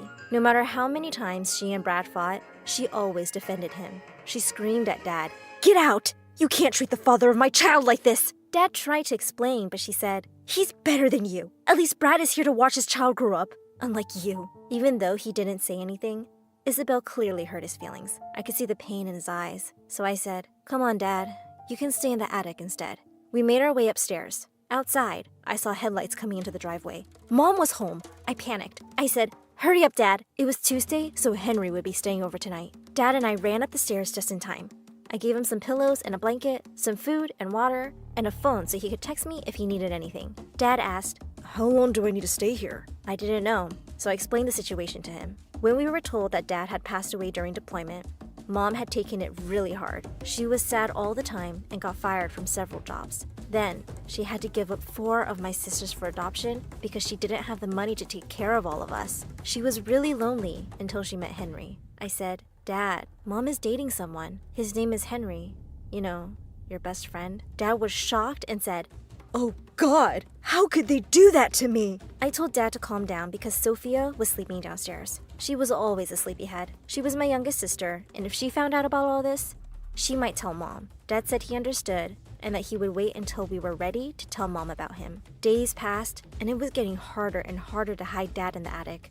My sisters were still mad at him, so they were no help. And Isabel's chatty boyfriend made it even harder to keep it secret. One day, we were eating breakfast with Mom and Henry, and Brad said, "Hey, what happened to your dad?" Luckily, Mom didn't understand what he was trying to say. She said, "He passed away years ago. Didn't Isabel tell you?" I kicked him under the table so he would stop talking, and he grinned at me, teasing me. I wanted to punch him. Ugh, so annoying! Suddenly, Henry stood up. He told us that he had an announcement to make. Uh-oh. Henry said, "Girls, your mother and I are getting married." Mom looked so excited. She was finally happy after so many years. But my sisters and I were looking at each other. I knew we were all thinking the same thing. This wedding can't happen! After Mom and Henry left for work, my sisters and I went to the attic to talk to Dad. Isabel and Olivia were still mad at him, so I had to break the news. He said, "What? This can't be happening. She's still married to me. Girls, we need to stop the engagement." Isabel said, "And why would we help you? We had to be separated from our 4 sisters because you left. I will never, ever forget." Dad tried to explain that it wasn't his choice, but my sisters weren't listening. Olivia said, "It doesn't matter what happened to you. You can't come here after everything and pretend like nothing happened. You abandoned us, so we're abandoning you." Isabel and Olivia left me and our youngest sister Sophia in the attic. Of all my sisters, she was the only one who was nice to me. But that was only because I did all her homework for her, so she wouldn't flunk out like Olivia did. Because I was helping her with school, she promised she wouldn't tell Mom and Henry about Dad. But she also said, "Henry's a great guy. To be honest, I would rather have him as a dad. But whatever, what's your plan?" Dad and I talked, and we decided to find dirt on Henry. I never liked that guy. I always thought there was something fishy about how much money he had. The next day, I didn't go to school so that I could have enough time to discuss the plan with Dad. It was only me and him at home. Then I got a text from Jeremy. Jeremy was my boyfriend. But my sisters didn't know about him. I didn't want them to know that I was so into boys, too. I wouldn't be like Olivia, who always got cheated on, and Isabel, who got pregnant so early. No, I'm smarter than that. I read Jeremy's text. "I'm coming over. Let's eat pizza and watch a movie in your room." I ran to the door just in time to see Jeremy walking up the drive. He called out, "Hey babe, let's watch a movie. But only if you're done with my homework. I need to get an A or my mom's going to kill me." I told him that I wasn't done with it yet, because I'd been busy with some family stuff. I added, "But I'll finish it tonight. Come in, I want you to meet someone." I took him to the attic to meet my dad. Thankfully, my dad was cool about me having a boyfriend. I think it was because we had bigger fish to fry. We told Jeremy what was going on. He said that if our hunch about Henry was true, he didn't want me to spy on him because it would be too dangerous. He said that he'd do it instead, and I agreed. That night, Dad and Jeremy hid in the bushes outside the house to watch Henry through the windows. I found this out later, but they saw Henry carrying boxes to the basement where Brad was staying. Dad and Jeremy went down to the basement. They could hear what Henry and Brad were saying. Henry said, "Did the new shipment come in yet?" Brad said, "Yeah, bunch of fake LVs are in boxes in the closet. They're gonna make us at least 20 grand, man. By the way, Isabel brought a guy here a few days ago. She said it was her dad. She wanted to hide him here." Henry said, "That's impossible. Their dad's my best friend, and he passed away while serving in the Navy." After hearing this conversation, Jeremy got scared, so he ran up the stairs and left. From the attic, I watched him run down the street like he was being chased. Dad came back up to the attic and told me everything that had happened. Then, I received a text from Jeremy. It said, "Your family's weird. We should break up." I was so surprised when I read this message. I thought Jeremy really loved me. So I texted him back to ask him if he ever loved me, and he replied, "Nah, man. I just needed you to get good grades." It broke my heart. I started crying. So Dad hugged me and said that everything was going to be okay. While I was crying, the front door slammed downstairs. We heard Mom and Olivia shouting at each other. Mom screamed, "You're useless!" And Olivia screamed back, "That's funny. I didn't hear you say that when I was giving you money." I wiped my tears dry and went downstairs. Everyone was there while Mom and Olivia were fighting. My sister said, "I make a lot of money now. I don't need to stay here anymore." Mom said, "Well, you're still a minor. I'm your legal guardian, so whatever you have, it's mine too." Olivia said, "Not for long. I'm going to make Dad my legal guardian." Mom said, "Well, Henry isn't your birth father, so that's not going to happen." Before Olivia could say anything else, I pulled her aside and told her to calm down. But she got mad at me instead. She ran to her room and slammed the door behind her. When everyone had gone, Sophia said to me, "You should tell Mom that Dad's here before things get out of hand." I told her to stay out of the grown-ups' business, and she said, Listen, you little. But before she could continue, she fell asleep on the couch. I realized that Jeremy was right. My family is weird, but I wanted to fix everything. A few days later, when no one was home, I went to the basement to see what Henry and Brad were hiding. I opened the closet and found 10 huge boxes filled with fake designer clothes. For that many counterfeit items, a person could get at least a few years in prison. Suddenly, I heard footsteps coming into the basement. I hid behind the boxes in the closet, heart racing. But then, I heard Olivia and Isabel talking. I sighed in relief. I was going to leave my hiding place when Olivia said, "I'm looking for my old suitcase. I'm moving out, and Dad's coming with me." What? I couldn't believe that Dad was leaving with Olivia without telling me. Isabel said, "I want to break up with Brad because he's such a good-for-nothing loser. Can I come with you?" Olivia said, "Of course, sis. You know what? We should take Sophia with us, too." Isabel asked if they should take me, too, and Olivia replied, "We'll leave her here. She's useless anyway." They laughed like evil stepsisters as they schemed to leave me behind. Weeks later, my sisters had completely moved out. After they left, Brad had no reason to stay in the house anymore. One night, I overheard him and Henry talking about moving the boxes somewhere else. I couldn't let them get away, so I called the police and told them about the boxes. They went to the house with a search warrant. While the police searched, Brad and Henry kept looking at me like they wanted to punish me for snitching on them. But I didn't care. I was happy to finally get rid of them. The police found the boxes and arrested Brad and Henry. When the police questioned Henry, he also confessed that he'd planned my dad's kidnapping so he could get rid of Dad, date Mom, and use our house for his business. Everything finally made sense. When Mom and I got back from the police station, we had some visitors waiting for us. Mom looked like she'd seen a ghost. She just stood there staring at Dad, speechless. Dad said, "Hey, babe, I've missed you." She finally managed to whisper, "Is that really you, my love? How is this possible?" Dad took her in his arms, and she sobbed and laughed as he explained everything. Isabel said, "We heard what happened. Are you okay?" I was shocked to see her worried about me. I was even more shocked to see that she'd given birth to a beautiful baby girl. My sisters apologized for treating me badly and thanked me for being brave enough to call the police. Then Olivia said, "Let's leave this place and start fresh. We can be a complete family now." So Mom and I packed our things and moved in with Olivia, Isabel, Sophia, and Dad. We sold the house and used that money to start a new life. The best part of it all? We reunited with our 4 other sisters, and our parents are back together now. This is the family I've always wanted. I'm so happy with how things turned out.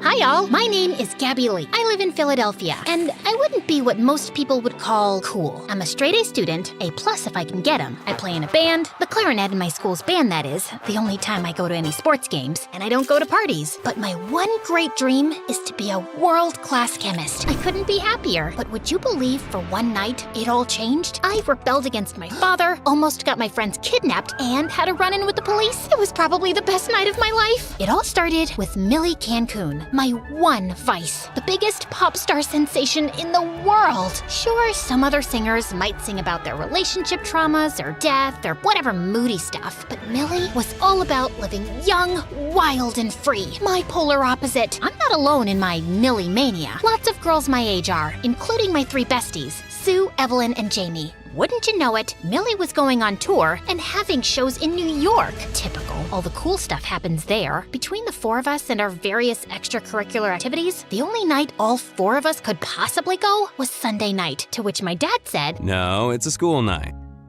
Plus, her music seems a little inappropriate for your age, does it not? What does he know? I can't get too mad at my dad, though. It's just me and him. Mom isn't in the picture anymore. I should have told him how much it would mean to me, but I backed down.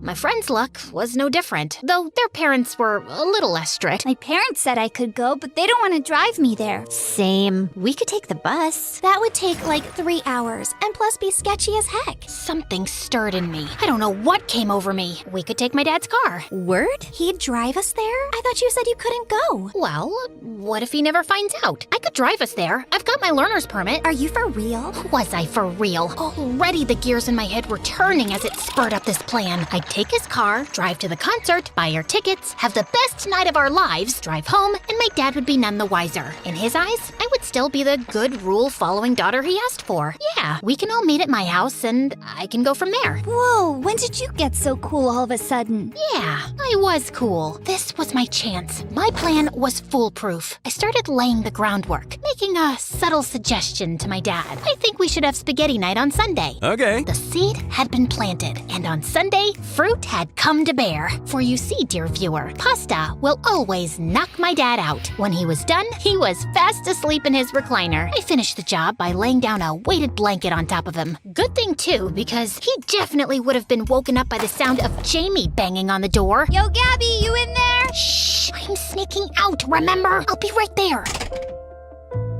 I just gotta grab but the keys to Dad's car weren't there. I checked in his room. Not there. A tense realization hit me. They were still in his pocket. As discreetly and non-suspiciously as possible, I reached into his pocket to pull them out, lest he wake up and was wondering what I was doing. After much careful fidgeting, I got them. I wanted to get out of there, but I had one more thing I needed to do. The final pièce de résistance. In my room, I set up a fake version of me made from pillows and sat her by my desk. Should my dad check on me, he would believe to see his dutiful daughter studying for her math test, not realizing I had already studied in between band practice. Evil genius. I snuck out, we got in the car, and we were off. I wasn't exactly a car expert, but better me to do it than any of my friends. Didn't want to scratch up my dad's car. If you were to ask me at that moment, I'd have said it had gone perfectly. We were driving down the road, pre-gaming our jam session, singing along to Millie Cancun, but then we started slowing down. The car started making funny noises.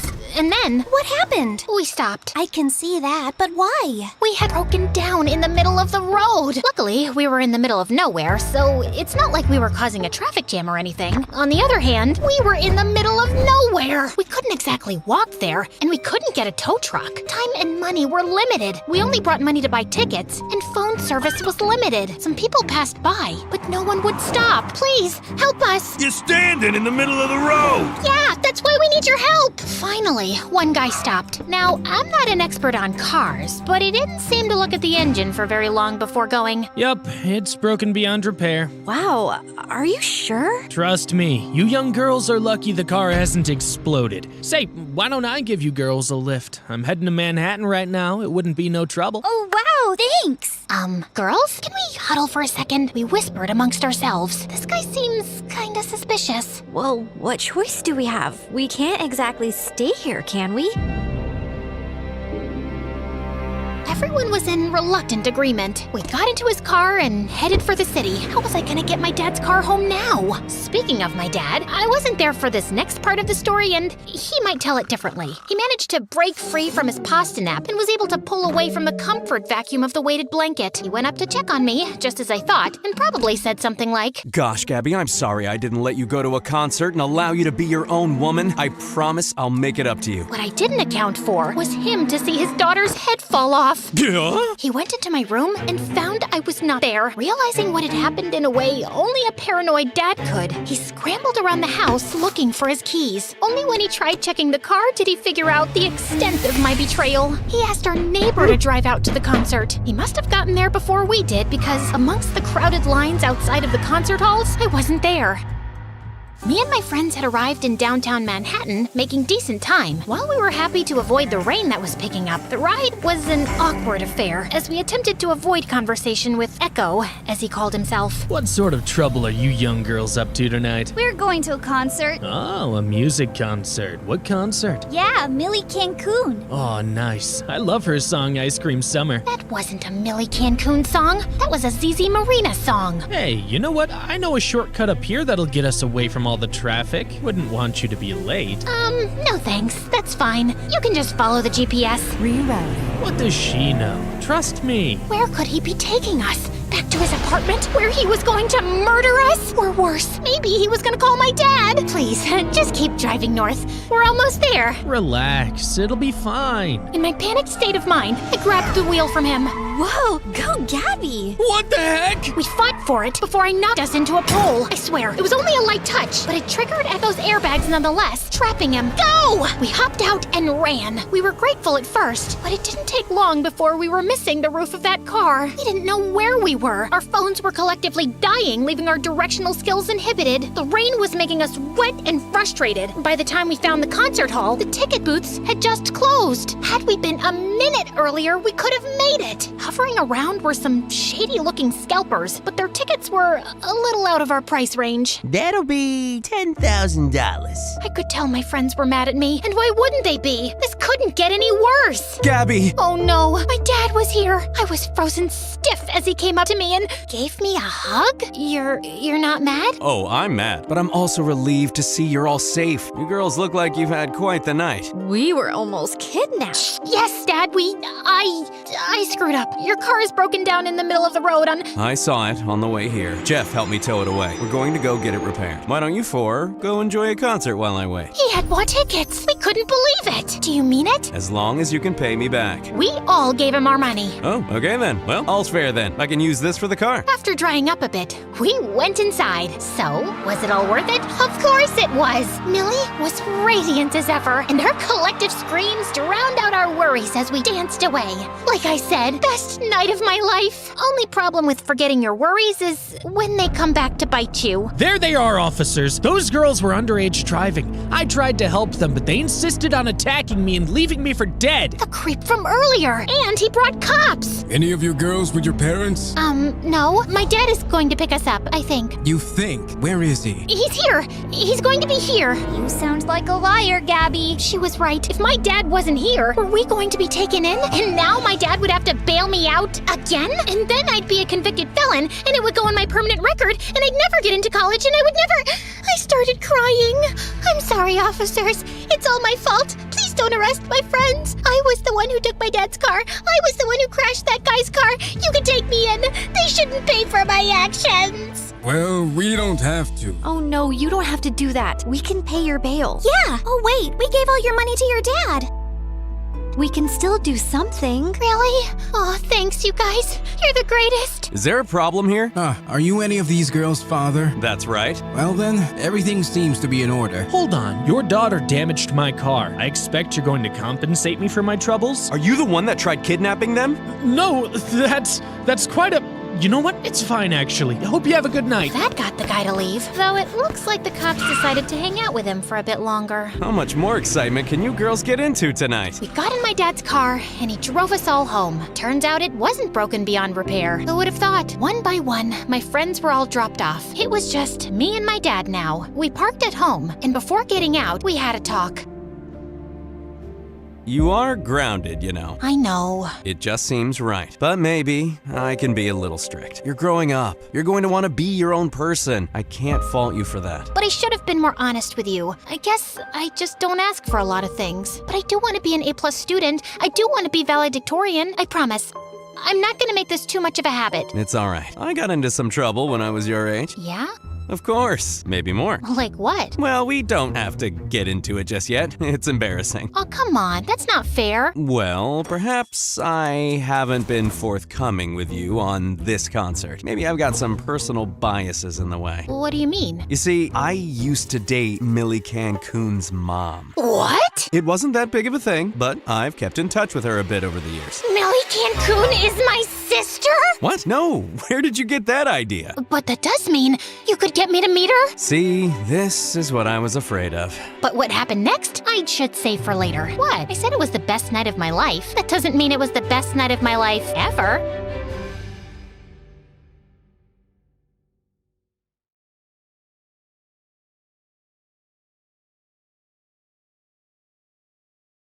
Hi, my name is Charlotte, and I was a very hardworking teenager. My life was always about studying and part-time jobs, but that all totally changed because of a boy. I was on my way to the principal's office to talk about the college scholarship that I'd applied for when I saw a boy from my class, Mason. His mother was there too, and she was yelling at him on their way out of the office. The week before, his dad had been here with him, and now it was his mom. He'd probably got another detention because of his failing grades, or the pranks he was usually pulling at school. Not that I was his stalker or anything, but I had always been intrigued by him. His mom was very angry, but he seemed happy because there was a smile on his face. Why? He was popular in our school because he was pretty talented and athletic, and he also had a playful nature. He had won multiple awards in special events where parents were expected to attend, but I noticed that he was always alone. That night, while I was on my night shift as a cashier at the local movie theater, I got a strange call. "Hello, is this Miss Charlotte?" a familiar older woman's voice asked. "Yes, that's me," I answered. "I saw you reply to our online ad for a private teacher, and we want to hire you for our son. We're wondering if you could start right away, like tomorrow." I was shaking with excitement all of a sudden. I was so happy that she wanted me despite me only having 5 months of experience from last year. I asked for the address, and what she gave me sounded familiar. It was close to our school anyway. I shared the good news with my mom, but she didn't seem particularly pleased. "You should enjoy being a teenager sometimes, Charlotte. Learn how to quit if things start to stress you out." I just smiled at my mom's concern. The next day, I finally arrived at the address the woman gave me. I pressed the doorbell, and unexpected faces appeared at the door. My face turned white as a sheet when I realized that they were Mason's parents. Did that mean I was going to be my crush's private teacher?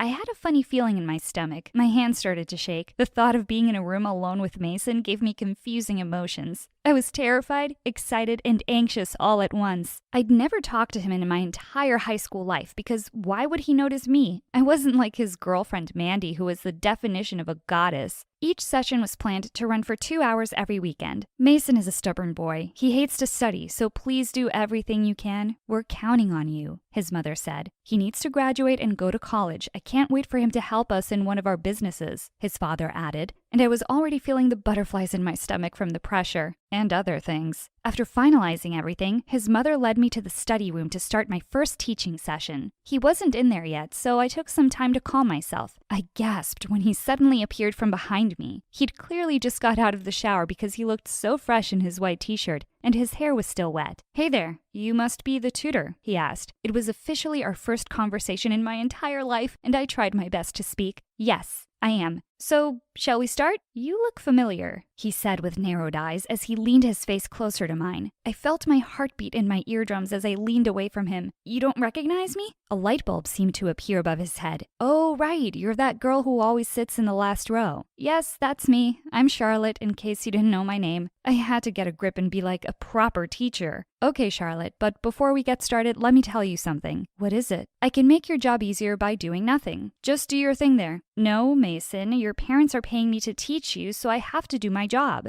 I said firmly. "I won't tell my parents anything, and you shouldn't either," he said as he put on his AirPods and started playing on his phone. Unbelievable! We finished the 2-hour session without me doing anything, and I felt guilty. Before going home, Mason's parents asked me how the session went, and I felt terrible lying. I didn't sleep well that night as I was brainstorming how to convince him to study. I was more anxious the next day. They reminded me to do my best because they wanted Mason to pass his final exams. As soon as I opened the study room door, a hand immediately pulled me in. "What do you think of this? Do you think a girl would like this as a gift?" Mason opened a jewelry box in front of my face and revealed a diamond bracelet and necklace. I was speechless for a moment. He was so generous to give me a gift as expensive as that. "It depends if the girl is into material things, Mason. But yeah, they're beautiful," I said. "Thank goodness, I'm kind of nervous right now. Today is me and my girlfriend's first anniversary," he revealed with sparkling eyes. "So this is him as a boyfriend. Ugh, Mandy is so lucky to have him." He opened the window, and I was surprised when he pulled someone in from outside. It was Mandy. How in the world did she manage to get up here?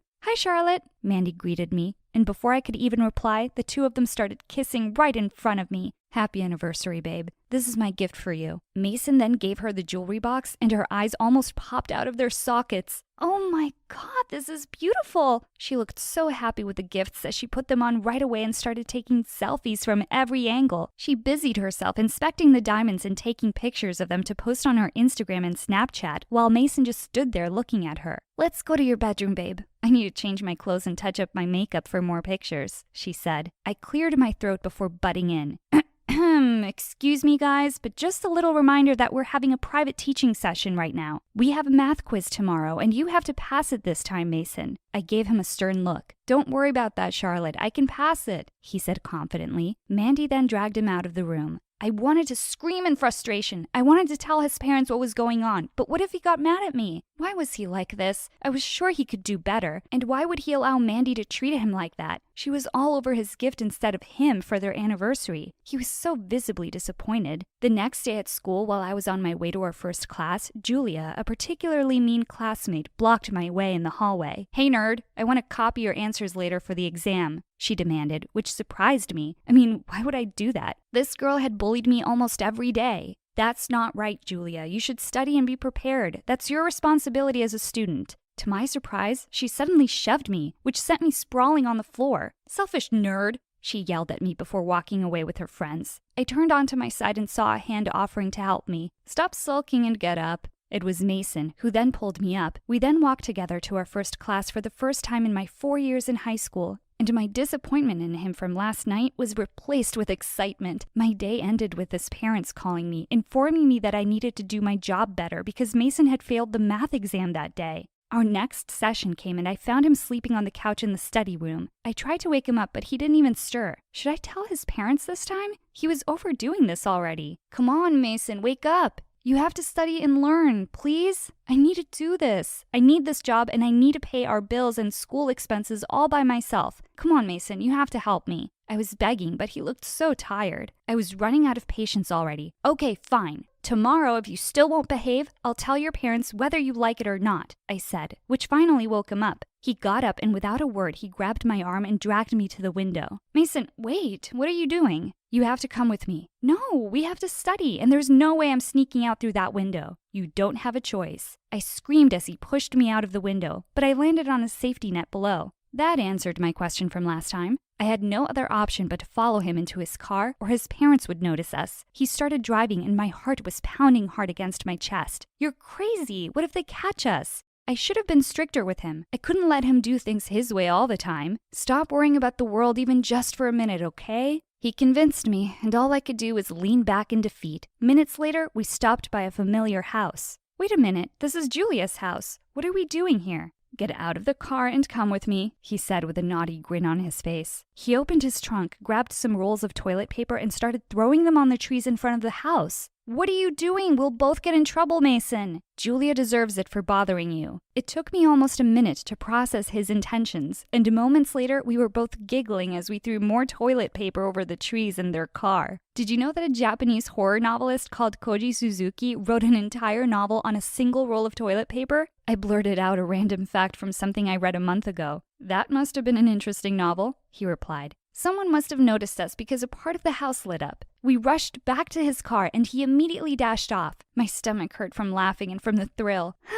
"That was cool," I said while panting. "Sometimes you just have to let loose and own the world, Charlotte." His words struck me and I was quiet for a moment. "And now it's time for a party," he announced. "What party?" He told me that his old friend was having an epic party in the countryside and he needed to join. Unfortunately, his car got stuck in the middle of the road. "Great. We're in big trouble now, Mason. Your parents aren't going to know where we are." There was no signal, so we decided to wait for a car to ask for help, but an hour passed and no one came. I settled in the back of his car and gazed up at the stars. I couldn't remember the last time that I had been able to relax like this without thinking about my responsibilities. Mason saw me lying there and joined me. We were both quiet for the first few minutes, but then I realized that it was finally my chance to ask him questions about his parents. He seemed reluctant at first, but he eventually spoke. "Their world revolves around their jobs and our businesses. I'm non-existent at home. They only notice me when I do stupid things, so it's useless to be an achiever at this point." So he just wanted attention from his parents. This side of Mason softened my heart, and for some reason he became more physically attractive in my eyes too.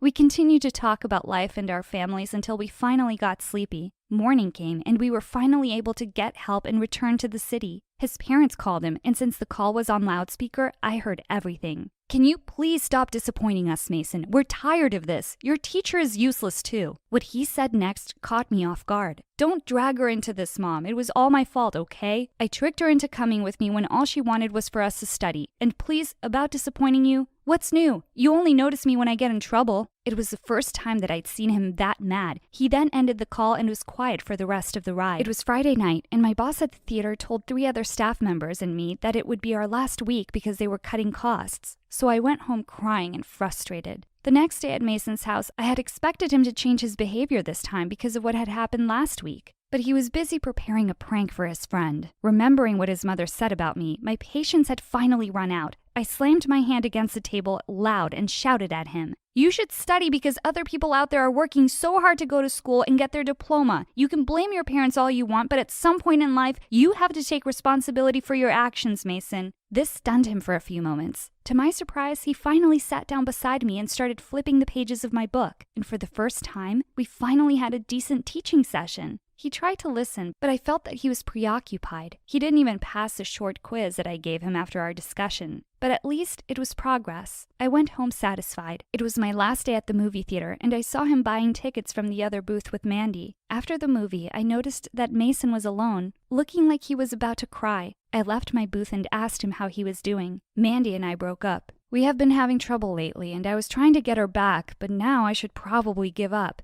Maybe you two aren't meant to be together, I comforted him. An idea then came into my head. You know what? There's this simple, hard-working, and down-to-earth girl I know. I'll introduce you to her if you solve all the challenging problems that I'll be preparing for you. I smiled when I saw the determined look on his face. Over the next few days at school, Mason and I became closer than ever before. He also helped me find another part-time job. As finals approached, I pushed him harder to study more with me, even at school. I convinced him to be more open about the things that he couldn't understand so I could more effectively teach him. To everyone's surprise, Mason ended up in the top 10 highest scorers next to my name, and I was so proud of him. Out of pure happiness, he hugged me so tight he almost crushed my ribs. During lunch, he joined me at my table. So where's this girl that you were talking about? He said. I almost choked on my spaghetti. I was actually referring to myself, I playfully told him as I winked, and he burst out laughing. You tricked me, he said, and we couldn't control our laughter. Deep down, I was hoping he'd date me, but my little fantasy was shattered when he took Mandy to the prom. It looked like they'd gotten back together.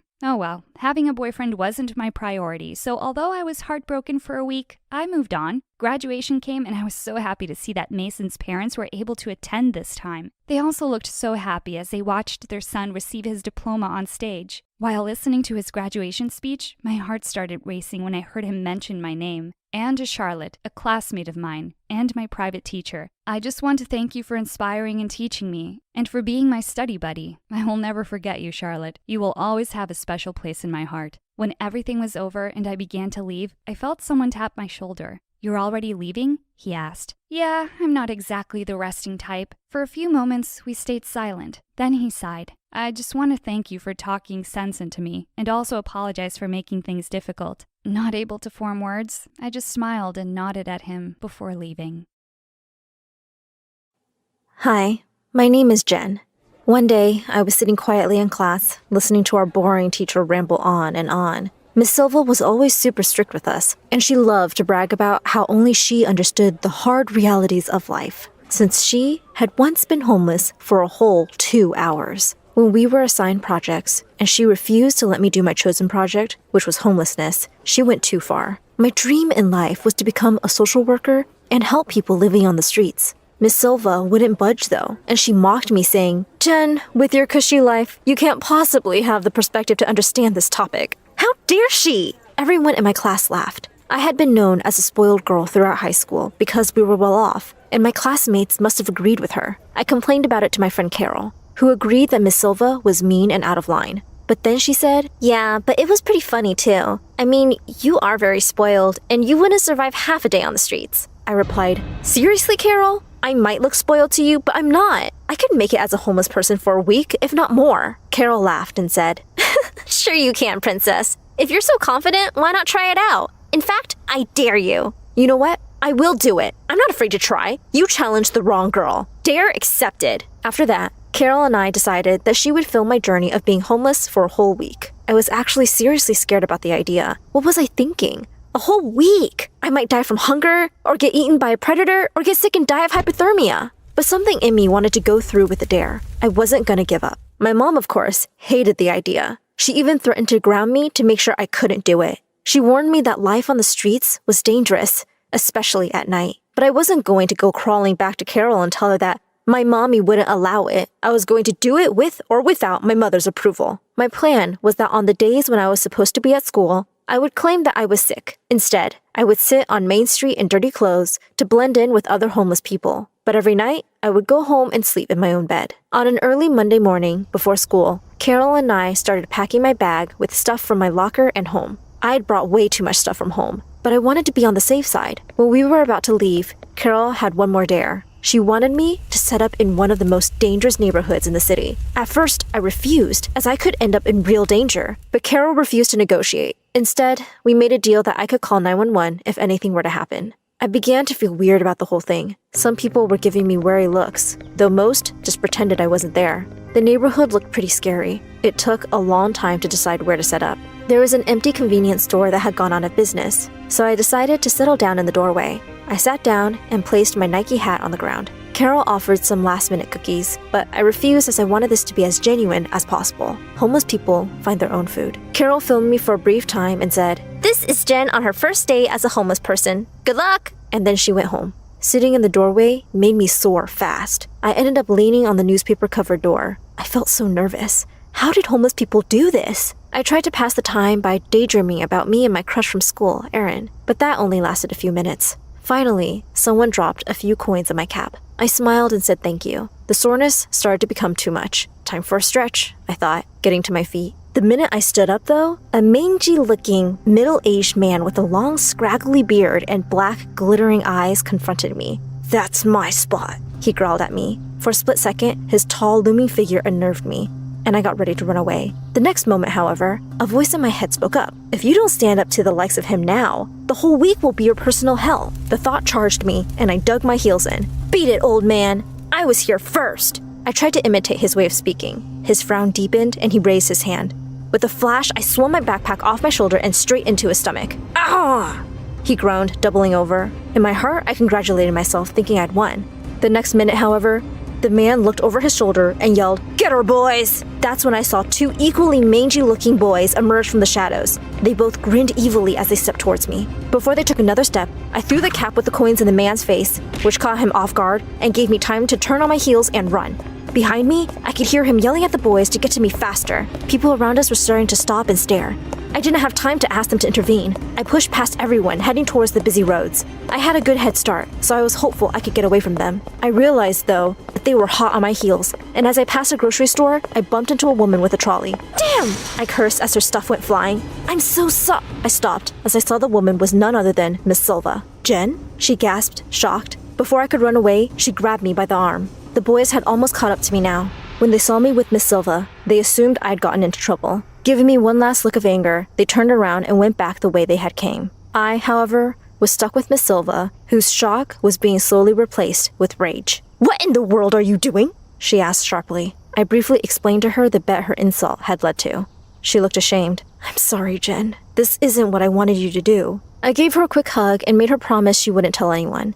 To my surprise, seeing how determined I was to get through this, she agreed. Then she asked me where I would be and promised to come check on me every day. Realizing she wasn't as bad as I thought she was, I returned to look for another spot around the same area. The next few days passed without any more fights, and I quickly learned about life as a homeless person. It's true that I still slept in my house as soon as it got dark, but during the daylight hours, I was struggling to survive. Carol came every morning at 6 a.m. to make sure I was still there. She'd make fun of me every time about the way I looked. I wasn't taking care of my skin and I started getting pimples. My hair looked bad, and I'd really started to smell. I got used to it pretty fast, though. I also learned how to deal with homeless people. They weren't as bad as I'd first thought, and they were actually pretty nice to me. They shared their food with me and told me all kinds of tales about themselves. Soon enough, I had some homeless friends who were very good people. On the final day of the dare, I was already excited about going back to normal life. But that day, something weird happened. A man stopped in front of me. He had a briefcase and was dressed in a nice suit. He was eyeing me with a mixture of admiration and suspicion. He asked me if I was homeless, and I said yes. He left to make a call, then came back.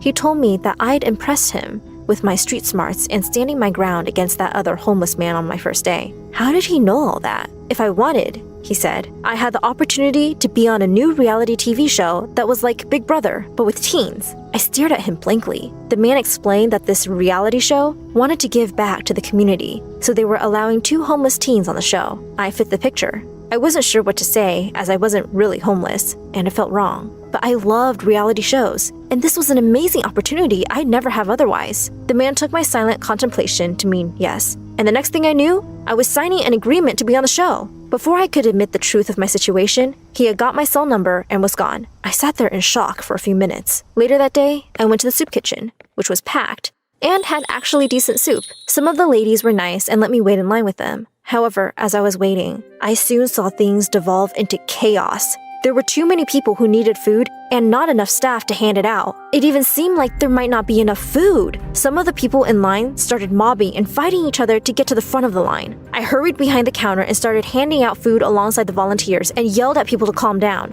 I managed to get everything back to normal, and quickly, everyone was happily getting served. After I went back out on the streets, I saw it was about to get a lot harder as it started to rain. All of the homeless people took cover, but I stayed where I was since I wanted to have the full homeless experience, including the very worst parts. After all, if something like that happened at night or when I was too weak or tired to move, I'd be exposed to the elements. Plus, I needed to think about what I had seen back there in the soup kitchen. It was incredibly moving and heartbreaking. Those poor people, so hungry and miserable that they were driven to get into physical fights for food. I wanted to do something, but I felt so helpless. That evening, when I got home, I didn't feel right. The dare had ended, but I still felt bad about the harsh reality homeless people were forced into. When my mom saw me, she was horrified. She said I'd been acting weird all week and that I looked like I had a terrible cold. When I admitted what I'd done, she was furious with me. Then I remembered the offer I received, but telling her about the reality TV show didn't calm her down. At dinner that night, I was quiet, and when my mom asked me why, I admitted, "We always have food, so I always took it for granted. But today, I saw people fight just to get something to eat." My mom felt bad about what I'd seen, but seemed to think that was just the way things were. I wasn't so convinced though. There had to be something I could do. That night in my room, I couldn't sleep or stop my negative thoughts from cycling around my head. Maybe it was because of all the homeless friends I'd made and how frustrating it felt not being able to help them. So, in the middle of the night, I made up my mind. I'd go on the reality show so I could win money to help my friends. When I told my mom, she was supportive, although she was worried. "You never know what crazy stunts these reality TV shows will pull." I told her not to worry, that I'd be able to fend for myself. Besides, I had to do this to help my friends. It was lucky that I called the director when I did, because they were just about to start filming the show. As it turned out, my mom was right about the show. For some reason, the director decided to focus on me and encouraged me to be mean to the other contestants. He wanted me to do things like steal their food and even call them names. I guess they wanted to paint me as a villain or something. At first, I went along with it, because if I won, I could help so many of my friends. But the director kept pushing me further and further. And the worst thing was, he'd smile his creepy smile and say, "You know you want to." Ew, no, I didn't. Finally, when we were on the streets filming one day, they got me to pick a fight with a girl who was sleeping under a plaid blanket. I almost said no, but I knew the director would boot me off the show if I argued. So I went for it and shook her awake. When the girl came out, sleepy and disoriented, my jaw dropped. It was one of the friends I made while I was living on the streets. "You jerk!" I exploded at the director. "How dare you torment homeless people when you know how vulnerable they are? You're sick!" The crew put down the camera, and my friend hurried away before I could explain myself. Meanwhile, the director's face was beet red, and he said with a sneer, "The award had your name on it, but now you're getting nothing." And that was that. I was booted off the show. At least my conscience was more or less intact. I was livid. The show had been completely corrupt. It made money off homeless people who didn't know any better and were desperate for money. When I called Carol, she agreed that the directors and the crew were complete psychos, but brought up how she had filmed me. That gave me an idea. On the day that the show was to premiere, we decided to take our revenge. Some of my tech-savvy friends helped us post the videos Carol had made of me on social media. Now the whole homeless reality show was ruined, as it was revealed I was never actually homeless. The show was publicly criticized, and the director received threats from angry people, and he tried to sue me for his losses. Luckily, Carol's mom was the top lawyer in town and represented me. The case got a lot of press, and big lawyers got involved. But in the end, I won. All the judge had to see was some footage of the show and how it took advantage of homeless people, and she ruled that the entire show was unethical and misleading. Best of all, though, was what she ruled would happen to their profits. All of it would go to help the homeless. So, in the end, I did receive some criticism for pretending to be homeless. It was a risk posting those videos, but one I definitely didn't regret. The most important thing was that I helped my friends, and other homeless people too. Hi, I'm Angelina, and my story? It's kinda crazy. But please know that My Story Animated will give $1,000 to one lucky person who subscribes in the next 7 days. Tell your friends to subscribe now. My mom worked as a maid at the mansion of a wealthy family, and because she couldn't afford to send me to school, I went with her to work. By the time I was 8, I was helping her with small chores around the house. The owner was a really rich CEO who was never at home, and his wife was really self-obsessed. She left her daughter Maddie with the house staff to get beauty treatments so often that when Maddie was little, she called my mom her mom. I didn't mind because even though she was a couple of years younger than me, she was my best friend. One day, Maddie and I were just settling down to watch a movie in her room when someone flung the door open. It was Maddie's mom, and she did not look happy to see me. You girl, what do you think you're doing in my daughter's room? Mom, don't talk to her like that. She's my friend. Her mom gave me a glare and walked away. The next day, Maddie's mom called me to her chambers, and I just knew I was in trouble.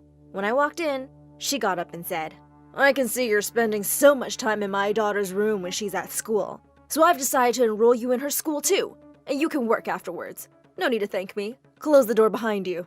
School? I thanked her and went to tell Maddie the great news. She seemed excited too. But when we got there together, she asked me to walk a few steps away from her. And once she met her friends, she disappeared. What was going on? I found out soon enough. When I was sitting alone in the cafeteria at lunch, a group of girls walked up to me and put a big backpack on the table. You're Maddie's maid, right? She said we can ask you to do anything. After school, carry this to my car. I'll be waiting. Take these assignments with you. I expect them to be ready by tomorrow. Oh, tomorrow morning, get me a latte and a donut. Here's the money. Keep the change. What on earth? I ran off to look for Maddie and found her in the girls' bathroom. Maddie, why are you telling people that I'm your maid? I thought we were friends. Oh, Angelina, of course we are, but only at home. I have a reputation to maintain here. And I can't mingle with someone like you in public. You get it, right? See you at home, bestie. She walked away while I stood there, shocked. Was this the same sweet Maddie I known my entire life? Maddie and her friends were always dumping their homework on me and making me run around for errands, and I was getting exhausted. I didn't even get time to study for a big math test and ended up with a big, fat D. Later that day, when Maddie and her gang walked up to me and handed me a list of errands for a party, I tore it up. I've had enough. You guys have hands, don't you? Do this yourselves. Oh, that's rich. Coming from someone as poor as you know I pay for your school, right? Before I could reply, I heard a boy's voice behind me. Cut it out, Maddie. You don't pay for anything. Now buzz off before I tell Dad what a brat you've been. It was Dwayne, Maddie's older brother. I'd seen him around the house, but he mostly kept to himself. Maddie looked furious and stomped off angrily. Dwayne smiled at me. Sorry, she can be a jerk sometimes. Don't let her push you around. And since you're new here, let me know if you need help with something. Well, actually, there is one thing. Are you any good at math? Because I'm really sucking at it. He started tutoring me at home, and by the time 7th grade ended, I was getting straight A's. But my grades weren't the only things that changed. As I grew older, I seemed to be catching the attention of a lot of guys. One day, I wrapped up my chores quickly for a movie date with a really cute guy. And just as I was leaving, Maddie screamed, Oh, Angelina! When I reached her room, I wanted to pull her hair out. She had dumped every single pair of footwear she owned on the floor and handed me a toothbrush. These are really delicate shoes, so take your time and clean them with this. I need them all by tomorrow morning. How many shoes are you going to wear at a time? Can't I do the rest later? Mom! Angelina and her mom might need to be let go. I had no choice but to do what she said. My date got canceled, and well, this was the first of many. Maddie always found some way to ruin things for me, and slowly all the boys stopped asking me out. One day when Dwayne and I were studying, I caught him looking at me. What is it? You know Maddie is just threatened by you, right? Threatened? By me? Why? You're smarter, prettier, and so much nicer than her. You don't think she knows that? I could feel myself blushing hard. Just then, Mom called me to help with the dishes, and I floated away on cloud 9. A little later, Maddie appeared, throwing a letter on the kitchen table. This friend of mine really likes you. God knows why. He's really shy, so he asked me to give you this. And why are you suddenly being nice to me? I just said he's my friend, didn't I? I'm not doing this for you. Just write a response quickly so I can hand it to him tomorrow. When I opened the letter, I felt really flattered, but also cringed a bit. Dear Angelina, or should I call you my angel? I wish I could talk to you, but your beauty just makes me speechless. I wrote back and kept an eye on her the next day to see who she handed the letter to. But she was surrounded by so many boys that it was impossible to tell. The next week, she gave me another letter. Hi, my angel. I think I have the courage to face you. Meet me behind the school tonight at 7 p.m. I was really curious about who this guy was, so I decided to go to the meeting spot. Half an hour went by, and it was getting chilly. Suddenly, Maddie and her friends jumped out of the shadows, laughing hard and recording me. You thought someone was interested in you? How dumb are you, maid? What? This was all you guys? Duh! Just because some losers asked you out doesn't mean you're something special. Gosh, you're so pathetic. Poor Cinderella, waiting desperately for Prince Charming. I was almost about to attack her when suddenly someone took my hand. It was Dwayne. He pulled me away and we started walking back home. I overheard Maddie telling her friends how she wrote those letters to play this dumb prank on you. She's so immature. She and I used to be best friends. I don't understand why she hates me so much. As tears poured down my face, Dwayne put his jacket around my shoulders, pulling me a little closer. I don't know why anyone would want to lose you as a friend. You are something special. Before I knew it, he leaned in for a kiss, and it was amazing. Even though the video of me waiting for a non-existent boy was making the rounds at school and everyone was making fun of me, I didn't really care. Dwayne and I had secretly started dating, and the next few weeks were bliss. Dwayne and I were making out in his room one day when suddenly, Maddie barged in, looking down at her phone. The parents are out and I'm having a party. Can you invite some of your hot friends? Wait, what is she doing here? Angelina is my girlfriend, you idiot. Now get out. He shut the door on her face, and we heard a tiny crack. Do you think she broke her nose? Doesn't matter. She's been getting it changed at the plastic surgeons for years. We laughed and started kissing again when we were rudely interrupted again a little later. But this time, it was his mom, with Maddie grinning behind her. Dwayne, seriously? You know all the richest girls in town and you choose this maid? I mean, if this is only for fun and not public, then fine. Do whatever, but be careful. She's probably only after your money. Mom! Listen, lady. Dwayne asked me out. I didn't. And your money doesn't give you the right to treat anyone like garbage. If you want to be respected, you have to treat others with respect too. Just then, Mom came running, looking pale as a ghost. What have you done? How can you talk to Madam like that? Apologize right now. But I didn't. Needless to say, my mom was fired, and I was taken out of the school. When I was packing up my stuff, Maddie walked in and threw some old dresses of hers at me. Here's a parting gift. They were going in the trash anyway, so same difference. What happened to you, Maddie? Why did you turn into this awful person and just forgot that we were best friends? Oh, please. I was only bored at home, and you were hired to entertain me. And then you forgot your place. We were never best friends. We never could be. Well, good luck finding true friends then, Maddie, because the ones you have right now are just here for your money. And I never cared about that. With that, I picked up my bags and left. Dwayne kept texting me, but I didn't have the heart to reply. It was better this way, probably. We were worlds apart. Soon after, Mom found a job as a waitress, but it wasn't enough to make ends meet, so I managed to get a job as a cashier at a local bookstore. And one evening, Dwayne walked in. Angelina, I'm so sorry about everything my mother said. I really love you. Please give me another chance. I won't ever let her say anything mean to you again. The next day, I walked into the mansion, and before his mom could say a word, I stopped her with my hand. I'm not your maid anymore. I'm an independent girl dating your grown-up son, and you can't do anything about it. Her jaw fell to the floor as I walked into Dwayne's room holding his hand. We dated for the next few years, and I graduated high school. I started working at a local cafe, and the old lady who owned the place grew really fond of me. But one day, she suddenly passed away. I had barely registered the news when a man in a suit came into the cafe and asked for me. The owner has left the business to a girl called Angelina. Where is she? Oh my god, what? She had left the entire cafe to me? And with that, life changed forever for me and my mom. We both started working together and turned the place around. It became one of the most popular spots in town. One day, Maddie and her mom walked into the cafe, and a few minutes later, I heard Maddie screaming at a waitress. Are you stupid? So what if it's not on the menu? Just go ask your chef to make me a salmon salad. I walked over to their table, and their eyes almost popped out. Ladies, please leave the cafe immediately. We refuse service to ill-mannered customers. Oh, and you? Another waitress is allowed to talk to me like that? Call the management and I'll have you fired right now. I am the management, and I will have you thrown out now.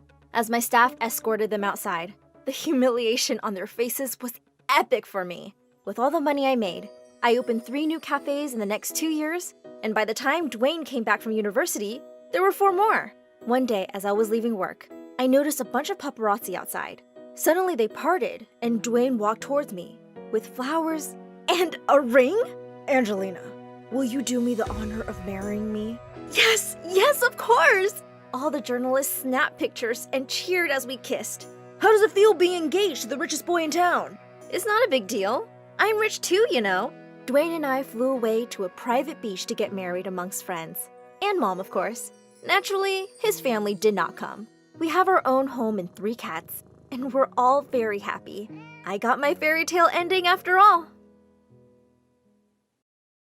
Hi, I'm Zoe, and I'm from Australia. Please like and subscribe. Both my parents were born geniuses. My dad was a scientist at a pharmaceutical company, and my mother became the youngest principal in the world. So when I was born, they thought I'd be the next Einstein. But unfortunately, I wasn't even close. They'd try to teach me how to read and write, and I would shred all the books and papers to pieces. Look at that, Mommy. Airplane. Oh, that's my research for the last 5 years. What did you do, kid? Relax, honey. Look at her building planes from such a young age. She's no less than the Wright brothers. But Mom's bubble burst soon after when I turned 3. They bought me all the different puzzles in the world. But to their surprise, I broke them instead of fixing them. What is wrong with this child? I'm sick of her stupid activities. Sometimes I wonder if she's mine or… How dare you? Don't blame it on me. It's your stupid family's genes that have her acting all weird. Yep, they pretty much fought about it all the time until my little sister Susie was born. And unlike me, she was a genius. She could solve puzzles from a very young age and speak 4 different languages by the time she turned 7. And although I was low-key proud of her, she hated me for some reason. Once we had some guests over and she recited all the theories and laws proposed by Newton, word by word. Everyone was super impressed with her, and I said, Susie, that was awesome. I could never do that. Yeah, that's because you're a loser, Zoe. Ugh, such a mean kid. Because of her excellent skills, she got promoted to 4th grade when she was just 7. When she joined my school, I offered to walk her to class, but she just pushed me away. What are you doing? Get away from me. But I'm just trying to… Ruin my reputation? I don't want the kids knowing my sister is a failure. Oh my God, what is your problem? I'm just trying to be nice here, but you keep on being a brat. No one asked you to. Now get out of my face, loser. Ugh, she was unreasonable. But why not? Mom had her back both at school and at home. But Mom would ignore my existence entirely, especially at school. Mom! How many times have I told you not to call me Mom in school? But Susie does it, and everyone knows she's your daughter. Yeah, that's because I'm proud of her. And about you, I'm just confused. Now off you go and stop wasting my time. This was it. I was gonna show her. There was an upcoming debate competition Susie was participating in, and I signed up just to tease her and Mom. You gave your name for the debate competition? Are you crazy? Do you want to embarrass us that badly? I want to win it and prove to Mom and Dad and you that I'm not useless. Are you scared? As if.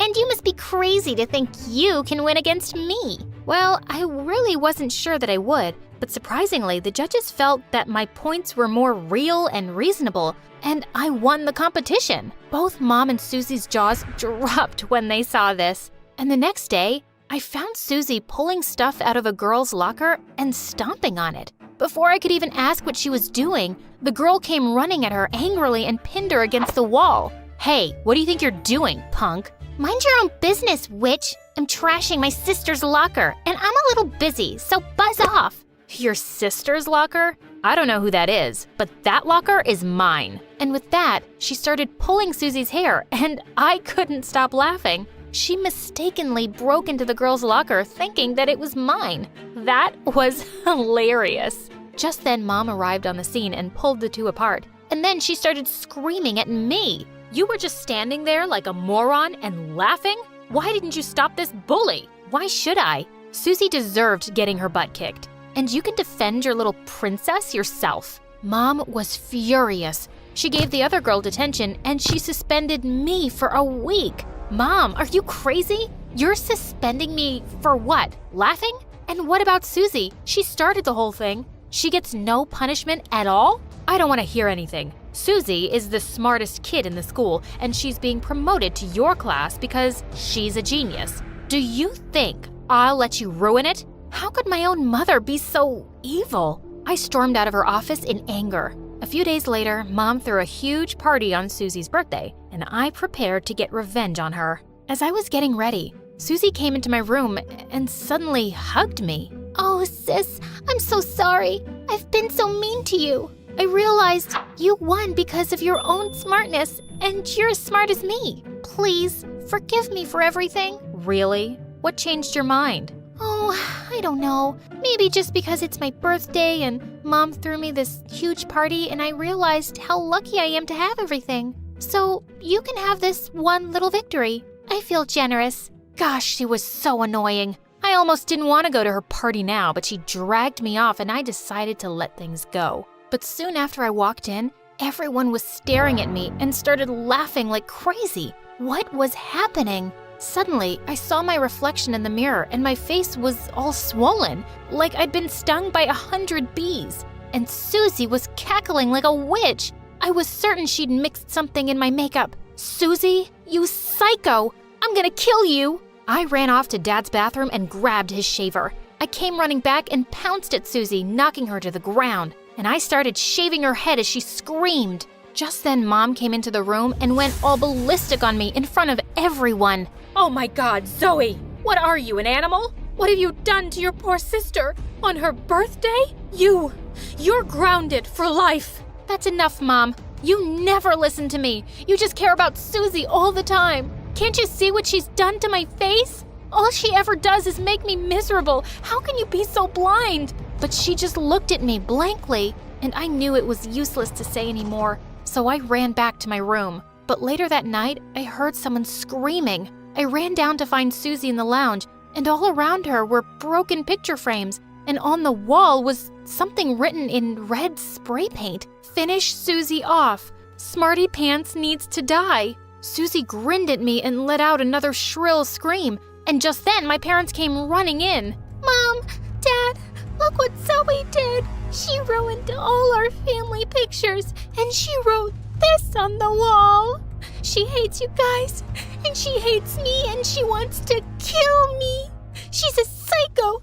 She needs help. What? These were all crazy lies. She was such an evil person. But Mom and Dad bought her lies and instantly took me to a doctor. There, he ran all kinds of tests on me and declared I had ADHD. It is an attention disorder where individuals can't always focus on things like other kids and have unusual motion problems. But it doesn't mean that she's any less smart. In fact, Albert Einstein himself was diagnosed with it. Well, I always knew something was wrong with me, and this explained all the reasons why I could never focus on my studies. I thought Mom and Dad would understand me now, but surprisingly, they looked at me like I was some kind of monster. Later when we got home, I heard my parents secretly talking about me, and it just broke my heart. I never thought Zoe would be such a burden to our name, and now this weird disease. Ugh, we're doomed. Maybe we should send her away. Yeah, you're right. It feels like she's not even our daughter. And with everything she did to Susie, we need to send her away. I couldn't believe it. How could they? After all this while, I tried to make them feel proud of me, and they thought I was some burden. I stormed in to confront them. How could you guys think of me like that? You call yourself smart and educated? Well, you're just mean and blinded by your love for Susie. You can't even see all the things she's done to me, and you think I'm the psycho? Well, you'll regret it, and I hate you guys. I went to my room in tears, but this was it. I was proud of the way I was, and I wasn't letting anyone put me down. I started putting more focus into my work and taking some online classes on the internet to work on my issues. Soon, we had a big project coming for the finals, and I was preparing my best for it. Susie was being helped by Mom so that she could win the competition and then get the International Science Scholarship. On the day of the presentation, I was super excited. I went onto the stage and gave the best I could. But just as Susie got onto the stage for her turn, her model broke and fell apart. Suddenly, she had tears in her eyes, but Mom went all ballistic on her. "What are you doing? Stop crying like a baby here. Just stop." She went on stage and grabbed her by the arm. "Stop embarrassing me in front of everyone. Isn't it bad enough that you ruined this in the first place, and now you... Ugh." But suddenly, Susie yelled, "Mom, just shut up. Shut up. I did everything you asked for. I always tried so hard to be the best, and I failed this one time. So what?" Mom was shocked and tried to hush Susie, but she pushed her away and left. I was shocked, but secretly happy that Mom was embarrassed in front of everyone. But later when the results were announced, Mom went all gaga hearing my name in the first place. She started hugging me and kissing me like crazy. She was such a drama queen. I wasn't buying her act for a second. Later when we got home, Mom went ballistic on Susie. "Listen here, you stupid girl. I made you. You are what you are because of me. Learn something from your sister. Look at her. She's left you behind and won it. You should be ashamed of yourself, you ungrateful brat." "No, you're a monster, Mom. Do you even realize how stressful it's been for me all these years? Always trying to please you guys so you won't treat me like Zoe?" Well, yeah, Zoe is dumb. Dumb kids should be bullied until they decide to change. Oh my God, how can a principal say such things? You're absolutely horrible, Mom. Mom stepped closer to slap me, but Susie pushed her away. "Stop it! I don't want this. I just want a happy family like everyone else I know." "That's enough, Mom. I know what you guys did, and I know how selfish you people are. You don't need kids, you need robots who can work on your instructions and make you feel good about yourself." "Zoe, how dare you?" "No, Dad, how dare you? You ruined both of our lives by putting us in this stupid competition and burdening us with your expectations. It's all your fault, and I'm not gonna let you do this to me or Susie anymore." "Yeah, and we know who to contact if you keep treating us like that. Like child services, for example. And you will regret the moment you gave birth to us." And to me, she said, "Oh, Zoe, I never wanted to hurt you, but I was afraid Mom and Dad might hate me too. I'm so sorry, Zoe. Please forgive me." "It's okay, I guess. I just want you to know that I never hated you, and we have another chance to make up for lost time. I forgive you."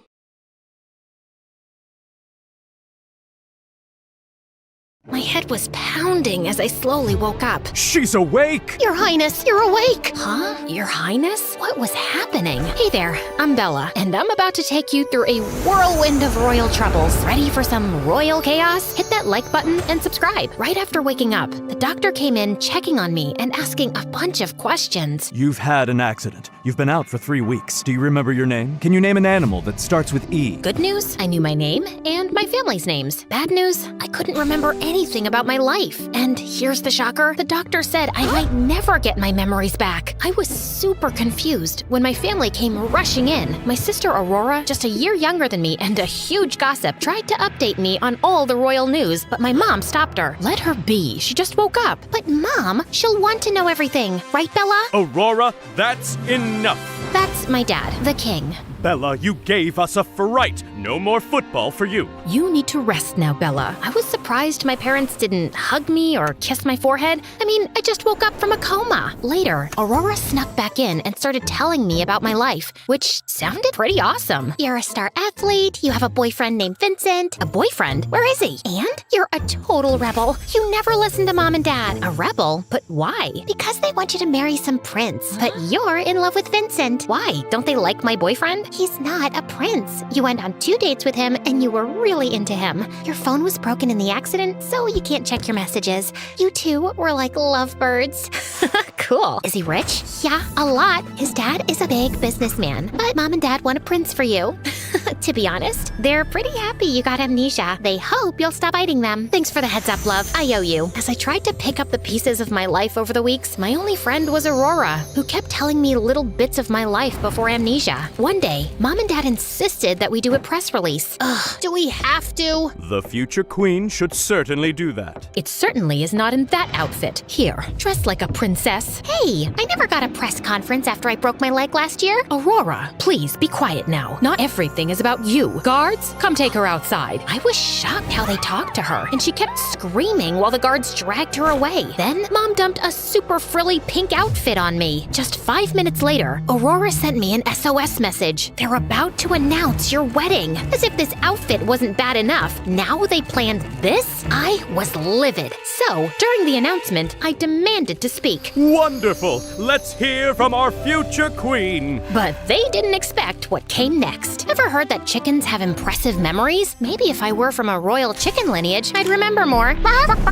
Dad was livid and grounded me for a week, despite my illness. Sick or not, a future queen cannot act this way. That night, I was chatting with Aurora when my parents suddenly came in, followed by 3 daughters who looked pretty intimidating, more like butchers than medical professionals. Aurora, leave, now. Why? What are you planning to do to her? Then, Mom signaled a bodyguard, and he dragged Aurora away as she shouted, "Don't listen to them!" One doctor opened his case, revealing a long, frightening needle. I screamed until everything went dark. My parents were unbelievable, but thank God I had Aurora. Over the weeks, Aurora filled me in on my life before college started. She gave me my diary too, reading that I was super anxious to see my boyfriend. A week later, I was finally ready to go back to college. It was a crazy fancy place where only kids from royal and super rich families study. As Aurora and I walked in, flanked by a mini army of security guards, I spotted him, Vincent, my boyfriend. He stood there with a bouquet of roses and gave me a warm, inviting smile. Aurora winked at me and walked away. My heart was racing. I felt like I was back in my teenage years. Vincent came over, looking at me with so much affection. Can I hug you? I couldn't help but smile and nod. As he hugged me, he said, You look beautiful, Bella.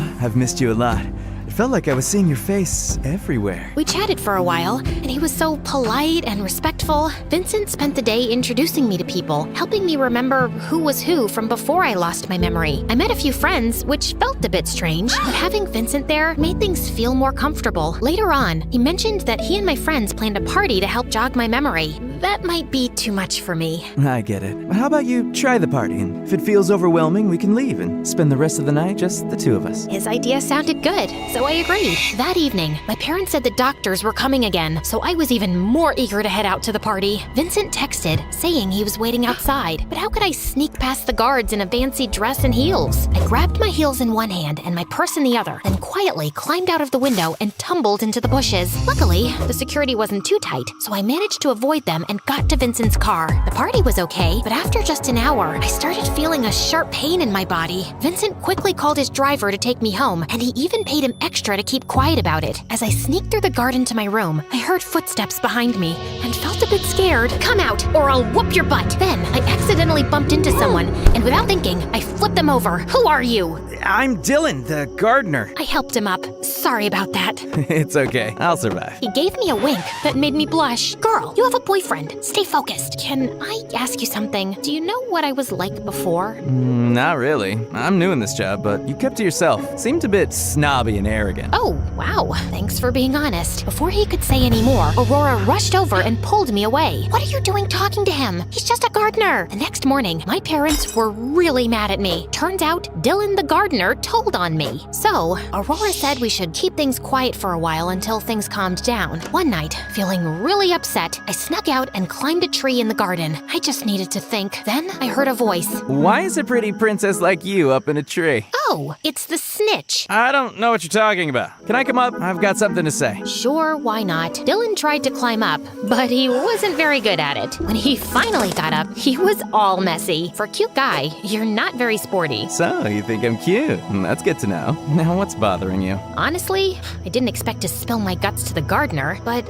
I guess I just need someone to listen. And you seem genuine, so here it goes. I ended up telling Dylan everything. It was so easy to talk to him. Man, that sucks. That's all you've got? You're not great at giving advice. Can't argue with that. But hey, I stole a chocolate bar from the kitchen today. You want some? Sure, why not? I ended up staying with Dylan until sunrise. For the next few weeks, I hung out with Dylan whenever I could, and it was great, but I felt guilty. Vincent was a nice guy, and I didn't hate spending time with him either. But as time went on, I started to prefer Dylan's company over Vincent's. It puzzled me why I'd rather spend time with Dylan. Maybe my amnesia and the medicines were really messing with my feelings. Then one evening, I found Vincent in my room unexpectedly. Vincent, what are you doing here? You've been acting distant. Is something wrong? I didn't know what to say. How about I show you around the palace? I was hoping for a different answer, but okay. Let's spend time together. He kept asking why I was acting different. I dodged his questions, but he persisted. Then we reached the royal jewelry room. If you need space, just say so. It'll hurt, but I'll understand. In my rush to change the subject, I quickly entered the passcode on the digital keypad and let him inside. Get ready to be amazed. This is where we keep all the royal jewelry. Isn't it beautiful? Vincent was stunned. Then Aurora burst in. Bella, why is he here? Mom and Dad would freak out. He needs to leave now. After leaving the room, Aurora went to her bedroom. Vincent looked at me, clearly hurt. Maybe I should leave. Reach out when you want to talk, or actually, maybe don't. Bella, you ignore me and act superior. The only reason people respect you is your royal status, and that's just luck. Not an achievement. With that, he left, and I was shocked that he just said that. Later that night, I was jolted awake by loud yelling outside the royal jewelry room. The family tiara, passed down for 5 generations, is gone. I froze. Vincent? But he was with me the whole time. Then a bodyguard approached us. We found someone on the security footage you need to see. We rushed to the security room. My heart sank as I watched the video. There was Vincent, hiding the tiara in his jacket while my back was turned to him, looking at Aurora. Not only are you seeing the guy we've said no to multiple times, but you also showed him the jewelry room? What's wrong with you? We've been patient with you because the doctor said you needed time to adjust. But this is unacceptable. And how did he even get in? Your Highness, our check showed the cameras were off and only started recording when Bella began her tour with Vincent. Really? Bella, did you think you could outsmart us? What on earth? I don't know. Please stop yelling at me. Then everything went black and I fainted. When I woke up, Aurora was by my side, telling me I'd been out for 12 hours. The police were now looking for Vincent. Just then, Mom stormed in. Your father is furious. He can't even look at you. But I'm here to tell you that you're no longer the future queen. We've decided Aurora will take that role. You think I care? Well, guess what? I don't. But Mom, I don't want to be a princess either. I can't stand it. It's not up for discussion. And she left us there. Throughout the week, I felt more and more anxious. The guards were always around, keeping an eye on me, and Vincent was nowhere to be seen. One day, as I sat in the garden, Dylan came over. He acted like he was just doing his job, but then he quietly said to me, Your parents aren't really bad. They're strict and can be a pain, yes, but they never wanted you to marry any prince. Aurora made that up. You should look into it. How do you know all this? Us servants hear everything. We catch all the gossip. Later that night, I went to talk to Aurora in her room, planning to lie to get her to reveal something. Why do you think Vincent stole the tiara? I think he was upset you preferred hanging out with the gardener over him. He knew stealing the tiara would land you into trouble. Boys are dumb, and when their ego is hurt, they can act dumber. Did you hear they caught him?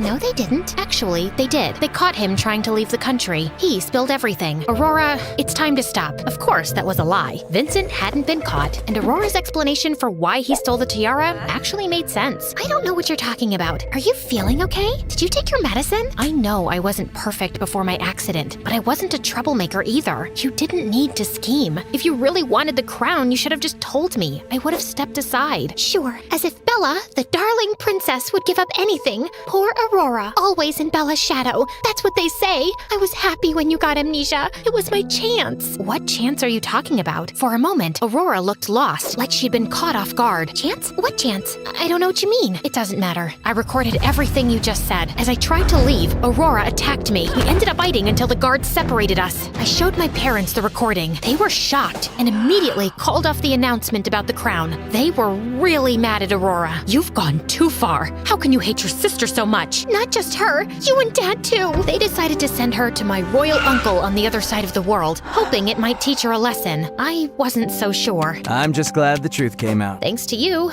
and all the gossip, I guess. I'm glad I didn't lose. Let's see, you lost your memory, your boyfriend, and your sister, and the crown, at least for now. I don't mind. I still have you. Dylan took my hand, and I kissed him.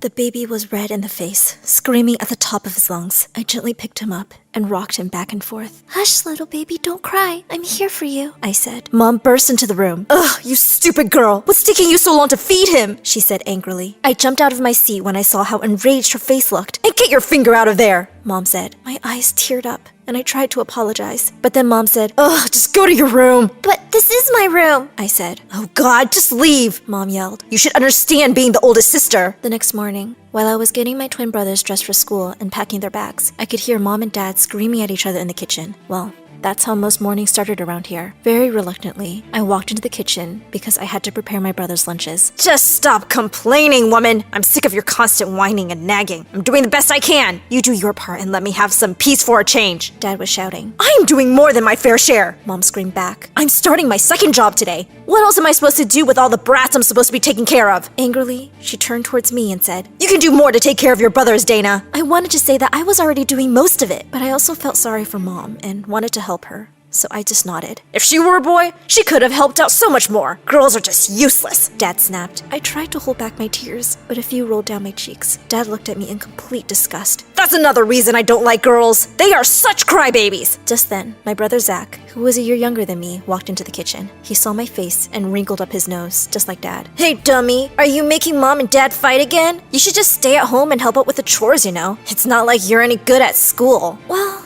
that was sort of true. Whenever I tried to read anything, I just couldn't make sense of the letters. Letters on a page jumped and danced all over the place when I looked at them. I just ignored Zach, put the twins' lunches in their bags, and started to head out the door to walk them to school. Just as I was leaving, I heard Zach bragging about the A+ he had gotten on his science project. Dad said that Zach was the only child who made him proud. School was the only time I ever had any fun. I was very popular. I was never asked to read aloud in class, and I wasn't even given any written assignments. When our exams came around, I was asked to give my tests orally in a private room with a special teacher. That's why everyone at school thought I was the daughter of some wealthy family, especially because I had just moved into town recently. This went on for 3 years, until Zach ruined everything, of course. One day, when I was hanging out with my friends at recess, Zach turned up at my school with my brothers. Hey, dumbhead! You left this morning without getting your brothers dressed. Your mom is too busy being a janitor in another school to deal with all this. I'm not a babysitter. Stop wasting your time at school and take care of your brothers, idiot! And with that, he walked off, leaving the twins behind. I was so humiliated as everyone stared at me in shocked silence. Now everyone knew I was no one special, just an idiot. I burst into tears, and my class teacher and the principal came out to see what was going on. They told me I could go home early today. I took my brother's hands and left. When I got home, I could hear Dad's voice coming from the lounge.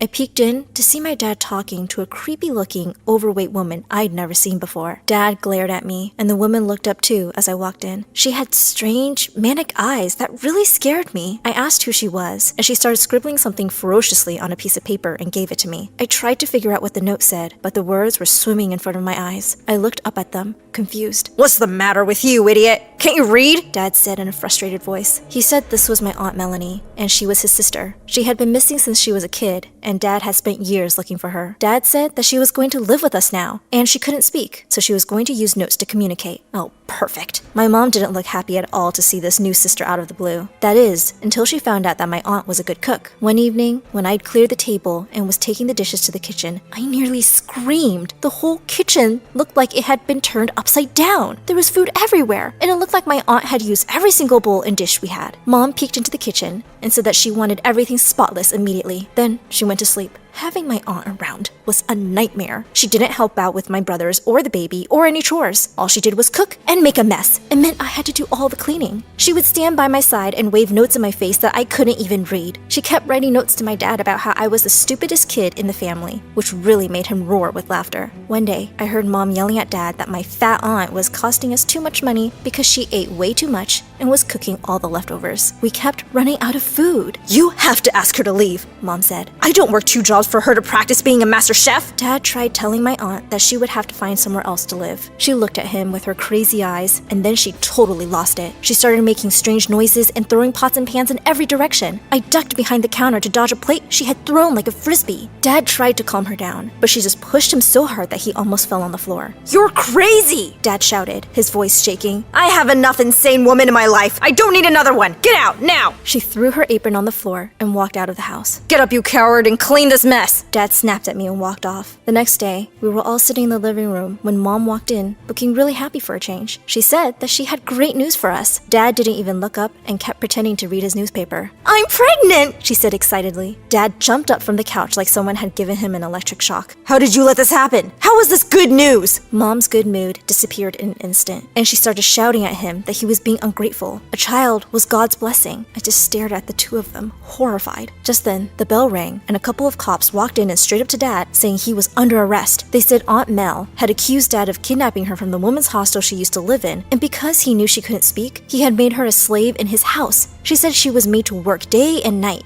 and kept locked in a room without food and water for days if he wasn't pleased with her. She also said that she wasn't even related to him. Dad listened in complete shock and started arguing that none of it was true, but the cops dragged him off to the station. He tried to fight the case, but lost, and he was sentenced to several years in prison. With another baby on the way and even less money than before, I decided I had to get a job while Mom could stay at home and take care of my brothers. I went to school in the morning and pulled double shifts as a waitress in a cafe in the evening. The next 3 years went by with me working my butt off to support the family, but we could barely make ends meet. I kept asking Zach to look for a job too, but he said a genius like him couldn't waste his time working and should only work on educating his brilliant mind. One day, Mom suddenly said, Dana, since you are no good at school and won't go to college, I think you should get another job instead and help put Zach through college. We can only count on the smart one now to make our situation better. I just stared at her, feeling like my head was about to explode. I'd had enough. Without a word, I took an empty suitcase from the closet and started throwing my things in. Mom kept asking me what I was doing, and I told her I was leaving. I was just done with this family. She looked like she was about to have a panic attack. She started crying and begging me to stay. I need you, Dana. How will I look after all the kids by myself? She cried. It's not my problem that you pop out a kid every year, Mom. You should have been more responsible. You're on your own now. And with that, I was out of the house. I knew exactly where to go. My friend Rachel from the cafe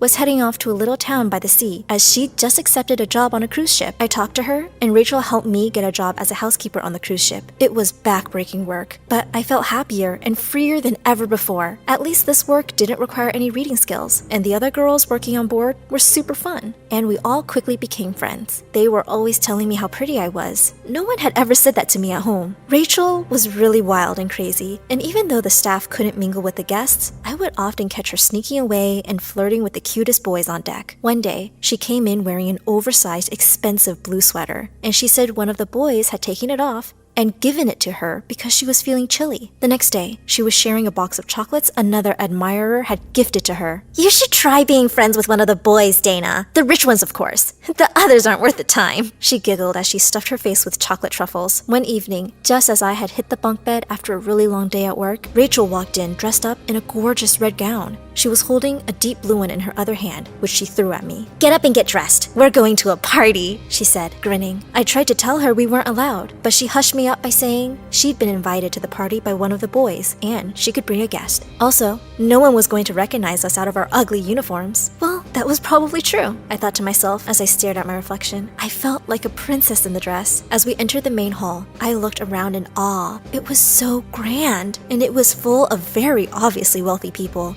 Just then, a guy turned around and looked straight at me, and my stomach filled with butterflies. He was just so gorgeous. He smiled and walked over to me and said he would be happy to dance with me. I blushed as we joined hands and walked towards the dance floor. He told me that my blue dress matched the color of my beautiful eyes. Before the evening was over, we had fallen in love. It was a whirlwind romance after that. We couldn't stay away from each other and were always sneaking off to some part of the ship where no one would spot us. Late night moonlit walks on the deck, secret meetings during the day whenever I could manage to get away from work. It was the best few days of my life. One day, he had sneaked away from a dinner party to come to my room, and as we were kissing, the door suddenly burst open. It was Charles's mom. She looked at me with a disgusted expression. "Charles, you chose this maid over Mary? Wait till your father finds out!" She turned around abruptly and left, with Charles running after her. I stood there, in shock and anger, my legs shaking. I saw no sign of Charles for the next 2 days. I kept hoping he would come find me or at least send me a note. Nothing. Seeing how miserable I was, Rachel arranged for me to be one of the waitresses at a private party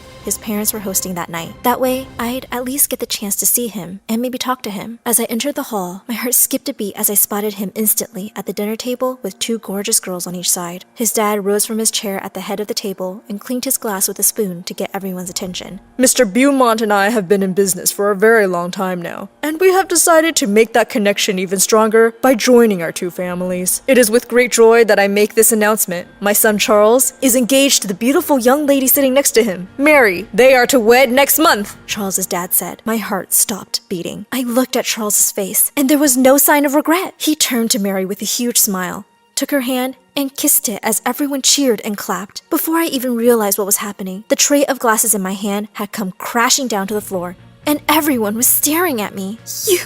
You people with all your money, you're all so shallow and awful! I screamed. Everyone just looked at me, stunned. Charles looked furious. His mother signaled a security guard to remove me from the room, and just as he was walking towards me, the whole ship shook, and we heard a loud cracking sound. Everyone in the room started screaming and running out of the hall in a panic. Soon enough, the captain started making announcements that the ship had hit an iceberg, and it was going to sink. People cried and screamed in horror all around me as they clung to one another. All the crew started to prepare for an evacuation. As I ran out of the hall, I heard someone call out my name. I knew that voice. It was one of my little brothers, and he was on the ship with the rest of my family, all except for Zach. Shocked to see them, I asked what they were doing here. They said Mom and the family had followed me when I left, and they had been on board all this time. Mom had hurt her leg and was in her room. I felt so scared that my whole family had followed me straight onto a sinking ship, leaving them with a steward. I rushed down to Mom's cabin. Mom! I hugged her tight. We have to get out of here. Let me help you up. Where are we going to go? Mom started crying. Zach called your dad in prison and convinced him to sell the house to pay for his college tuition. Your dad was so angry with me that he agreed, and everything was in his name. We're homeless now. I was furious hearing that, but I wasn't shocked at all that Zach would do something so selfish. We heard another loud sound, and I told Mom that we had to hurry and get out of here. Up on the deck, I could see that people had started to leave the ship on the small lifeboats. As I put life jackets on my brothers, I could see Charles screaming like a little girl as his boat was being lowered into the water. What a pathetic loser. As we sailed off into the cold, dark sea in the night, I looked over at my mom and little brothers. They all looked completely exhausted. I promised I would always take care of them. My brother tugged at my sleeve and said, "That was awesome! We're on an adventure! And it's gonna be really fun, right?" I looked down at his excited face and smiled. Yes, it will. Hi, I'm Clover, and boy have I got a crazy story to share with you. But before I spill the beans, please like and subscribe. Growing up, my mom and I were constantly butting heads. She was a marine biologist and dreamt of making me some kind of scientist too. Unfortunately for her, I loved fashion, and the only person who got me was Mom's sister, Aunt Lydia. Aunt Lydia ran a small boutique in the city, and even though she didn't make much money, she was the happiest person I knew. She always encouraged me to pursue my interest in fashion, and even taught me to sew. Every day, I would skip school and run to my aunt's boutique to watch her work. And while I loved it, it didn't reflect well on my report card. You got a D in science again? You go to the best school, you have the best tutors, and you still disappoint me. When I was your age, I didn't even have a school in my area. I had to walk 10 kilometers, cross a desert, swim through a canal, and walk over 3 bridges to reach the nearest school.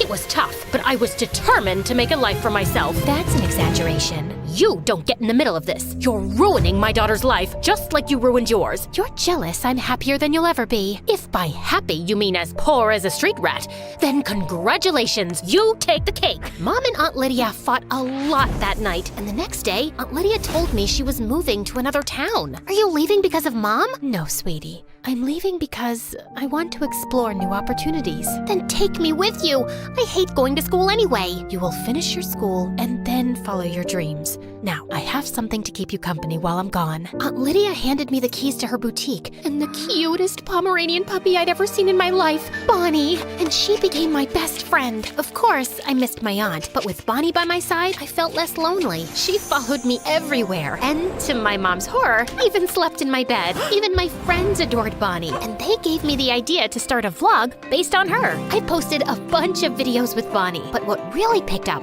was when I started posting videos of us dressed in coordinated outfits that I designed. By the time I was 17, my vlog with Bonnie got really popular, and people even started reaching out for custom orders. I had my aunt's old sewing machine, so I started taking orders online and finally had my own business. Life was good, but Mom still thought I was wasting my time. Not that I cared. I was busy making my dreams come true. Then one evening, I was out walking with Bonnie when I noticed a cute ribbon shop. I was checking it out when suddenly Bonnie started growling. I turned around and saw this girl staring in her face. I knew it was you. You're the girl who dresses up like her dog on her vlog.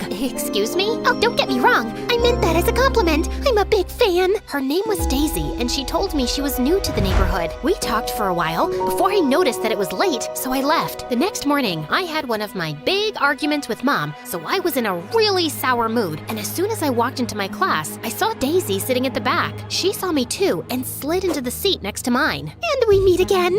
It's like we're destined to be friends. Anyway, we couldn't talk properly yesterday. You see, I had this really bad toothache. I was a kid when I slipped on a mop and broke my front tooth, and it just never got better. You want to see? That's, interesting. But I really need to focus on this class, Daisy. But why do you need to study?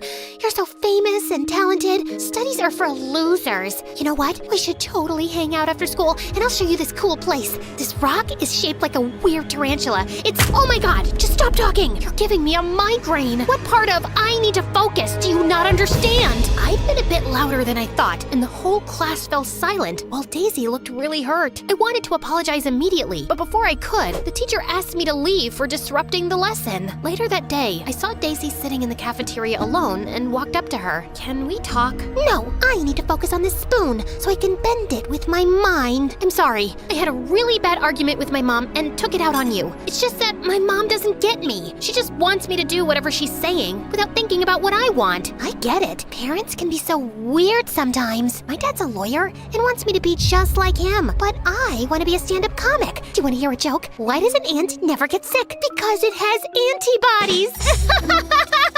Oh, one more. Why does the ant never smell bad? Because it wears deodorant. Get it? Get it? It's hilarious, right? I couldn't help laughing. And after that, we ended up spending the whole day together. Daisy was nuts, but she really appreciated my work and had all these amazing ideas for my business. I won't lie, it felt good to be taken seriously. Soon, Daisy started helping me with my videos, and she hung out at my house all the time. I enjoyed her company, but for some reason, Bonnie just couldn't warm up to her. Once, we were shooting in my living room one day when suddenly Bonnie charged at Daisy and grabbed her pants. Daisy lost her mind and jumped in panic. They went round and round in circles before Daisy tripped and fell into this huge shelf full of Mom's medals and trophies, and everything came crashing down. Mom heard the noise and came running. Oh my god, what have you done? I worked 850 hours every week to earn these. Oh wow, you did all that and they only gave you this junk? That's sad. Who is this stupid girl and why is she in my house? Allow me to introduce myself. I'm Daisy, Clover's best friend, and you must be her grandma, right? Listen, Grandma, I know you're very hurt that we broke these ugly old trophies, but in my defense, I was being chased by this cute but very ferocious dog, and I just happened to bump into this shelf. Daisy, she's my mom. Oh, so you're the dragon lady? She doesn't mean that, Mom. We're really sorry for breaking your stuff, but it was a genuine mistake. I'm getting tired of your genuine mistakes, Clover. Now clear this mess up, and I never want to see this girl in my house again. Am I clear? After that day, Daisy was banned from my house, which made me so mad. It's not like that was gonna stop me from hanging out with her. Soon, it was time to fill out my college applications. I wanted to apply for a design school, but Mom was on my tail to apply for a science program, and we were arguing every day. So one night, when Daisy invited me to hang out with her at this new amusement park, I decided to go because I could really use some fun. But 10 minutes into it, I got a frantic call from Mom saying that someone had broken into our home. I immediately took a cab back home and found Mom standing on the porch with Bonnie. Are you okay? We're fine. Thanks to Bonnie, I was getting dinner ready when she started barking. And then I saw this guy jumping off the backyard fence, so I called the police. I kept screaming for you, but you weren't in your room. Where were you? I was hanging out with Daisy, but that's not important. Really. Just like it's not important to tell your mom that you applied for a design school, I got your acceptance letter in the mail today. I got accepted? Why didn't you tell me? Because you're not going. You will go to a science college like I did. Now, I've already spoken to the dean of Harvard, and he's ready to slide a few grades if you do well in your first year in college. But I want to go to design school. I'm good at this. Even Daisy. Do you think I care what Daisy says? Also, you should stay away from her. A lady in the neighborhood was telling me she'd heard Daisy's dad is known to be involved in some shady business deals. She's a bad influence on you. Of course you don't approve of Daisy. How could you approve of anyone who makes me happy? First Aunt Lydia, now Daisy. That's not fair, Clover. Yes, it is. Just like it's fair enough to choose my own career path. I want to study design, so that's what I'll do. Saying that, I grabbed Bonnie's leash and walked outside. I kept walking till I cooled down, and when I stopped, I realized I was in some unknown street. I was trying to figure out my way back when suddenly this car stopped out of nowhere, pushed me away, grabbed Bonnie, and left. I ran after the car, screaming for help. When I turned a corner, I banged right into something, and I fell and passed out. When I woke up, I was in my room with Mom and Daisy staring in my face. What happened? What is Daisy doing here? She's the one who found you passed out in front of your school. What were you doing there? My school? But I remember being out on a walk with Bonnie, and then we got lost. Oh my god, Bonnie! Someone kidnapped her! I have to find her! You'll have to rest. You're in shock. And as for Bonnie, I'll talk to my dad. I told you he's a lawyer, right? He has friends in the police department who can help. Daisy spoke to her dad, and we filed an official complaint. But a whole week went by, and we got no leads. I even reached out to my older clients and posted on my vlog, but that didn't work either. I was running out of time and patience, so I decided to speak to Daisy if she could ask her dad to fast-track the case. But when I called her, she didn't answer her phone. So I went to her place when I saw a huge truck parked outside, and people were moving furniture from inside the house.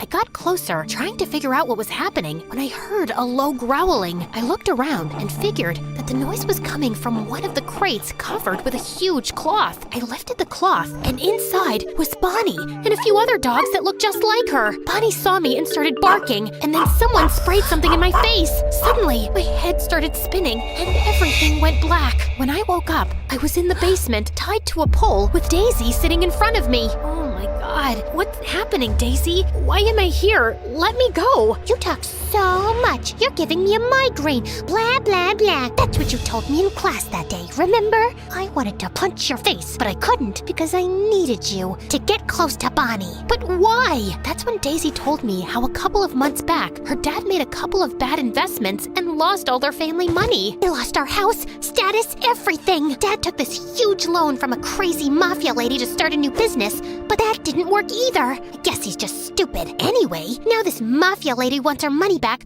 but obviously, we don't have any. So she gave us this crazy challenge to get her all these Pomeranian puppies. Apparently, these lay bags are worth a lot. Also, they're super rare. But what does this mafia lady want these dogs for? Make a code or something? Or she's just obsessed with puppies? How the heck am I supposed to know? We managed to get a few of them, but when I saw Bonnie on your vlog, I just knew I had to add her to the collection. So I came here, fooled you into being my friend, and waited for the right time to take Bonnie. I would have gotten to her way sooner, but this stupid dog almost bit my dad. He had to jump off the fence and he broke his knee. He's been limping ever since. So it was your dad who broke into my house that night. How could I have been so blind to have trusted a snake like you? No clue. Guess you're as stupid as my dad. Told you I'm funny. That's not funny. I turned around and saw Mom standing in the doorway along with Bonnie and a few policemen. I always knew you were trouble. Daisy growled at my mom before the police handcuffed her and dragged her away. As Mom untied me, Bonnie jumped in my lap and started licking my face. How did you find me, Mom? After Bonnie's kidnapping, I got paranoid and installed this tracking app on your phone. What? Relax. I didn't see you in your room, so I thought you might be at Daisy's. I'm so sorry, Mom. I should have taken your advice and never trusted her blindly. The truth is, you trusted Daisy because she showed faith in you, which I never did, and I'm really sorry. I've decided I'm sending you to Lydia next month. Her business is growing and she could use an extra hand. Really? I love you, Mom. You're the best.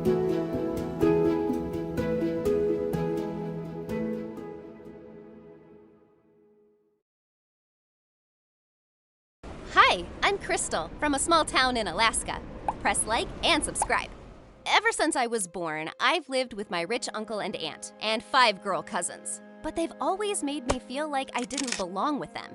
For starters, all my cousins had blonde hair and blue eyes, and I had dark curly hair and brown eyes. They always said I wasn't pretty enough to be part of the family. Mirror, mirror on the wall, who's the ugliest of them all? Crystal! Your eyes are the color of poop, and look at your hair. I wonder how many birds sleep inside that nest. They were the meanest, but I had no one else. And I swear, I always thought our town was the only place on earth until I saw my cousin's geography book. And that's when I was 7. You see, my aunt and uncle wouldn't even send me to school and just kept me on my toes all day doing house chores. But I'd secretly taught myself to read. I began reading more and more, and all that knowledge just amazed me. One time, when I was 16, my uncle found me reading my cousin's books, and he instantly snatched them from me. Do you have any idea how expensive these are? And you're using them for free. Why are you always so awful to me? 'Cause you're kinda weird, and not really one of us. I pushed him aside and ran out of the room. I just hated it here. A few weeks later, it was Christmas, and I found 5 huge gift boxes under the tree, and another one the size of a matchbox. Of course, that was mine, and all it had inside was a pinch of salt. Just a reminder to add the right amount of salt while cooking our meal. Everyone laughed, and I felt like smashing their heads into the wall. While I was busy cooking, a lawyer visited our house. Curious, I followed him to the study, and when I heard his conversation with my aunt and uncle, I was shook. That girl, Crystal, is worth billions. If you want to keep the money her parents left, you should legally adopt her. Wait, what? I was a freaking billionaire? As soon as the lawyer left, my aunt came running into the kitchen and literally carried me away to the lounge. I was made to sit in Uncle's armchair while he snatched all my cousin's presents and gave them to me. You, girl, give Crystal a foot rub. You, the other one, make her a hot chocolate with extra marshmallows. And the rest, we're changing the dinner menu to all of Crystal's favorites, and you're cooking. Now, chop chop. Wow, just wow. All of a sudden, I was loved and pampered to bits. I decided now was the time to get the one thing I really wanted, going to school. Oh, sweetheart, no. School is such a dangerous place for girls. But all my cousins are girls. They are morons. They're not as precious as you, Pumpkin. We'll get you the best tutor. Well, that was better than nothing. At least I'd get to learn. But the next night, while I was getting water from the kitchen, I overheard them talking. How long do we need to pamper that ugly duck? Don't worry. Once we get her money, we'll ship her off to some orphanage. Who even wants that hairy kid? Ew. God, I knew they were being nice to me because of my money. But these greedy jerks weren't even planning to let me stay. That very night, I packed my bags and ran away, taking the first train out of our town. On the train, an old lady sat next to me, and she told me I was really pretty. She sounded kind, and when we got down, she asked me to join her for a meal at her place. This was the first time someone was treating me nicely without knowing about my wealth. When I got to her mansion, it seemed like she was some billionaire herself. I met some girls older than me, and they all looked really happy. Apparently, the kind woman had given jobs to all of them and even let them stay here. I wondered if I could stay too, and to my surprise, she gladly accepted me. Weeks passed by and all was good, until one day the lady woke me up rudely at 3 a.m. Dress up and get ready. What? Why? It's not even sunrise yet. What are you, a chicken waiting for sunrise? Be out already, or I'm gonna kick your lazy butt. OMG. Suddenly, the fairy godmother sounded more like a Karen. She pulled me down to the main hall where the other girls had already gathered, and then she started explaining how we'd be breaking into some house to steal stuff soon. Wait a second, she was a professional thief? Oh my God. I couldn't believe I'd been living with a gang of robbers for weeks. I wasn't gonna be a part of this. I slipped away and used the old lady's phone to report her to the police. When they turned up to arrest her and the gang, one of the girls turned to me and said, "I always knew you didn't belong with a bunch of thieves. Here, take this, and go see this man. He's a very kind fellow who wants to adopt a daughter. And so I escaped and made my way to Mr. Hammond's address. And well, this guy seemed richer than old Karen. When a butler led me to him, I explained that I had no family, and some girl gave me his details, and he was overjoyed. Oh my God, yes, I've been waiting to adopt a little girl. I'm so happy to meet you. And Crystal, that's such a beautiful name. Welcome to your new home. And just like that, my life turned around. I was immediately led to a gorgeous room and given a brand new wardrobe. And when I saw the massive library in the house, I flipped. Oh, sir, you don't know how much I love books. All I've ever wanted is to go to school and learn as much as I can. Well, my dear, that can be easily arranged. He made a quick phone call and told me I'd be starting school next week. Was this for real? Even though he seemed lovely, I didn't trust him enough yet to tell him about my parents' money. I knew what that did to people.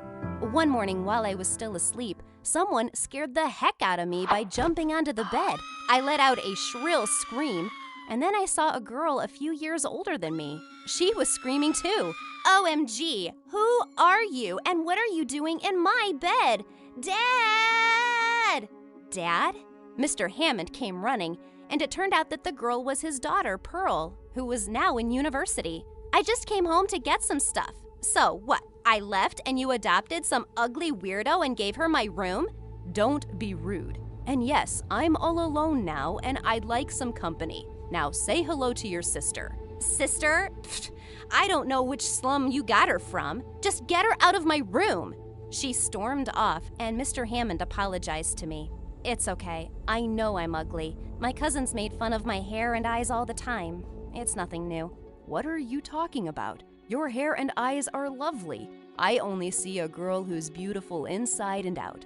But let me take you to a salon today. Those people will work magic with your hair. And they really did. They trimmed and styled my wild hair and got my eyebrows done. And for the first time ever, I actually felt pretty. I was so happy, I hugged Mr. Hammond. Thanks, Dad. Wait, did I just call him Dad? Maybe I was starting to like him a bit too fast. I had an amazing first day at school. Everyone was telling me I was gorgeous. A few boys even said my warm brown eyes were adorable. All that was great, except when I got home, I found Pearl had moved back in. I decided I'd try to be friends with her, but she was impossible. I tried talking to her at dinner, but she just gave me silent glares. When I asked her to pass me the water, she flung the whole jug at my face. Pearl! What, Dad? She didn't want it on her face? Oops, my bad. One day, during the first class, our teacher kept getting annoyed because of some croaking frog sounds. We all looked around and couldn't find any. Just then, a boy put his ear next to my bag and said, "I think it's coming from here." I opened the bag and dropped it immediately. A dozen big frogs jumped out, and there was almost a stampede with everyone screaming and running out. As the teacher fled, she tripped over a chair and fell down really hard. She hurt her arm, and I got a month's detention for my prank. This was all Pearl's doing, of course. I went to her room that day and asked her why she was bent on ruining things for me. Oh, drop this innocent face, Crystal. I know you're just some gold digger, and my dad is your target. Just because he's too soft and foolish to see the bad in people doesn't mean I am too. I'll make sure you don't get a penny of my wealth. She was crazy. All I wanted was a family. Mr. Hammond had a grand pool party planned, and I was so excited. My jaw dropped when I saw the guests arrive. Actors, singers, and other glamorous people. I was dazzled. Everyone was having a great time, but as some of the guests started to leave, we suddenly heard a woman screaming at the butler. "What do you mean you can't find my diamond ring and my husband's watch? I gave that stuff to you for safekeeping before going in the pool." The butler said he'd put all the guests' belongings in Mr. Hammond's study, but they were all gone. Everyone went crazy, and there was nearly a riot. Ladies, gentlemen, please. Something like this has never happened before, and I assure you I won't rest till everyone's belongings are returned. You have my word. As the angry guests went out mumbling and threatening Mr. Hammond, he ordered the servants to strip the house down. Only 10 minutes later, a maid came running with my backpack. She turned it over, and all the rich people's things fell out. Sir, Miss Crystal's bags were packed. It looks like she was planning to leave. I was horrified.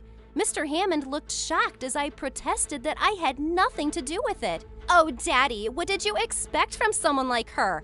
I always knew she'd do something like this. We need to call the police. I walked up to Mr. Hammond and looked him straight in the eye. I know I'm just a stranger and not really your daughter, so you'll choose to believe Pearl's words over mine. You can do whatever you want, but just know that your kindness means far more to me than money or things ever could, and I would never do anything to harm you. Suddenly, Mr. Hammond took my hand. You are my daughter, and I do believe you. He turned to Pearl with a furious face. Pearl, if you don't want me to stop paying for your credit cards and cut you out of my will, leave now. I don't want to see your face till you've graduated university. Pearl stared at him in shock, then screamed angrily and left. I was so touched by Mr. Hammond's words, I finally decided to tell him about my inheritance and my greedy family. He was shocked, and the next thing I knew, he had legally adopted me, and we went in person to tell my family the news. Their faces were just priceless. I was the owner of my money now, and I had big plans for it. I set up a school for poor kids, and now I teach there whenever I can.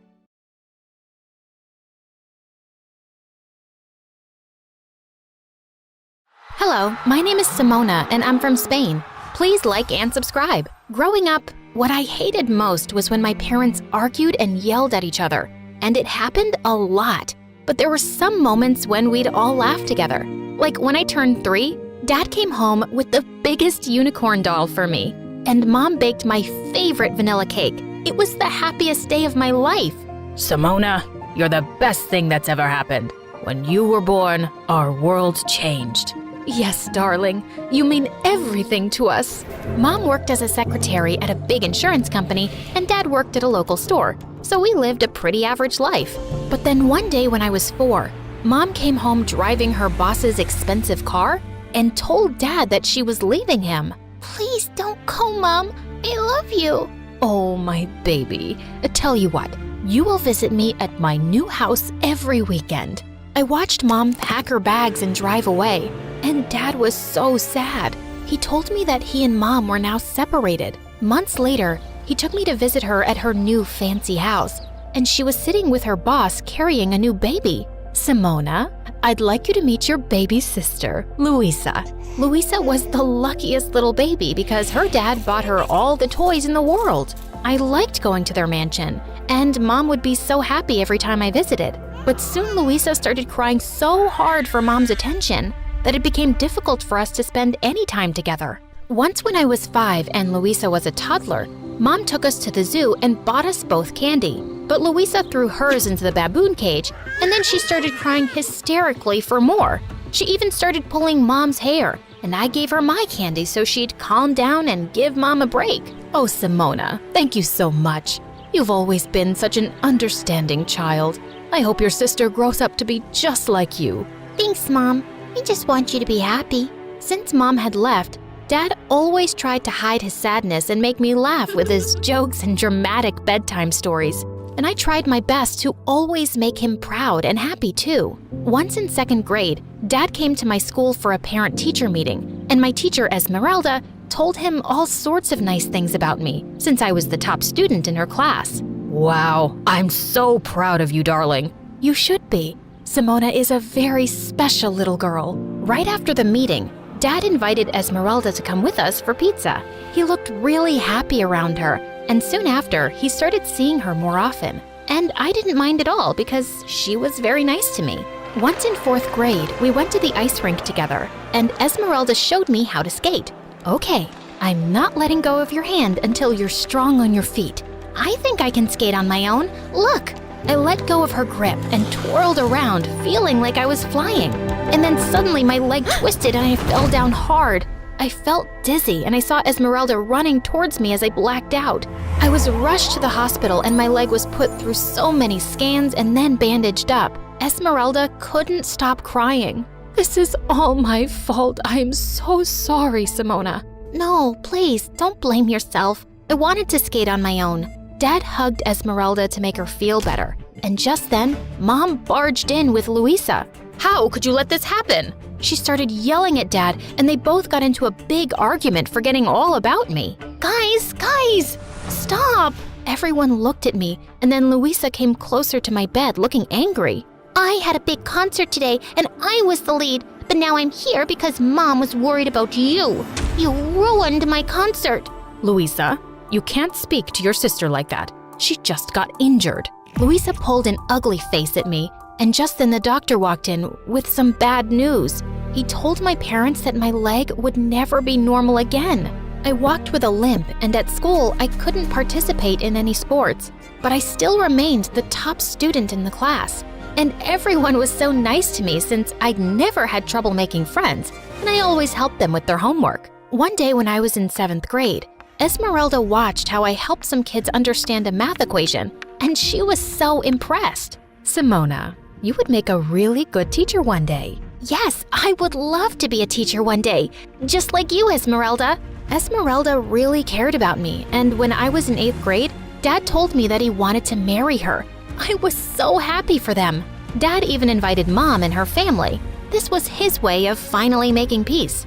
Just before the event started, I found Luisa standing and glaring at the big wedding cake. What are you doing here, alone? Whatever I want. This cake looks so delicious. Yes, it is, but don't stand too close. We don't want any accidents.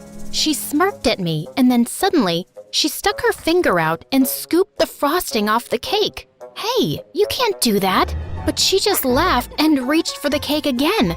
I ran forward to pull her away. As she tried to push me off, we both started wrestling and crashed straight into the cake. Just then, Mom and Dad appeared, looking speechless. What have you girls done? It wasn't me, Dad, honest. Mom surprised me when she yelled at Luisa. I'm so tired of your behavior, Luisa. Your father has spoiled you so much that everywhere you go, you ruin things. Simona was such a good child compared to you. Well, maybe I should tell Dad to send you back to your poor family. Both Dad and I were so shocked at the way Luisa spoke to Mom. And after the wedding, when I visited Mom again, I noticed that Luisa was awful to Mom all the time and bossed her around because her dad gave her the power to do so. Mom, my Prada jacket still has a stain. Get it cleaned right now. I need it for school. Okay, dear. Why are you so mean to Mom? Because she never does anything right. And if she doesn't listen, my dad will kick her out. She's our mom. Don't you love her? Well, she loves you more, so I guess I love my dad more. When I tried to talk to Mom about what was going on in her life, she told me not to worry and said she could handle it. There wasn't much I could do to help her.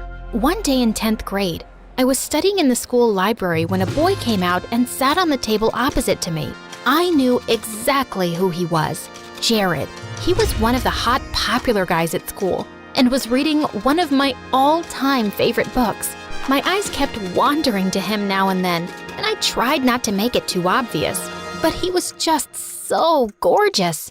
And while I sat zoned out in my fantasy, he suddenly started waving in my face. Hey, are you okay? Oh, I'm sorry. I wasn't staring. I was actually, it's okay. I'm used to it. That's why I sometimes come in here to hide away from the girls coming after me. My parents wanted me to be a model because of all the attention I get. Yes, you're very good looking. Modeling would suit you. I actually like books and reading. I don't like being in the spotlight. I was so surprised because I always saw him surrounded by girls. I was never after him because he was way out of my league.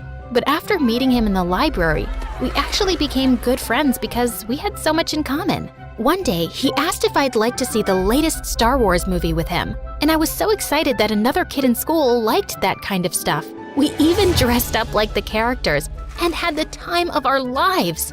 I'm so happy to finally have a Star Wars partner. Me too.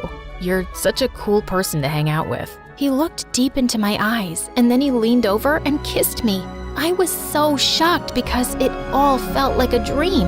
And then I looked down at my leg and started doubting myself and wondering if any of this was real. Hey, what's wrong? Jared, you're like the hottest guy on this planet, and there's so many pretty girls without any issues like mine. So why me?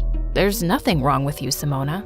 You're perfect. Jared liked me just as I was, and I learned to love myself with my brokenness. Life at school felt great until one day Mom called me with some surprising news. Honey, Louisa will be joining your school. She got expelled from her fancy private school because she was bullying kids. But Mom, she won't fit in at my school. No other school will accept her. Please look out for her and show her around. Maybe she can learn something from you. The next day, Louisa walked into my school wearing a white fluffy coat and black shades. Just as she approached me, a group of girls snuck up behind her and spray painted her coat. What is wrong with you fools? This is Dolce & Gabbana. Oh my gosh, you ruined it.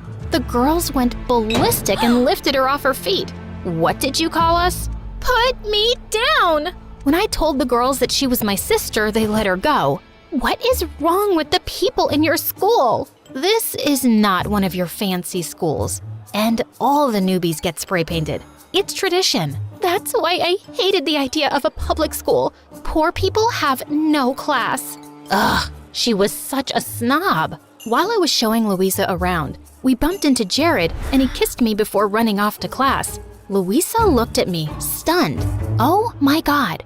How did the hottest guy in school end up with you? Why? What's wrong with me?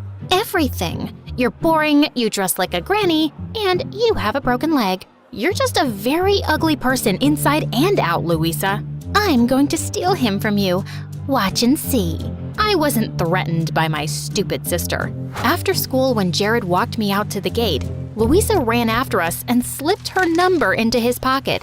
Before I could say anything, Jared spoke up. Louisa, what's wrong with you? I'm with your sister and I'm crazy about her. Please, just stay away from me. I smiled widely as Louisa turned red, and just then Esmeralda came to pick me up. We had to wait till Mom came for Louisa, and she yelled on the phone at Mom for being late. Hey, you can't speak to your mom that way. Mind your own business, lady. You are not my stepmother. Louisa was just out of control. I decided I was done with her. I completely ignored her for the next day at school. And during recess, she insulted some girls by calling them poor, and they all surrounded her. But I didn't run to her rescue. Hey, aren't those girls hurting your sister? Yes, but she can't control her awful mouth. Whatever happens to her, she deserves it. Yeah, but she's still your sister. Jared always had a way to make me think twice, so I stepped into the circle of girls and found my sister crying. Simona, please tell them to bring back my bag. Not until you promise to change your ways, especially how you speak to Mom. I promise. Please, please save me from these mean girls. It's not so nice when it's done to you, right? I told the girls to leave my sister alone, and then she joined me and Jared for lunch. And to my shock, she actually apologized for being a jerk. I'm really sorry, Simona. I've always been mean to you and Mom because I always felt she loved you more. But today, when those girls were mean to me, I felt what it was like to be the weak one. I've hurt so many people already. Well, it's never too late to change. Later that day, when my stepmom and Mom came to pick us up, Louisa apologized to both of them too. And then, Esmeralda told us some thrilling news. She was pregnant. Oh my God, what? I'm gonna be a big sister again. That baby's lucky to have you, Simona. And you, Louisa, will be the best big sisters ever.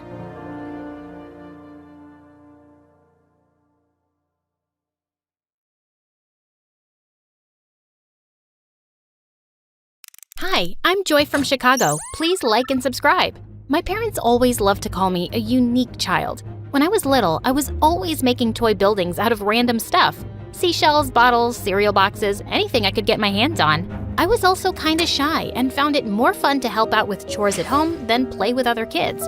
One day, Mom was teaching me how to make pancakes when she suddenly stopped and stared at me. Sweetie, what's the matter? Am I going too fast for you? No, Mommy, everything's fine. But you keep blinking a lot, like there's something wrong. I hadn't even realized it, so Mom took me to a doctor, and I got diagnosed with an excessive blinking condition. It was nothing serious, but in school, kids started making fun of me for it, and I'd mostly just stay away from them and sit alone. One day in 3rd grade, I was making a presentation and this stupid boy kept interrupting. Miss Brown, why does Joy blink so much? Just keep quiet and listen to Joy's presentation, please. But how can I listen when Joy's eyes are doing all the talking? The whole class burst out laughing. Just then, this kid Martin walked over to the annoying boy's table.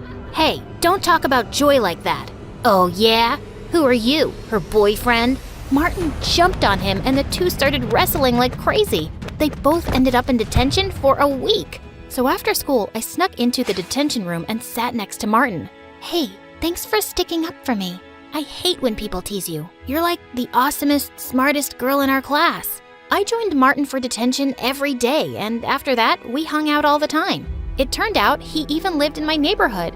I'd always been a loner, but for the first time, I had a best friend, and it was amazing.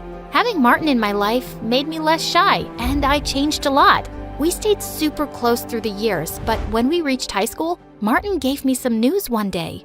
My dad's business really took off, and we're moving to another neighborhood. I'm also going to a private school.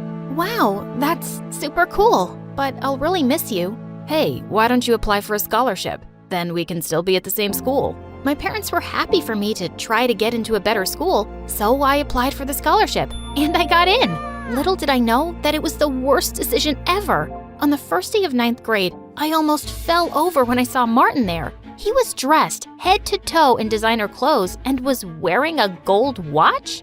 Who are you, and what did you do to my friend? And how much gel is in your hair, dude? This is just how the cool kids dress nowadays. You didn't know that? No. Should I? Yeah, you should. You need a makeover, girl. I just laughed and punched his arm. Later at lunch, a bunch of rich kids walked by our table. Hey, Martin. I've seen you around my neighborhood. Want to come to my party this Friday? Sure. Can I bring Joy with me? She'll have to buy new shoes first. I bet the one she's wearing right now came from a garbage dump. Hello, I'm right here, and I love these shoes. Joy, she's joking. Calm down. The girl walked away with her minions, and I felt so annoyed at Martin. How could he think that comment was a joke? Apparently, there were lots of kids at school who lived in Martin's neighborhood, and it seemed like he was becoming friends with them overnight. That next Monday, I didn't see Martin until lunchtime, with his arm around a really pretty girl. Hey, saved a seat for you at our usual table. Actually, I have a girlfriend now, so I'm gonna go sit with her. Oh, okay. Well, have fun. I went to sit by myself and watched Martin from afar. He looked happy, but he just wasn't acting like himself. As weeks went by, Martin got super handsome and muscular and really popular. I missed my friend, but I gave him his space. But one day, I caught Martin and his friends surrounding a younger kid, and Martin was reading his diary out loud. Stephanie Twain, the love of my life since 5th grade. I ran forward and snatched the diary from him. What are you doing? What? I'm just here to entertain people. Reading idiots' diaries is my opening act. Martin, why are you acting like this? Just because you're rich now doesn't mean you have to be a jerk. You know what? I think you're just jealous because I have other friends now and I'm not a nerdy loser like you. Look at me. I'm Joy and all I do is study in the library because I have no life. Then Martin started blinking really fast and shaking his head. Are you making fun of me? Before I could stop myself, I slapped Martin hard across the face and ran away from there. The whole rest of the day, I had to fight from crying. What a jerk! But when I got home, I forgot my troubles when I found Mom sitting in the kitchen, looking really worried. What's wrong, Mom? Joy, your dad and I are in serious debt. If we don't find a way to get some money soon, we could lose the house. Lose the house? Are we gonna end up homeless? No, I shouldn't have said anything. We'll be fine. Don't worry about it, honey. But I did worry about it. I watched MSA videos on YouTube to take my mind off of things, but I didn't get much sleep that night. Weeks went by and things kept changing. I just focused on my studies and saw Martin from a distance, turning into a completely different person. Then one day, a new guy named Cameron arrived at school. He looked like Harry Styles, and based on his Lamborghini, he was clearly rich. All the girls were drooling over him, but I just rolled my eyes and walked away. He was probably just another snooty brat. But I was surprised when Cameron came and sat next to me in my robotics class. He seemed super impressed with the robot hand I was building. I've been working on it for almost a year. Are you like a genius? You can tell me the truth. You don't have to be modest. I laughed and ended up sitting with Cameron for lunch, and he never once made fun of my blinking or even asked about it. We were having a great time until Martin walked over. Dude, what's a guy like you doing with someone like Joy? I'll introduce you to my friends. They're more your type. Martin, why are you such a… Sure, I'll come and say hi right now. Cameron leaned over to me and whispered, Trust me, you just sit back and enjoy the show. I wondered what he was up to as he walked over to Martin's friends. And when Martin introduced his girlfriend, Cameron suddenly took her hand and kissed it. I'm heading to a yacht party tonight. I'll offer you $500 to be my date. His girlfriend instantly pushed Martin away and put her arm through Cameron's. You got yourself a deal, cutie. Wait, what the heck? I thought you really liked me. Cameron pulled away from Martin's girlfriend. Your friends really are something. I just wanted to show you that. And I don't like hanging out with fake people. Don't ever come near me or Joy again, okay? Cameron walked back to me, and I saw Martin's face had turned really red as he stormed off furiously. I hoped he'd had some sense knocked into him. Later that week, I got some amazing news. My teachers wanted to enter my robot hand into a huge science fair with a big cash prize. If I won, I could help my parents out. Your hard work is finally gonna pay off, Joy. I wish I were as talented. Wait, what if you enter the science fair with me? You can help me with the finishing touches. Are you serious? You're the coolest girl ever. Cameron and I worked hard on it all month. The night of the fair, I reached the venue before Cameron, who was bringing the project. But hours passed, and he just didn't show up. I called and texted frantically, but he wouldn't answer his phone. I was called to the stage empty-handed. The judges couldn't wait any longer. I was disqualified. But just as I was leaving the venue, Cameron showed up. Oh my God, where were you? How could you let me down like that? Joy, I'm so sorry. When I left the school with the project, all my tires were flat 10 minutes later. I couldn't even call you because my phone wasn't in my bag. I don't know who stole it or slashed my tires, but I can make a guess. Martin? I was burning with rage. The next day when I saw Martin in school, I walked up to him and grabbed his collar. You heartless jerk! You did that to Cameron, didn't you? Hey, back off. And yeah, I did. But why are you so worked up? So your lover boy had to wait on the road for a while. Big deal. It's not just about him. Martin, I missed the science fair because of what you did. You know I've been working on that project for a year. Doesn't that mean anything to you? For a second, he looked taken aback, but then he just shrugged. How was I supposed to know all that? Anyway, I did you a favor. You've been a nerdy loser since I met you. It's time you found a new hobby, Blinky.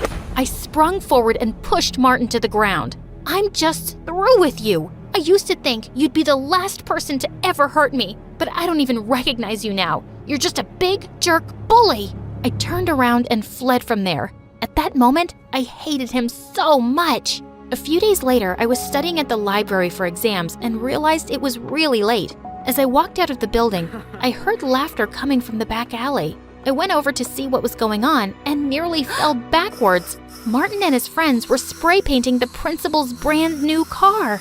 Are you crazy? What are you doing? Ugh, what are you doing here, Joy? Martin, just please stop this. You could get in so much trouble.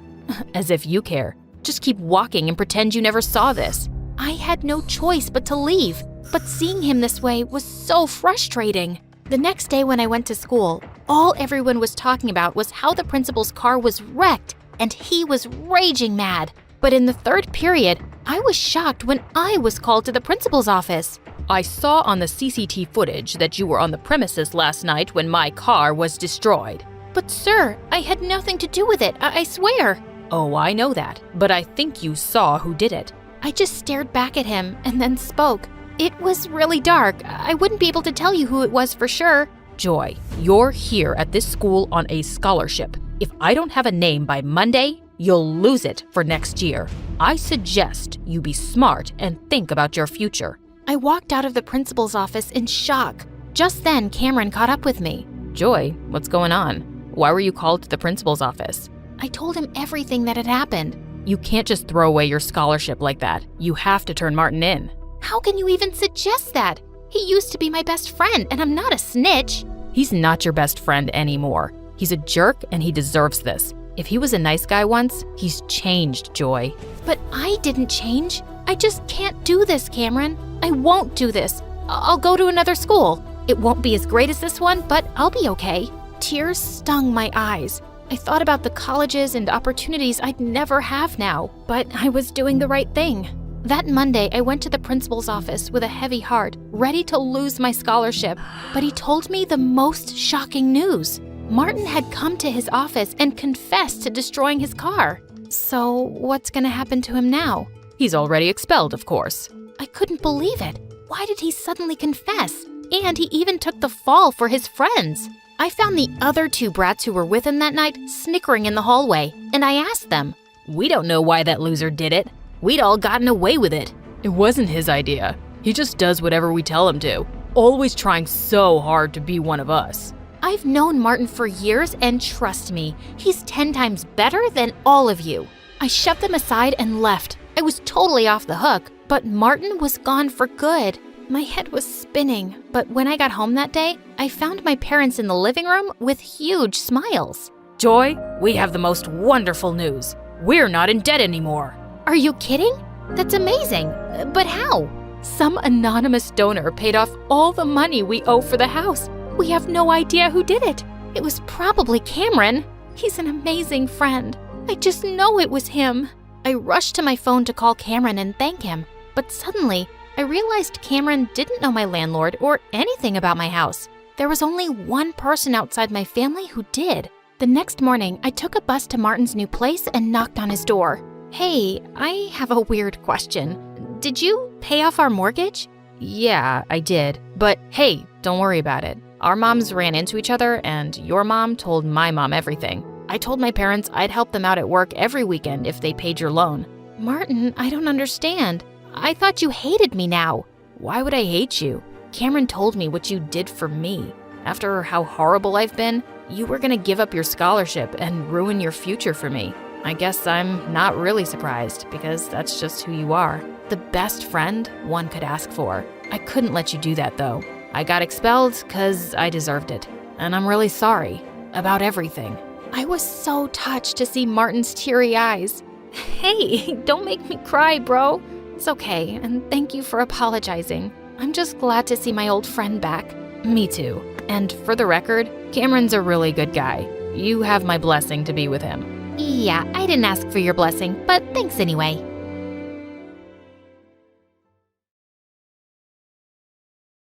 Hey guys, I'm Kaylee from LA. Please like and subscribe. Ever since I was a little girl, I've always loved to sing. My grandma was a professional singer. She sang around the world with the most prestigious orchestras and operas. I miss her and her voice so much. When I got to 10th grade, I became the singer of the family. I went to the most prestigious performing arts school on the West Coast. My favorite class was music, of course, and my favorite club so far was show choir. We had been the best in the state for 14 years, with the trophies to prove it. My best friend Addison is also in show choir with me. He and I met in kindergarten and have been inseparable ever since. He's the funniest guy I've ever known. He's also gotten pretty cute over the years, too. Or at least, that's what all the girls in school think. But I just don't see him that way. Hard to see someone that way when they used to sneak over from next door and put frogs in your bed. Yuck. One day, our show choir teacher, Miss Conrad, had big news for us. We've been asked to compete at this year's National Show Choir Competition. All right! Yeah! But to ensure we get top scores, the soloists will have to be chosen very carefully.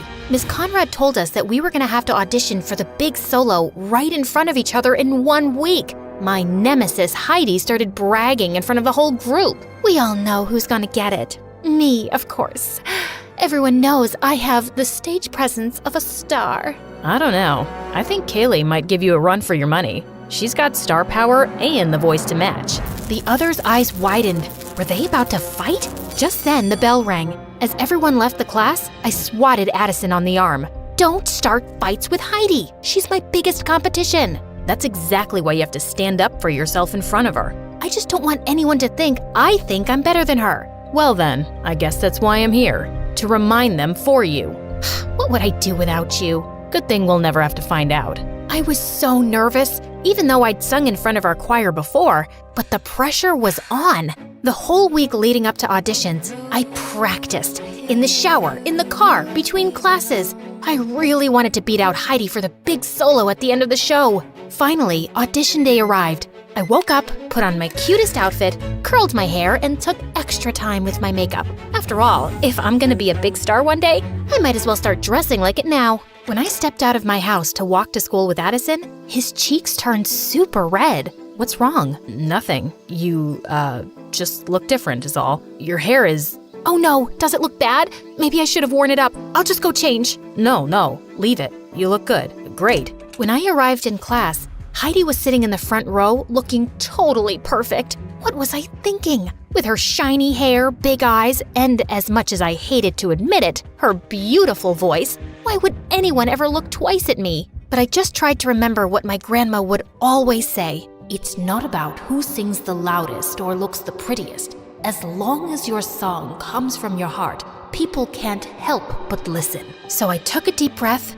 and sat down next to Heidi, right in the front row. She gave me a once-over and rolled her eyes. Who cared what she thought? I knew I looked great. Miss Conrad sat down at the piano and called Heidi up first. After she finished singing, I applauded politely, along with everyone else. Then, it was my turn.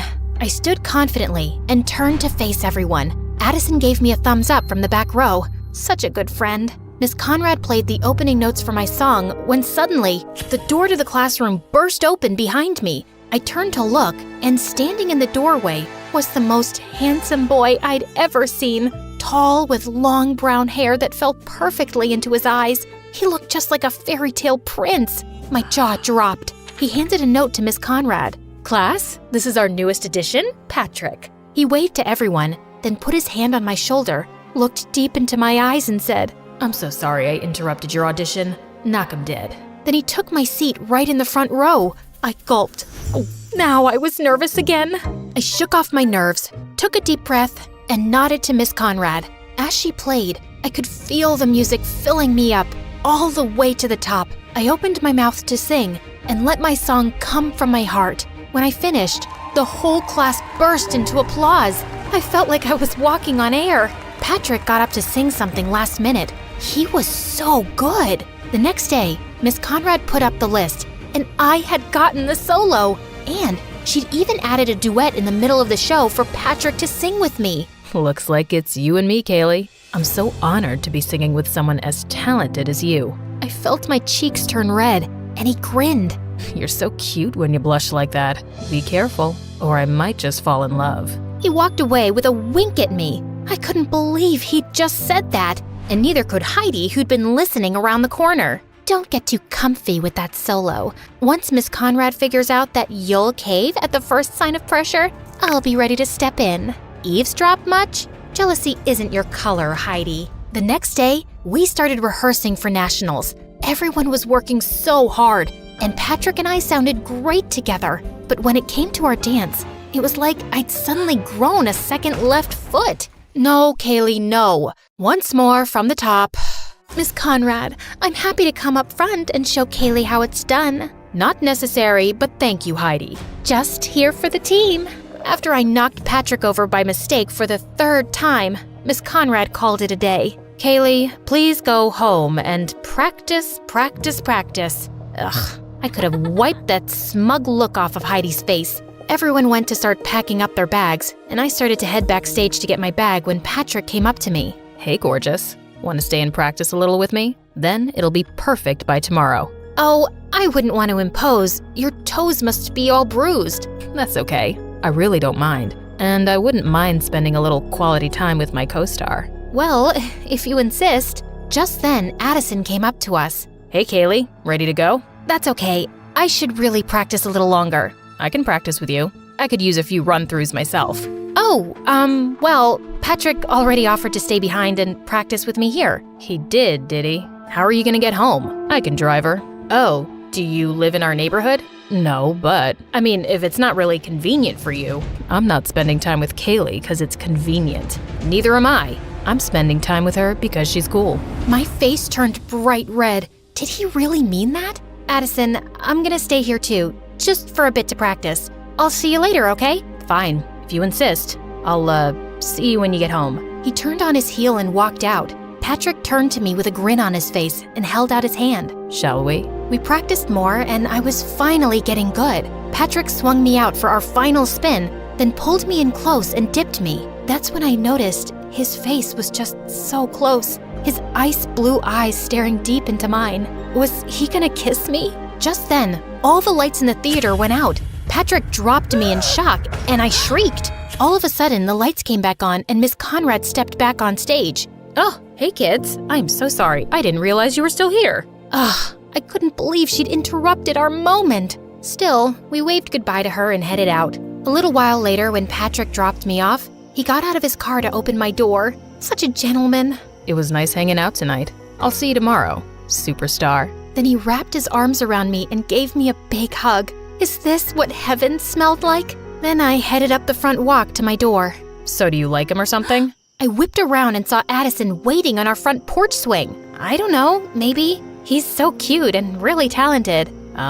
Okay. Cool, I guess. Do you still want to practice? That's okay, I think I got it now. Okay then. Well, then I guess I'll see you tomorrow. Here, I got you a milkshake. Hey, thanks. He started crossing the yard towards his house. Is it? Cookies and cream, your favorite. Thanks. I'll see you tomorrow? You know it. Then it was finally time for nationals. As we arrived at the concert hall, I was overwhelmed by all the other groups here and overheard one girl say to another, "She was a little flat at the end." I couldn't believe it. What if I lost us the whole competition? All night and throughout all our warm-ups the next day, it was all I could think about. If I messed up again, I'd be letting everyone down, including myself. And there were several famous music industry people judging the competition. What if I ended my career as a singer before it even started? And then, it was almost time to go up. I tried to calm down, but I was shaking like a leaf. Miss Conrad, Kaylee doesn't look so good. Miss Conrad came over. She looked pretty nervous herself. Kaylee, you look terrible. Are you going to be able to perform? Of course, Because if you're sick, I can always put Heidi on. I'm ready to go, Miss Conrad. Just then, I spotted Patrick warming up down the hall. I just need a minute. I raced down the hall towards him. He was stretching, shaking out his hands, jumping up and down. Patrick? His expression was so strange. Was he nervous too? I'm so nervous. Do you think we could practice?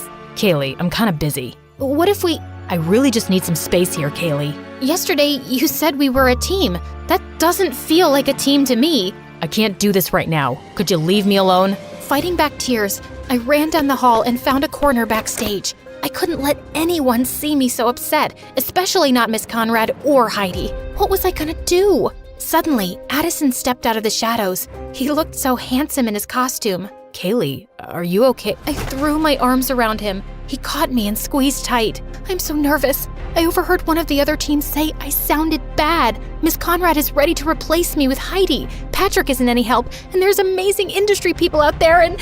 Ugh! You sounded amazing in rehearsal. Those other teams were just jealous. Forget about Patrick and Heidi. Remember why you love to sing. What was it your grandma always said? Sing from your heart? Exactly. Just do that. I took a few deep breaths, and Addison was right. Will you just run the last part of the number with me? Of course. And there, in our little corner of the theater, we stepped, we twirled, we kicked in time together. Addison took my hand, spun me around, and dipped me low. I felt his arm slip. He was dropping me, but right before I was sure I'd hit the ground, he caught me with a twinkle in his eye. I swatted his arm.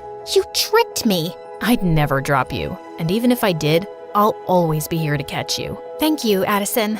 Then he smiled at me so genuinely, and my heart fell into my stomach. What was that? Places, please, students, places. Kaylee, are you ready? Yes, Miss Conrad. As we all rushed to take our spots to start our number, Addison shot me a wink. Knock 'em dead, superstar. You too.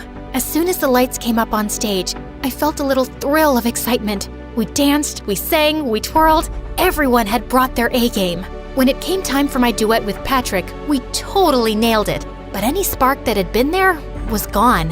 As the opening chords of my solo began, the lights shined down on me, and I opened my mouth, and the music poured from my heart. I knew my grandma was right there with me. I hit my final note and held it out forever as everyone finished their steps behind me. As we struck our final pose, the crowd erupted into applause, a standing ovation.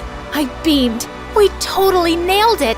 That night, after all the points had been tallied, all the teams gathered on stage behind the judges. Addison reached for my hand and I squeezed back. Thanks for the pep talk. I could have never done it without you. Of course you could have. I'm just here to remind you. You're always there for me. He leaned in close, and I felt a flutter in my stomach as he whispered in my ear. And I always will be, if you let me. I turned to look directly in his eyes. Kaylee, I have to tell you. Just then, the announcer started announcing the winners. Second place, runner-up. Our whole team clasped hands and took a deep breath together. And the grand prize for this year's National Show Choir competition goes to... As they said our name, the crowd roared. It was so loud I could hardly think. Confetti rained down on us as Miss Conrad stepped forward to accept our trophy. I threw my arms around Addison and he picked me up, swinging me in a circle. We did it! We did it!